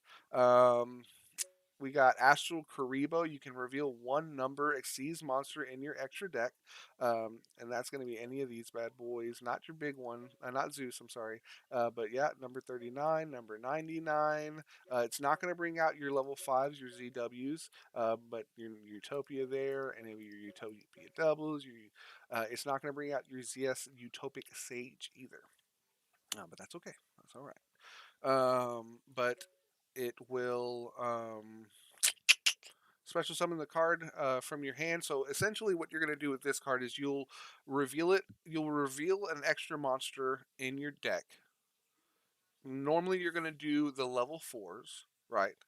Then you special summon this card to the field, and it becomes that level. So this is like a free body on the board. This is, you don't even, this is just 100% special summon one more monster and give it whatever level you want it to give. So this is another really, really, really good card. You can just special summon it, boom, you're on the races, right? Next, you've got special summon one ZW or ZS monster from your hand. Then, if I control a Utopia monster, I can make the level of all face up monsters I currently control become level 4 or 5. If this card is in my graveyard, except the turn that it was sent there, I can banish this card and a ZW or ZS monster in my graveyard, then target one card my opponent controls and destroy it. So it's got a little bit of removal there. I don't foresee myself using that ability as much, but the first effect, being able to special summon a monster from my hand, is pretty good. Being able to turn all of those monsters into level 4 specifically. I mean, level 5 is okay. It does give me the ability to get into these guys if for some reason I've already burned through these guys. But that's generally speaking, we're going to turn all the monsters to level 4, right? Where am I at? Where am I at? Right there. So this just gives me another free summon right there, Monster Born, enough said. Target one special summon, blah blah blah. Target one Xyz monster you control. Special summon from your extra deck one Utopia or ZW monster you control by using it as material, and if you do, take one ZW or ZS monster from your deck and place it on top of your deck. Uh, if your opponent's life points are at least 2,000 higher than yours, you can banish this card from your graveyard, draw a card. You can only use this effect once per turn. So this is going to be able to get me into this guy here. Again, this is another card that I could probably really reduce. This is a rank 12, 12, 12, 12, 12. Yeah, so there's only this. There's only one that I'd be able to get into is this one. This is another card that I can bring down to 1 for sure, because I only need it one time to go from level 5 to level 6 or from level 4 to level 5. That's really not going to happen that often. As soon as this guy comes out, I'm trying to get into this guy. So really, I might be able to get out of level 5 for some reason, and then with the level 5, I would go and rank up into this guy if I had that card. That's pretty specific. So, um, I want to leave that at 2. That's at 3. So we'll keep going to this one. Again, we already talked about this. This is an amazing card that talks about you essentially, at the beginning of your turn when you draw it, if you draw this as your drawed card, you just show it to your opponent. You just leave it revealed until you go into your main phase 1. Once you go into your main phase 1, if you have a Utopia monster, you can then add any number of the ZW cards that you have in your deck and equip those monsters to your Utopia monster. or you can special summon one Utopia monster with a different name from your extra deck, and then you'll add all those pieces to it. So it's another way to kind of like facilitate getting more ingredients to another Xyz monster that you have. Like maybe you'll come out with this and then slide over into this. Now you've got one plus the two that's attached to it, so that's three. And then you add a special summon one more time, go back into this guy over here, and now you've got four. So a little bit of fun play there. I only want to have two as either because I don't want this to show up in at the beginning of the duel already in my hand. I want to draw into this, so by only having two, that gives me that ability to hopefully. I mean, obviously it's Yu-Gi-Oh, so it's going to end up in my hand at one point. I mean, I might start off with two in my hand at some point, but that's just how Yu-Gi-Oh is, right? But I definitely want to have at least two because I do want to see it at some point. I just want to try to not have it in my hand at the beginning of the duel. Terraforming is going to help me to get this card out quicker. Next, we've got Zexal Catapult. Man, this card is really good. Special summon one ZW or ZS monster from your hand. Then, if you control a Utopia monster, you can make all the levels. So this is essentially the same as this other card right here. They're very similar. Special summon a monster, bring it out, nasty stuff. Reveal one card, then if I do, add one of the following. So this is really good. It lets me trade out. Like if I have two of the same card in my hand, I can trade that card out and go get one of these guys like I was talking about. These guys are the big facilitators of the deck, and if I can get into them quickly, that would be the best. This card helps me do that. Target one Utopia or ZW monster in your graveyard. Add it to your hand, special summon it. If your opponent's life points are at least 2,000 or higher, except the turn this card was sent to the graveyard, you can banish it. And then target one Zexal spell or trap in my graveyard, accept this card and add it to the hand. I can only use each effect of this card once per turn. So this guy's okay. I feel like I could probably just go to one of this, honestly, but I'll leave it at two. I think I'm going to add my Harpy's Feather Duster. And I'm going to add a Dark Ruler no more.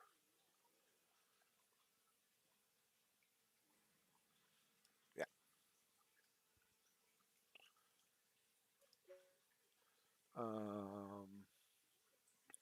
Double or nothing. I just have it in the deck to facilitate the combo of being able to go into this guy by getting rid of this or adding this card to my hand, actually, which is just fodder for me to throw away and get rid of. It would work really well with this card if I had it in my hand. Reveal one card in my hand, and if I do, add one of the following cards, either these ZW ranks Zexal, so I can just literally put that back into my deck and go get another one. If I wanted to, which would facilitate, honestly, me being able to get this guy again if I needed to. If I could get, for some reason, I went through all three of them, but then I was able to get him back into the extra deck. I would also want to be able to have one of these in the deck as well. So being able to trade this out with this works really well. I don't want to see this guy in my hand at the beginning of the duel, which is why I have this guy at three as well, because running three of them, it will most likely happen. However, I need to run three of them because I'm running three of these guys, and I want to be able to facilitate this combo as much as possible. Then we go over into our light wing shield. When a monster's attack is negated, activate one of these effects.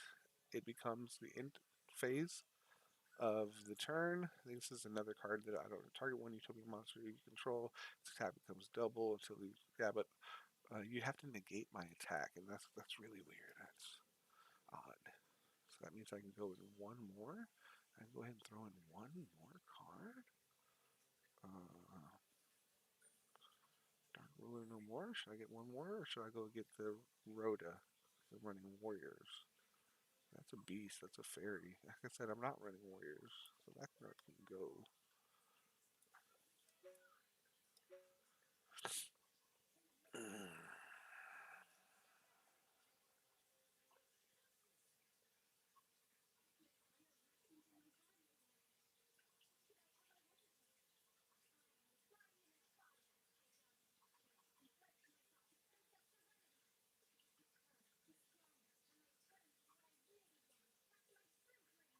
Hmm.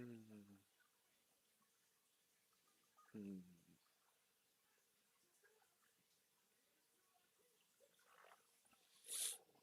Yeah.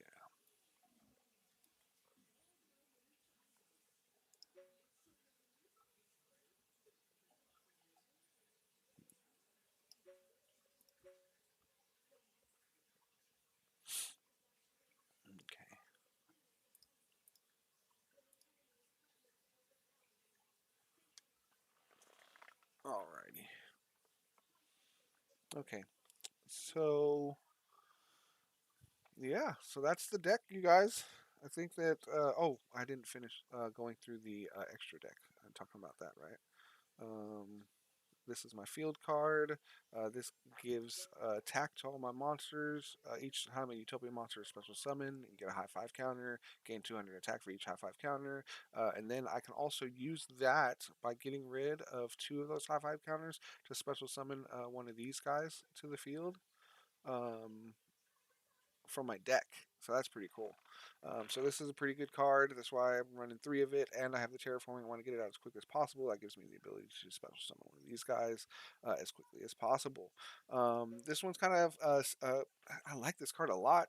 Halfway to forever. Target two monsters in your graveyard. Special summon both, but negate their effects if any. And if you do, immediately after this effect resolves, get your Utopia monster out. So I only want to run two of these because I want to see it late, but I do want to see it once I've started using abilities and throwing these cards into my graveyard. It just gives me again another opening to get back into to this guy by doing that. Target two monsters. This one's what we're looking at. If a face-up Xyz monster you control is destroyed by battle or an opponent's card effect, pay life points so that you only have 10 left. Special summon one Utopia monster from my graveyard, and if I do, take one card from my deck and place it on top of my deck. That special summon monster's attack becomes doubled. Also, it cannot be destroyed by battle, except by battle with a number monster, nor by card effects. So it can't be destroyed by battle, can't be destroyed by card effects. This is super, super duper late battle. It actually ends up working really well for like this card and this card because then my life points will be lower and I will be able to special summon these guys out. It's just really, really risky play. Like, let's get myself down to 10 life points just so I can facilitate this. And then last but not least, Contract of Destiny each time. And the only reason this is down to two because this is a really good card is because it's a continuous trap card, and so it can be bricky. I don't want to have three of them, and then I only needed one, and so actually what I can do is get rid of one of these and then add one more of those to here. That way I've got three. That way if I am going up against a deck that is really clearing my back row out quickly, I can slide it in if I need to. But each time a card you control is destroyed by battle or card effect, place one Emperor's Key on this. Then if your opponent special summons a monster from your extra deck, you can remove an Emperor Key. Send this card from this and uh, I'm sorry.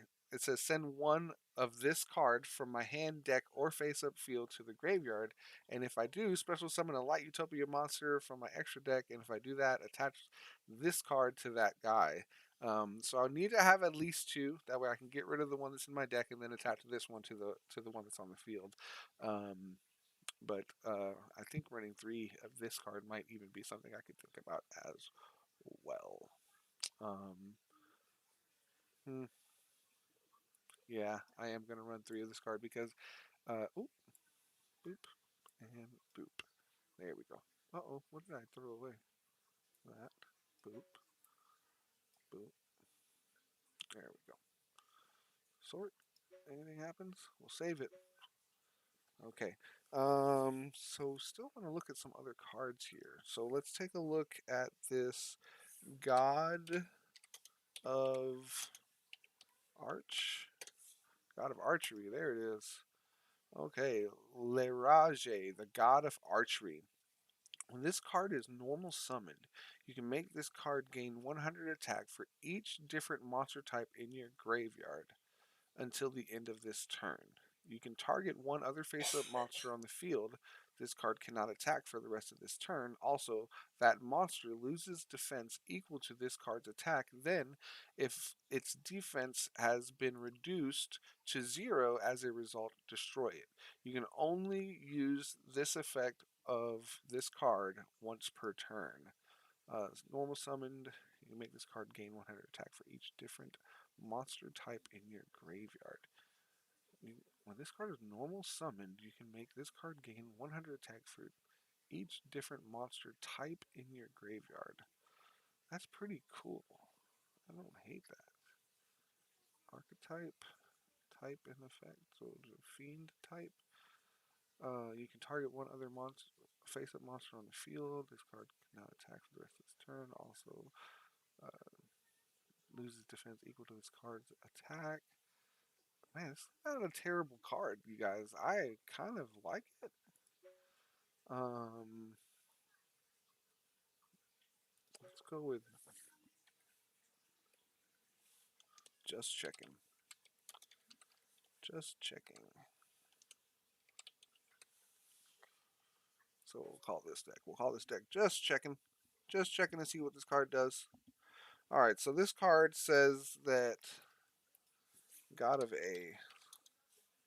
Of A. Okay, so this card says that when it's normal summoned, it's going to gain 100 attack for all the different types of monsters in my graveyard until the end of the turn. You know what this card will probably... Oh, no, no, wait. No, this card for each monster in my graveyard until the end of this turn.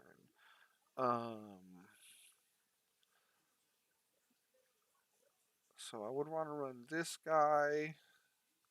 Would gain 100 attack. This is just a really weird card to try to figure out a deck around because it wants multiple types in the graveyard, right? So we could be like Zeus, right? Oh, sorry, I spelled it wrong. Who doesn't like Zeus? I mean, this card is broken. If Yeah, I would not be surprised if it got limited on the next ban list. I'm not gonna lie. I don't want that to happen. I am truly in love with this card, but this is a machine. It's a light type, so if I can get any other Xyz type monster onto the field, then I can bring this guy out, right? Um, Different type of monsters, right? What deck runs the best with monsters of different types? Let's look up, like, I think Crystal Beast is a rock. Um, like, like, what's the best level 4 rock type monster, right? Like, let's clear this out. Let's delete this. And let's look up, like, this would be really funny, actually. We'll run 3 of these, right? And then we can look up, like, card type for, okay, so this card for each different monster type. So, monster type, there we go.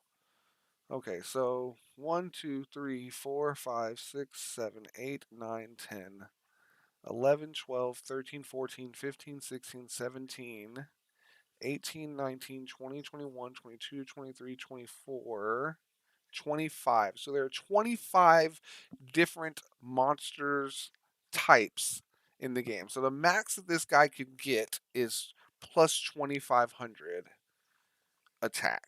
Plus 25 would be 35, 43. Would be 4,300 attack from this guy here, um, which is pretty high. Okay, let's ask a silly question. Uh, I'm gonna see if my phone is gonna let me do this. We're gonna put best level 4. And we're gonna leave it at that. Aqua. We'll just walk it down. What's going on? AQUA monster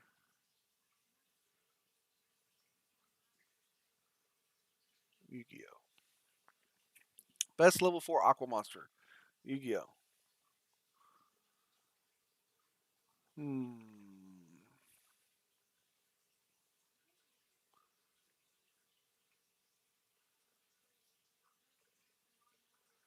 Hmm. Let's see what we got going on here. Let's look up images. Right. So let's see here. So, Mermail, Doublefin Shark, Abyss Soldier, Abyss Warrior. Once per turn, you can discard one water type monster to the graveyard. Nope, too specific. Once per turn, you can discard one water type. Nope, too specific. If this card is normal summon, you can special summon one level 3 or lower Sea Serpent type monster from your deck. Y'all guys all know who that is. Let's look up. Let's keep going. Let's keep going. He's looking for ads. Um, let's see here. Silent Wabi. That's right. Let's see what this one. I remember this guy. Silent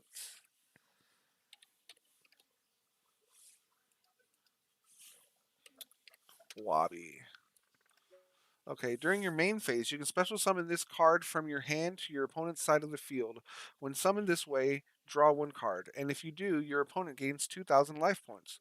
You can only use the effect of Silent Wabi once per turn. Hand size limit of this card's controller becomes 3. Wow. So give him a monster. He's going to try to get rid of this guy as quickly as possible. He's not going to want that. I'll be able to draw a card. When summoned this way, draw a card, and if I do, he'll gain 2,000 life points. And I'll only be able to do that once per turn, but it'll also reduce his hands. I'll be able to destroy his hand a little bit. So I think that's a nice level 4 water type monster right there. What does this guy say? Screech? Is that what it says? Screech.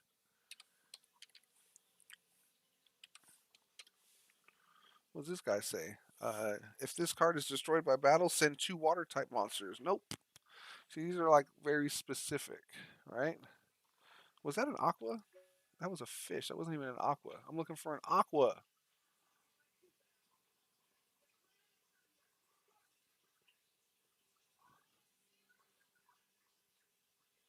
I know what the best level 4 aqua is. I do. I know what the best level 4 aqua is. You know what it is? It's Gradle Eagle. That's a level 3. It doesn't have to be level 4. I think this is the best aqua monster I'm going to get. So now I got a fish. I got an aqua.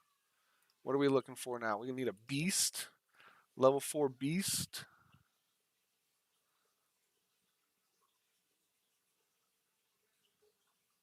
Doesn't even need to be a level 4. Best beast monster. Yu-Gi-Oh! We'll get rid of level 4. Who cares about level 4? What's this guy? No, no, no. You're not. That's not what I'm looking for. Cut that out. I'm looking for this. There we go. Okay. Because I'm pretty sure there's that new card. What's that card's name? This guy. Yeah, Alpha, right? Alpha. There it is. Alpha cannot be normal summoned. Must first be special summoned from your hand, while the total attack of all monsters your opponent controls is more than that of all monsters you control. So it's easy special summon onto the field.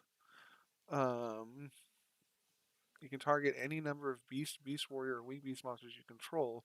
Return them to the hand, then return face-up monsters your opponent controls to the hand, equal to the number of cards you control to the hand. Also, for the rest of this turn, this card you control cannot attack directly. You can only use this effect of Alpha Masterpiece once per turn. So that's a nice little card. Okay, so next we'll go to Beast Warrior. What I want to do is put level minimum 4, maximum 4. Is there a level 13 monster? Holy shit.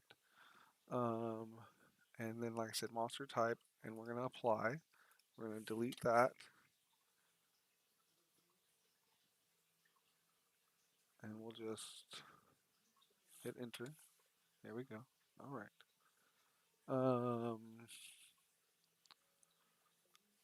And then I forgot that I did not want to do that. We got rid of the level 4. Who cares about level 4, right?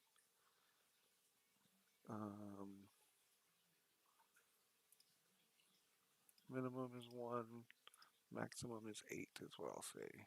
Anything above level 8 I know is going to be crazy.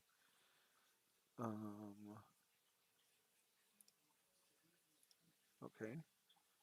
I know what dinosaur I'm going to add too. I already know what dinosaur I'm going to add. So we'll apply that. So right now we're looking at Beast Warrior.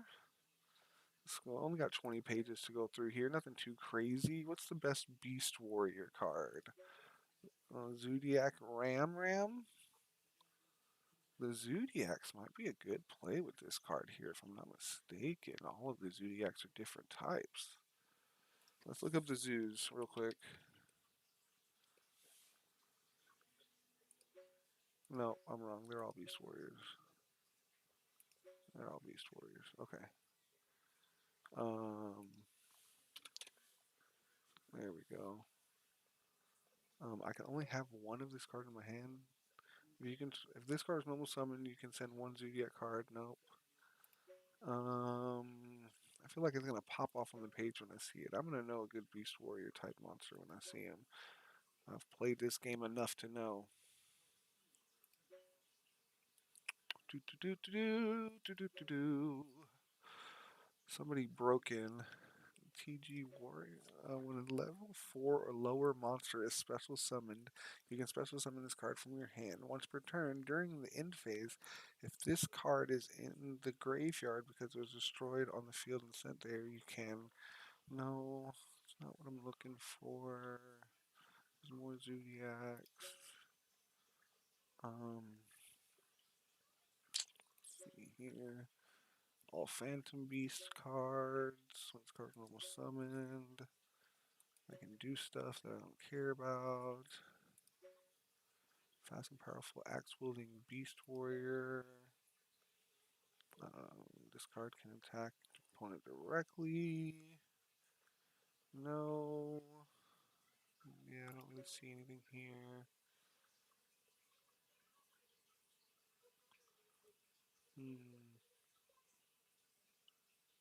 Nothing popping off of the page there. No, none of the fire fists. If this face-up card leaves the field, special summon one of this card from my deck. If this card leaves the field, special summon one more of him. No, because I only want one of every type of monster.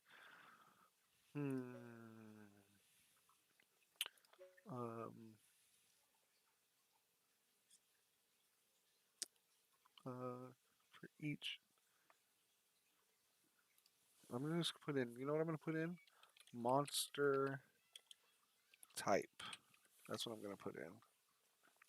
What does this guy say?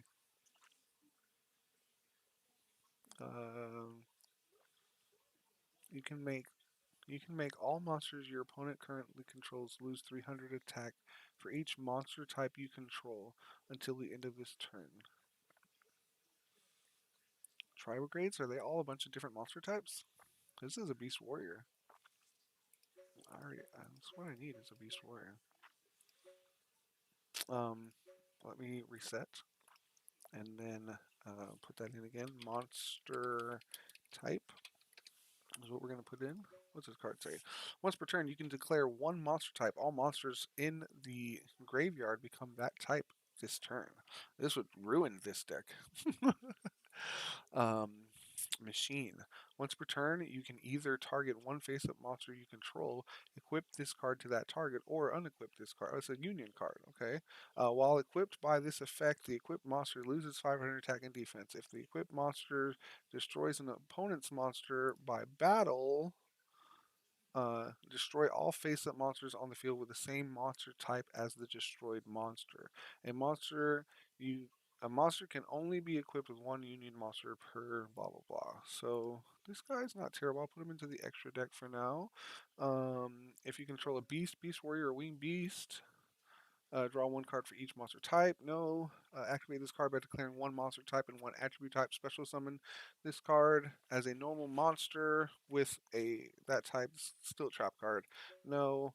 Pay 1,500 to declare one monster type and one attribute type. Your opponent must send one face-up monster with a declared type to the graveyard if possible. For the rest of this turn, your opponent cannot activate the effect of monsters with that sent monster's name. You can only activate one of this kind per turn. No. Is this another machine guy over here? Once per turn, you can declare one monster type, then and select one face-up fork. No, I'm good. This card is normal summon while you control a 6 samurai. No. Swamp mirror. It's just a trap still. We're looking at that right now. You can ritual summon this card with any Gishki ritual spell card. Once per turn, you can declare one monster type and attribute type. Look at one random card in your opponent's hand, and if it's the monster, shuffle into the deck. Otherwise, return to the hand. Like, wow, that's like really specific. Not a lot of cards to deal with monster type. Psychic, okay. You can normal summon this card without tributing, but its original attack is halved and its level becomes 3. Once per turn, you can declare one monster type. If this card is used as a tuner as well, okay. If this card is used as synchro material this turn, treat this card as this other synchro material monster. Wait, okay, it says once per turn you can declare one monster type. If this card is used as synchro material this turn, treat this card and one other synchro monster you control as a type for that synchro summon. You can activate this effect. You cannot normal summon special summon monsters for the rest of the turn except monsters with the declared monster type. That's not terrible. It's a psychic type. I don't think I'm going to find a better psychic type than that. What does this guy say? Tribe grade Rugal the Shoveler. Says two Beast Warrior, Winged Beast type monsters. No. Two level 6 monsters. Once per turn, you can attack to use material from this card to declare. Oh, wait. Okay, yeah. This card gains fall attack at the start of the damage step. If this card battles a monster of a type that has been declared, destroy that monster. Okay. Cannot be normal summoned or set. Must first be special summoned from your hand by banishing 3 monsters with different types from your graveyard and or face-up field. Cannot be destroyed by card effects. You can declare one monster type on the field. Destroy all monsters on the field with that type. Also, until the end of the next turn, neither player can special summon monsters with that type. Holy guacamole, this card's not terrible, man. Okay. Cool. And what is he? He's a dragon. Okay. I don't hate that. It's a different type. So I'm going to throw him in there, man. Where were we at? Let's delete that. Let's go back into here and go back to monster types. And we were on Beast Warrior, were we not? Beast Warrior. Apply. I was in it. I was in it for sure. Beast Warrior type monster. Looking for a Beast Warrior type monster that is just like, whoa.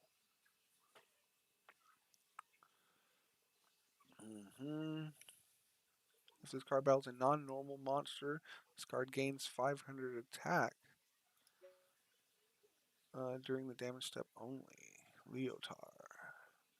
It's not terrible. I'll put him down there. Hold him for right now. Machine? This was a machine type, right? Yeah, you're going in. Let's keep going. Assault Sentinel, no. No. Wind up, no. For hire, no. No, no. No, no, no, no, no.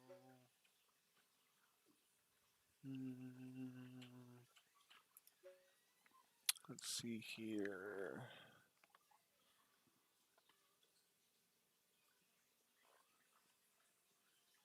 Dragoons? No.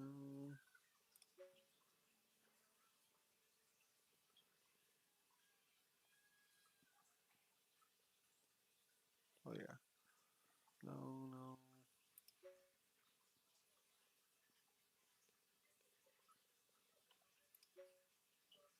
Might put him there. He's 2000, right? No, he's 1900. 1900, 1900.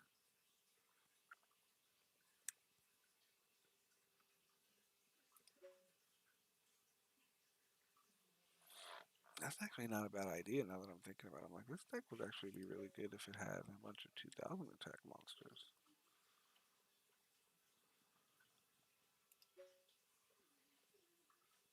Yep, like this guy right here. Gene Warped Werewolf.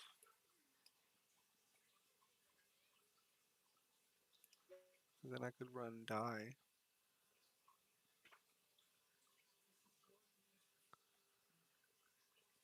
Hmm.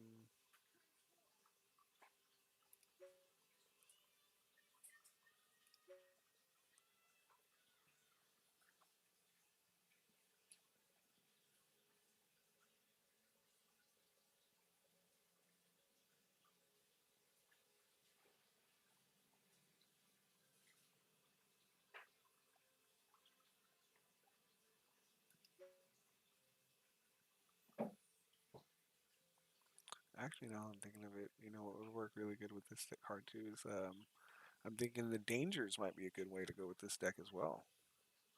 If I'm not mistaken, all of the dangers. I remember I'm on 18 of Beast Warrior really quickly. Because I'm getting up into the high level monsters now, and I don't see anybody that can special summon easily. You know what I mean? So it's gonna be him or him. One of these guys, Leotar. Non-normal monster. This card gains 500 attack during the damage step only. It's level 4, 2000, 1600. It's level 2000 with 100 defense. I'm gonna leave them both there. I'm gonna look up dangers real quickly. Danger.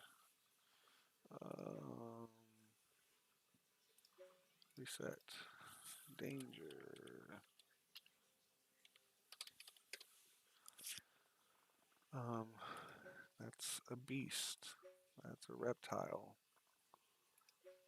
Um, that's a fiend. I'll already have a fiend. That's an insect. Um, that's a beast. That's an aqua. Right there already. I didn't even think about that. That'll actually work really well with the dangers. Let's try that out. Do I have a danger deck? Let me check this out real quick. All right, we were just checking, so without saving, we'll jump out of there. What's in here? What is this? Splatoons. What am I looking at in here? Oh, they're like sharks. Gradle sharks. Gradle sharks. Yeah, the new sharks that came out. Right-handed shark, left-handed shark.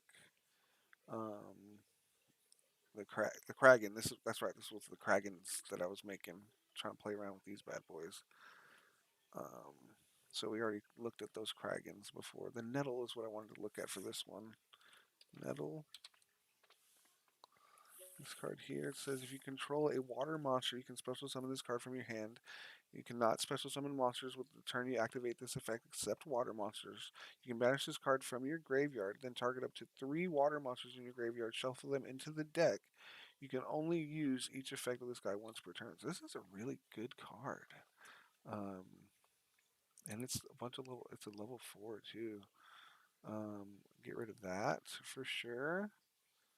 Um, get rid of that. Get rid of which one's this one? Special summon one monster from your hand or deck with attack less than or equal to the monster in a face-down defense position. Yeah, this works well with the Gradles. Cause I want 3 of these for sure. I'm gonna get rid of that. Yeah, I'll just run 2 Kaijus and 3 of those, and just see how that works out. That works pretty good. I only have 50 cards in this deck too. This deck looks pretty nice. Sort, and I want the thumbnail to be that. Let's change the thumbnail to something else. We'll do shark. We'll do a shark. Because it's not letting me do that.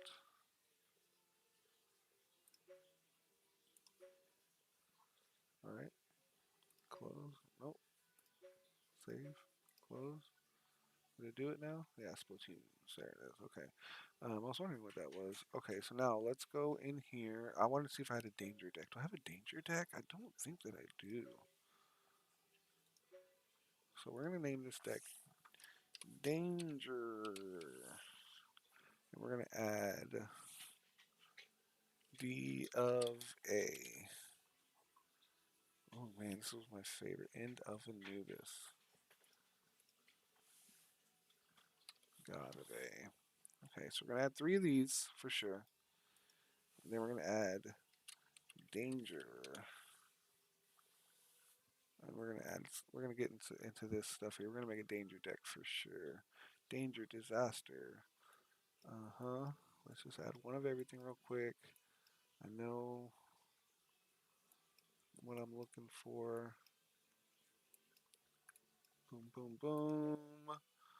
Boom, boom, boom. And boom. There's my snake, there's that. There's my Nessie. Danger Chupacabra. Where's my Phoenix bird? There it is. There's my bird.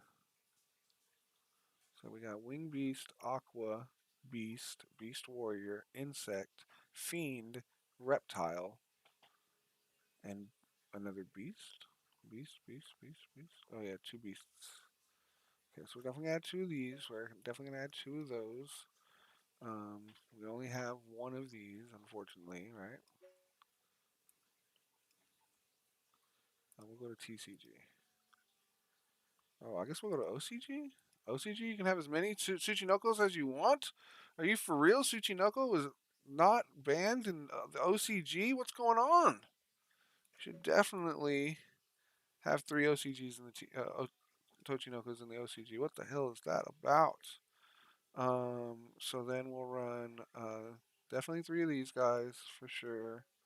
And then we can run 2 of everything else.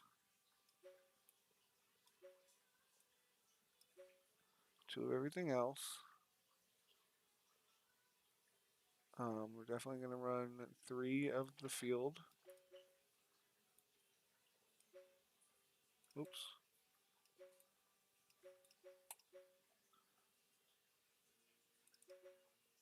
Oopsie. Where did it go? There it is. Okay. Let's sort it up real quick here. Okay. So yeah, it looks like a solid amount of monsters to have in here. I'm not really worried about the extra deck, so what I can do is I can add some pots up in here. Pot.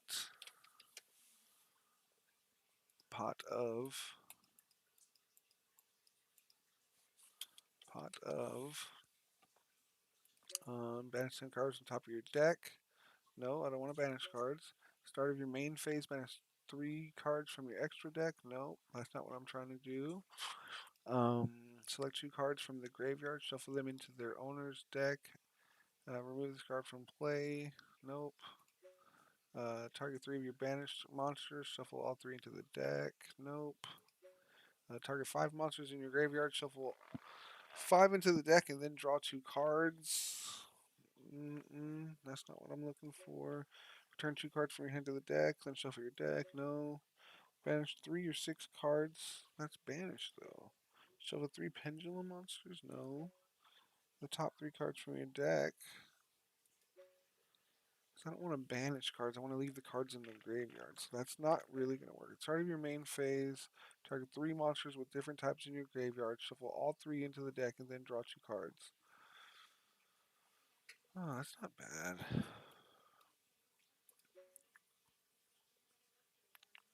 That's not bad. Okay.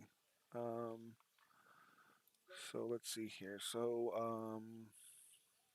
what level is this? This is a level 8, level 8, level 7. That's why I want another one of these, because it's 3 8s.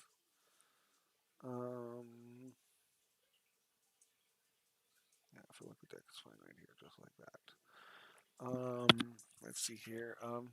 Discard 1 level 5 or higher danger monster. Add 1 level 4 or lower danger monster from your deck to your hand. You cannot special summon monsters for the rest of the turn except for this card. So I want 3 of these for sure. Target 1 danger monster you control and 1 monster on the field. Return them to the hand. If this card is in the graveyard, you can discard one danger monster, place this card in the bottom of the deck, and then draw one card. I think I'll run just one of these. When your danger monster is destroyed by battle with an opponent's monster, you can destroy that opponent's monster. You can banish 3 danger spell or traps with different names from your graveyard. Destroy all cards on the field. Also, you cannot special summon monsters for the rest of this turn except danger monsters. Even if this card leaves the field, you can only use this effective danger once per turn. I think I'll run 2 of those. Already running 3 of these. Gains 800 attack, cannot be destroyed by card effects. It can make up to 2 attacks each battle phase. We'll run 3 of these. It says draw 3 cards, then discard 2 cards, including at least 1 danger card. Or if you have no danger cards in your hand, show your entire hand to blah. I'm sorry. Draw 3 cards, then discard 2 cards, including at least 1 danger card. Or if you have no danger cards in your hand, show your entire hand and shuffle it into the deck. You can only activate 1 danger blah blah blah per turn. I want 3 of these for sure. Reveal right? Boop. Reveal 3 cards. Reveal 3 danger monsters with different names from your deck. Your opponent randomly picks one for you to special summon, and you shuffle the rest into the deck. During the end phase, destroy that special summoned monster. You only activate one. Yeah, I want 3 of these. Discard 1 card, then target 1 danger monster you control. It gains 500 attack and defense until the end of the turn. If this card is in the graveyard, you can discard 1 danger monster, place this card on the bottom of the deck, and then draw a card. You can only activate this blah blah once per turn. We'll run 2 of those, and I think that is the deck. Sort. And now we'll just add like some staples up in here. Like,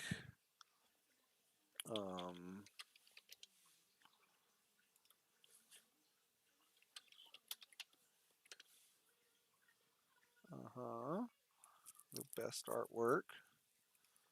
Or I guess I'll look up. There it is, best artwork. This card's normal summoned. So I need to make sure that this guy can be normal summoned. I need protection for this guy. So I think we're gonna go for Solemns.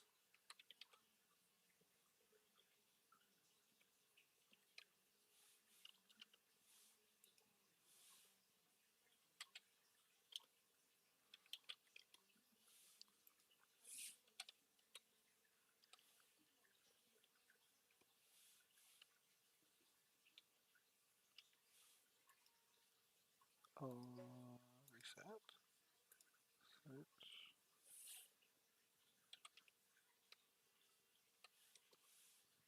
There it is. Judgment. Which one? When a monster, blah blah blah. Pay half your life points, negate the summon or activation. And if you do, destroy that card. Wop. Wop. Wop. Right? Sort. What am I going to look up? I'm going to look up Nightmare. Yep. We'll add that. And we'll add that. And we'll add that. And that. And sure. And sure. And sure. And sure. 1, 2, 1, 2, 1, 2.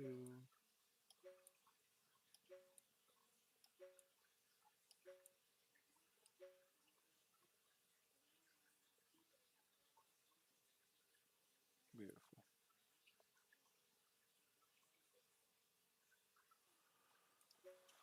And then what? Pot of. Right, this one was what?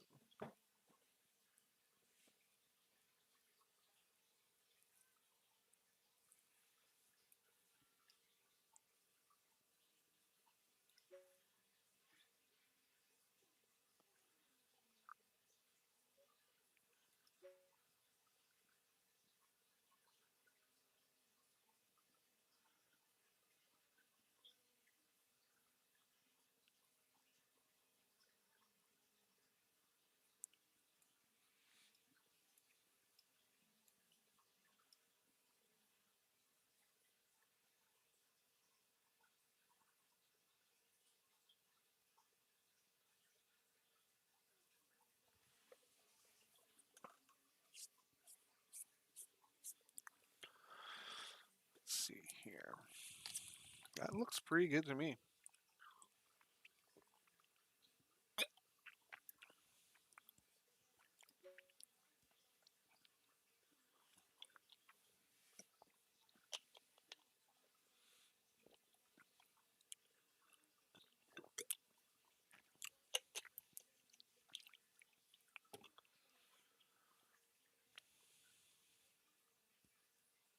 All right, let's just see what happens. We'll save it, close it. Uh-huh.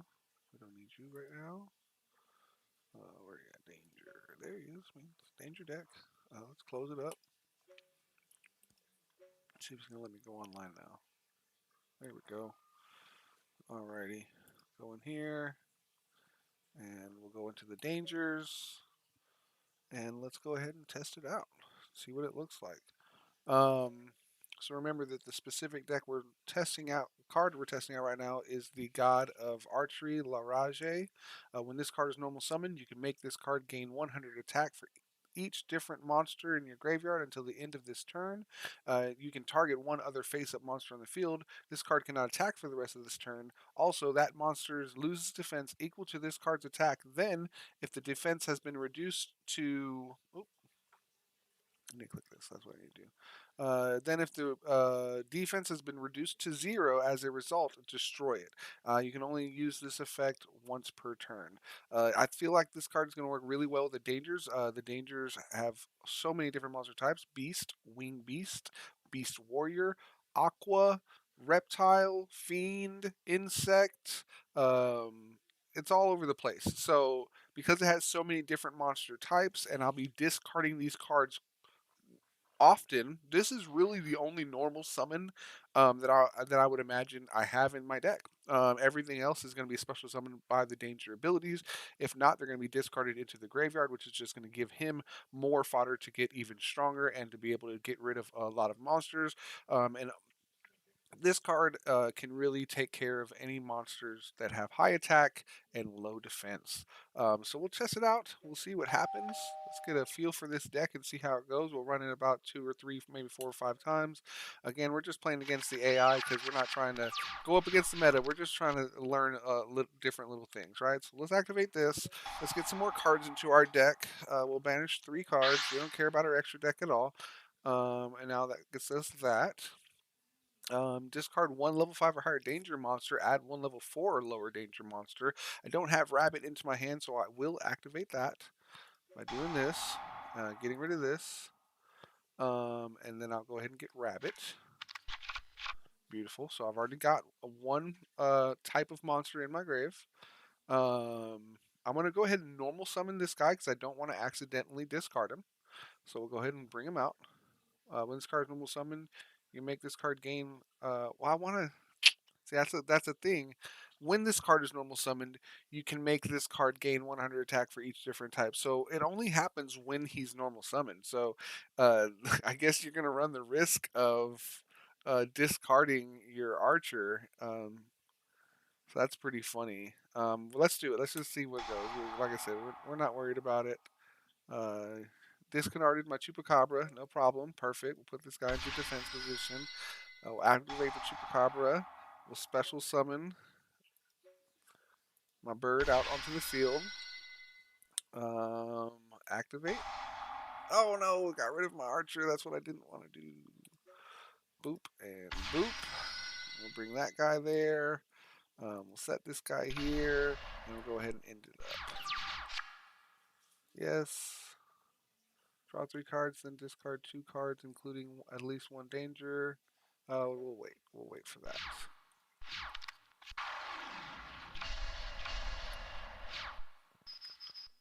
Oh no.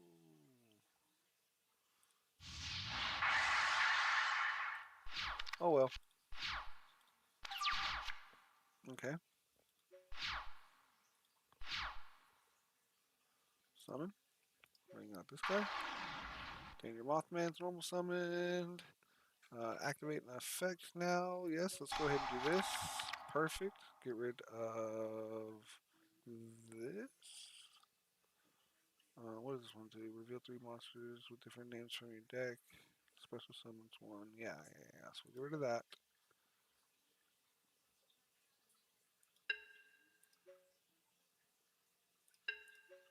Confirm. Select at least one. I had to get rid of two. Okay, yes. Activate that. Special summon this guy. Good. Defense position. Set this. Here. Go here. I can special summon something? What can I special summon? Look at that. I can bring my nightmares out. Not gonna do it, but I can if I want to.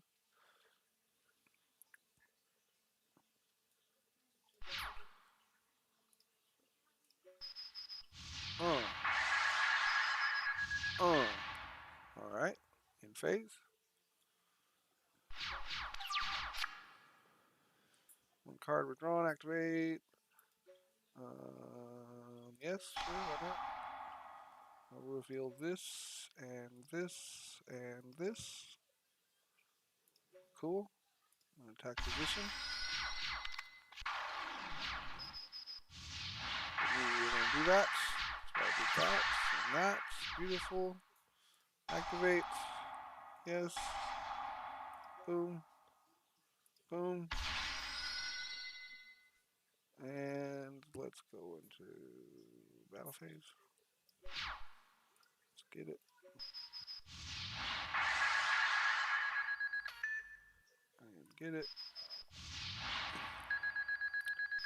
And get it. Let's try again. Let's go second this time. I didn't mean to go first, actually. This is definitely a going second deck. Perfect.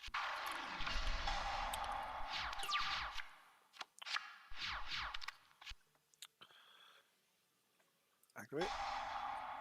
No way. Activate. Yes. Set a card to add to my hand. Yep. Activate. Activate.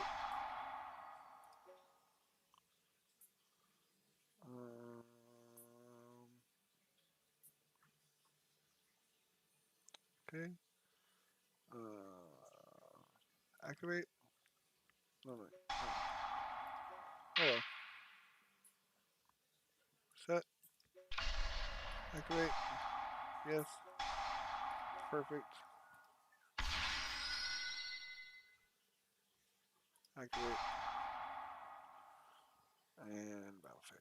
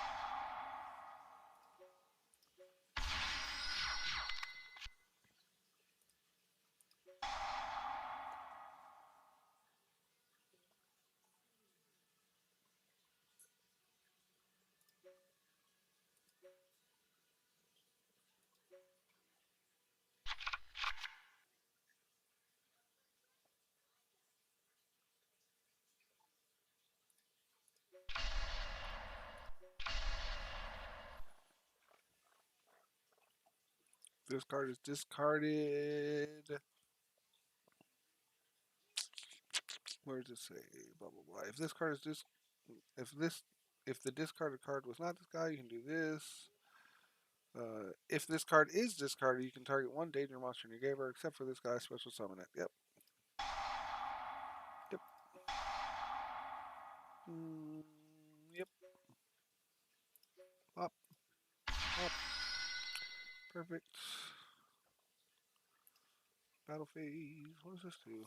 Your opponent cannot target danger monsters you control with card effects during the turn they are special summoned. Once per turn, you can target one danger monster you control while you control that face-up monster and this face-up card. That monster can attack directly. Also, your opponent's monsters cannot target it for attacks, but does not prevent your opponent from attacking you directly. Okay. So yeah, we'll just do that with this one here. Go to battle phase.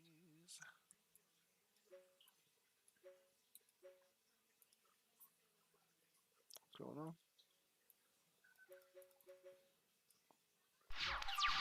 Skip my battle phase for some reason.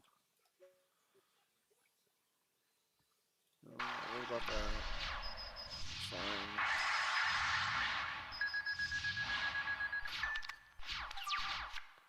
I had a monster in attack position.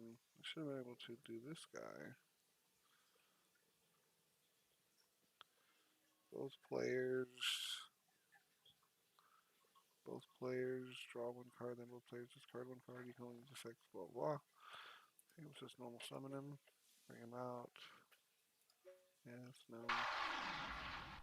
Activate this card. Main phase. Battle phase.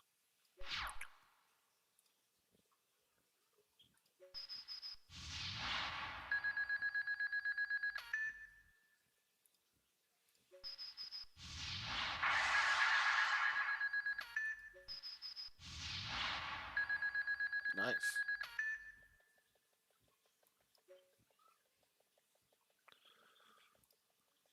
Try it one more time. One more time. Where did it go? There it is. Danger. Test it out. First round. Second. We'll go second.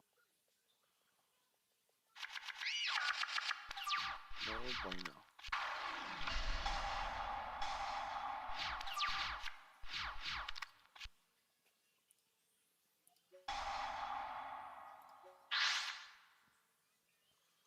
Holy guacamole.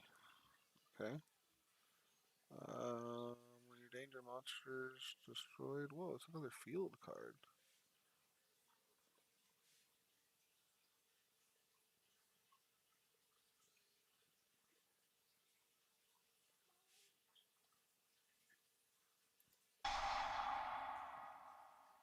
Danger. Normal summon. Activate. Target one danger monster you control and one monster on the field return to the hand. If this card's engaged, blah blah blah. Yeah, don't care about it. Okay. Battle phase. I got you, bro.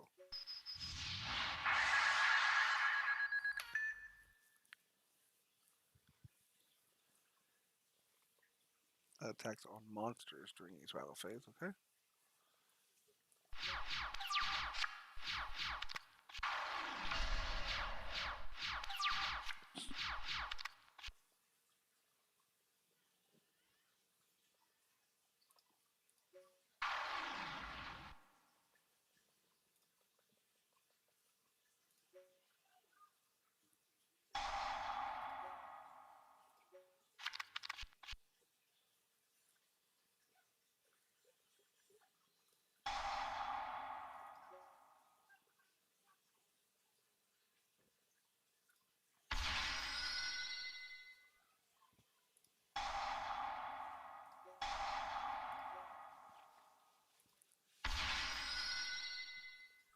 Mm-hmm, mm-hmm. Mm-hmm, mm-hmm, mm-hmm.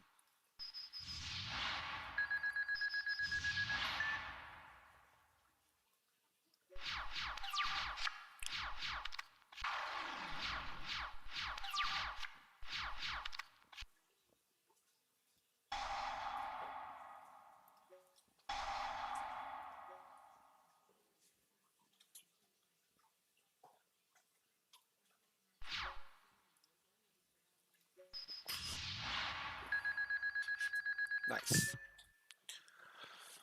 Okay, so we're able to look at a couple of decks here. Let's see here. What are we looking around here? So we looked at the God of Archery's done. I wonder if the Puppet Queen's even in here.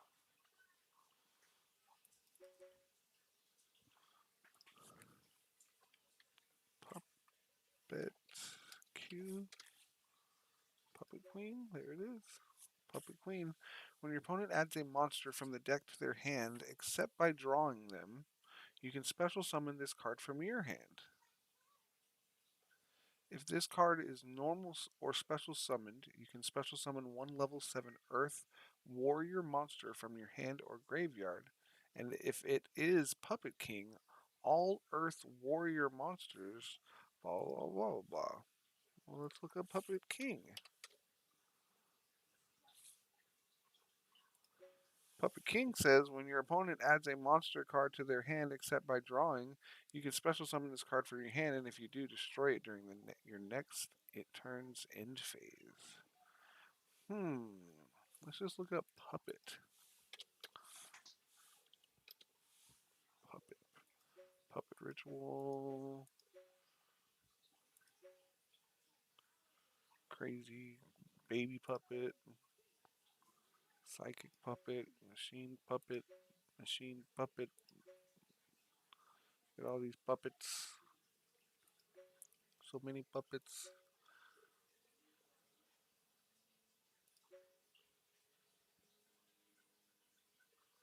Demonic Sword puppeteering a flame familiar.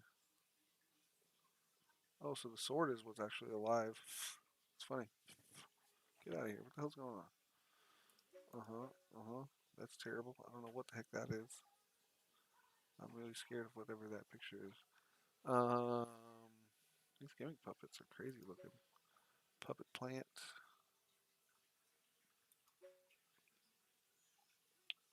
It's really just the puppet king and puppet queen are the two main. Everything else is gimmicks. There really isn't another Earth Warrior. Right? Is that what it said? When you're if this card is normal special summon, you can special summon one level 7 Earth Warrior monster from your hand or graveyard. From your hand or graveyard. When your opponent adds monster, except for drawing, you special summon this card from your hand. Okay. So it just brings this guy back. When your opponent adds one of the blocks, you can special summon this card from your hand. So it's the same as Puppet Queen. Puppet King and Puppet Queen can both be special summoned if you add a card from your deck to your hand, a monster from your deck to your hand. They can be special summoned. What does that really facilitate? What does that really do? Earth Warrior type deck. Have to look into that. Outburst Dragon. What? This is an Outburst Dragon. Well, I guess they don't have artwork for it yet.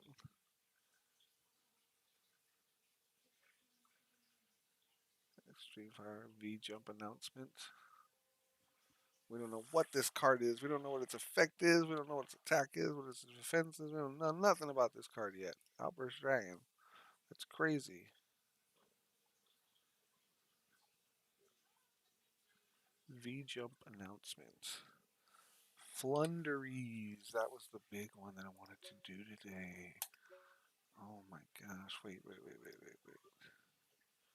Cancel. Hold on. Because I've got some birdies I'm already playing around with. Pretty bird. Flunderies. Flund. Holy moly, the Flunderies. This is a whole archetype. You don't need any other cards with this. 1, 2, 3, 4 normal summoned monsters. WC, TCG. There we go. Okay. Alrighty. So we already got a bunch of Lyrilisk support a few weeks ago, and we made this deck. And so for some reason, Yu-Gi-Oh is like, "Hey man, we're really feeling Wing Beasts right now, right?" So here we are with these Flunderies, Winged Beast, Flundery Elgin, Flundery Snow Owl, Empin, Stritch, Robina, and what's this last one called? Tokan. These guys look crazy. They look fun though. It's like the flundery bird. Like you can see the bird that's wearing the goggles is hanging out with the snow owl, right? Like you can see like the snow owls in the back. There are these three birds. So these three birds go and visit all these other birds. You can see the three birds are underneath this eagle right here. The three birds are in the sky right there visiting the penguins. Three birds right here are visiting, or not, they probably should not be visiting the ostriches. And then they're over here visiting, looks like a robin, yeah. There's only one of them in this picture though. I don't know where the other two are. And then the last one, there's just one in this picture as well. I'm not sure where the other two are. Um, so let's, man, pretty birds. Hmm. I think that I'll save this deck because we're getting pretty close. It's 8 o'clock actually. So I don't want to get into building another deck. So what I will do is we will build because I want to see if there's a way if this is like something that like no you just run this you don't need really anything else with it or if this has an engine in it and there's some way that I can run these Lyrilisk and Flunderies together. I think that this is going to be a really big deck coming up soon and I want to play around with this one a little bit here. So yeah, so we'll save that for it sounds like there is a chance dependent on when I have to go to this wedding tomorrow, that I will be streaming tomorrow. I'm not 100% sure when the exact time will be for the wedding. So if I end up having to go a little bit earlier, then unfortunately, obviously, I won't be able to stream. But if I can get on a little early, then we can go into this deck tomorrow and have a little bit of fun with that. So we had a pretty fun stream today. Again, I'm gonna go ahead and end it up here. We'll do the Flunderies next time I stream, which will be tomorrow. If I do stream, I'll be on around 2 o'clock, and then I'll just stay on as long as I possibly can, and then jump off from there. So again, you guys can find me 7 days a week streaming. I'll go through the schedule with you guys really quickly just to make sure y'all know when you can catch your boy on. I generally do three different style streams every single day. On Monday through Friday, I do RPG in the morning. That's where your boy plays all of the deep storied turn based RPG style games. Thank you, brother. I appreciate it. It's not my wedding. It's actually going to be it was somebody else who was actually in my wedding, so I'll be there attending for them. But it's gonna should be fun, so I appreciate that, man. Thank you for the good luck. Like I was saying, Monday through Friday, RPG in the morning. I'll generally play those turn-based RPG games with big storylines that people love and maybe are excited about the storylines and the graphics and the voice acting stuff like that. But maybe turn-based style games aren't really your forte. Maybe you prefer just slashing and hacking with some swords. Maybe you're like I was saying earlier, like if you love Zelda, that's a fun game to get into. You got your sword, you got your stuff. You just go out there, you fight, fight, fight, which means you love that phantasmal type stuff. But maybe the turn-based stuff isn't for you, right? So the D&D style type games aren't for you. So for instance, we're currently playing Baldur's Gate 3 right now, Monday through Friday in the morning, RPG in the morning. Baldur's Gate 3 is pretty fun. I will. It just depends on what happens is coming up Monday, so I will let y'all know. We could possibly be continuing to do Baldur's Gate 3, or I could slide over and we could get into the Elder Scrolls and start doing some of the Blackwood DLC that just came out, and man, does that stuff look really, really good and fun. So, like I said, RPG in the morning. That's Monday through Friday. I generally will do that from about 10 o'clock in the morning till about 5 o'clock in the afternoon, give or take. Depends on when the wifey gets home. And then I'll jump off of there, spend a little bit of time with the wifey, have some dinner, enjoy a good little day with my baby girl. And then as a little treat for you guys, I stream a second time. So that's right, I stream twice a day, Monday through Friday. So I jump back on about 10 p.m.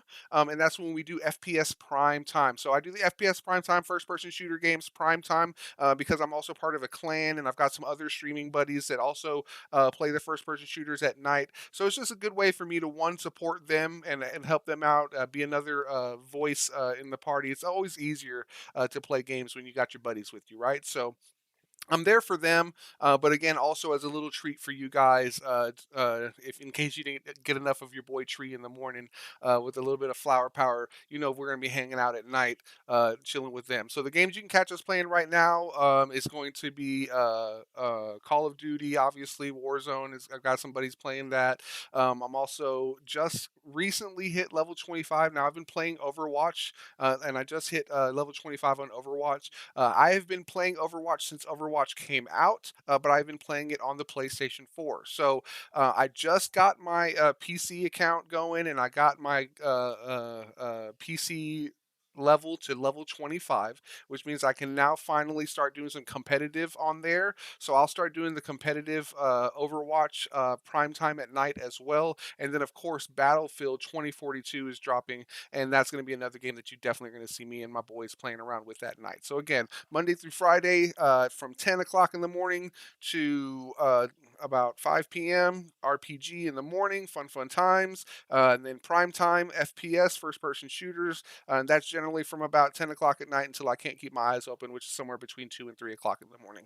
And then I like to finish the week off with Saturday and Sunday. We do some news, some weekly wrap up stuff. We talk about the where we got in the storyline, where we started off, where we finish in the RPG storylines that we're playing. That way, anybody who missed any of the streams throughout the week isn't completely lost going into the next week. I want to keep you guys updated and posted as much as possible so that you guys can jump in and jump out whenever you guys want in these RPG games. Because I know it can feel like, man, I missed this one episode and I don't know where I'm at anymore. So I want to make sure that I take care of that for you guys as best as possible and make it available for you to jump in and jump out whenever you guys feel like doing so. So that's my schedule. And that is streamed, like I said, on the weekends. That is Saturday and Sunday, and you can catch me doing that from about 2 to about 8. Like I said, it's about 8 o'clock right now, so this is a perfect time for me to jump off. But I'm trying to keep that schedule consistent for you guys, like I said, so y'all know exactly when I'm on, when you can catch your boy Tree. We can get some flower power and play some of these fun ass games. I really appreciate you guys coming and hanging out with your boy. Know that I am streaming here live on Twitch. If you're here watching this with me, I really appreciate you guys. You're appreciated. Thank you so much for coming and hanging out with me. You're making my dreams come true. I really mean that. But also, all of these live streams are being streamed over and recorded to YouTube. So if you ever miss an episode or you want to catch, again, I stream for a really long time, so it's not an expectation for you to jump into one of my videos on YouTube and sit down for 5 or 6 hours and just watch me play, unless you want to, and I would appreciate it. But you can skim through it and fly through it. I am currently talking to somebody about getting some editing done. I'm not a big editor. It's not something that I've ever dabbled in. It is something that I'm going to start dabbling in and learning. But until it becomes something that is a tool under my belt, I do have a friend that does some editing for me, and so I'm trying to reach out to her and see if I can't get something that we can edit, that I can post during the weekend, that would be something a little bit more condensed, like a 30-minute push of like the best things that happen throughout the week, throughout the stories. Again, me streaming every day about 5 hours with each stream, it is a lot of content that that person would have to go through. So it's something that I'm thinking about. It's definitely in the far future. It's not something that's going to be coming up tomorrow or anything like that. But bear with me. Again, I've got ideas and plans on what I want to do to make this as successful as possible for you guys. So if you are watching this on YouTube, that being said, please make sure you hit that like button, hit that subscribe button, hit that notification button so that you know exactly the moment your boy's coming on. And of course, it has been a pleasure. Thank you guys so much. Remember, if you're ever feeling like you're not appreciated or you're not loved, stop what you're doing, find a screen, get in front of a phone, get in front of a PC, find your whatever you got to do, find your boy Tree, get to Tree 5 Moker. I'm going to make sure you feel appreciated because somebody out here loves you, and that somebody's me. So it's been a pleasure. Thank you again, you guys, so much. Y'all have yourselves a great one. I'm going to go and spend some time with the wifey. And then, like I said, if at all for some reason I'm not able to stream tomorrow because of the wedding that I'm going to, no big deal. I will be back on Monday with the regular schedule, and you guys can catch me there, okay? But it has been a blast. Thank y'all so much. Let's have a good one, man. Peace out, everybody. Deuce.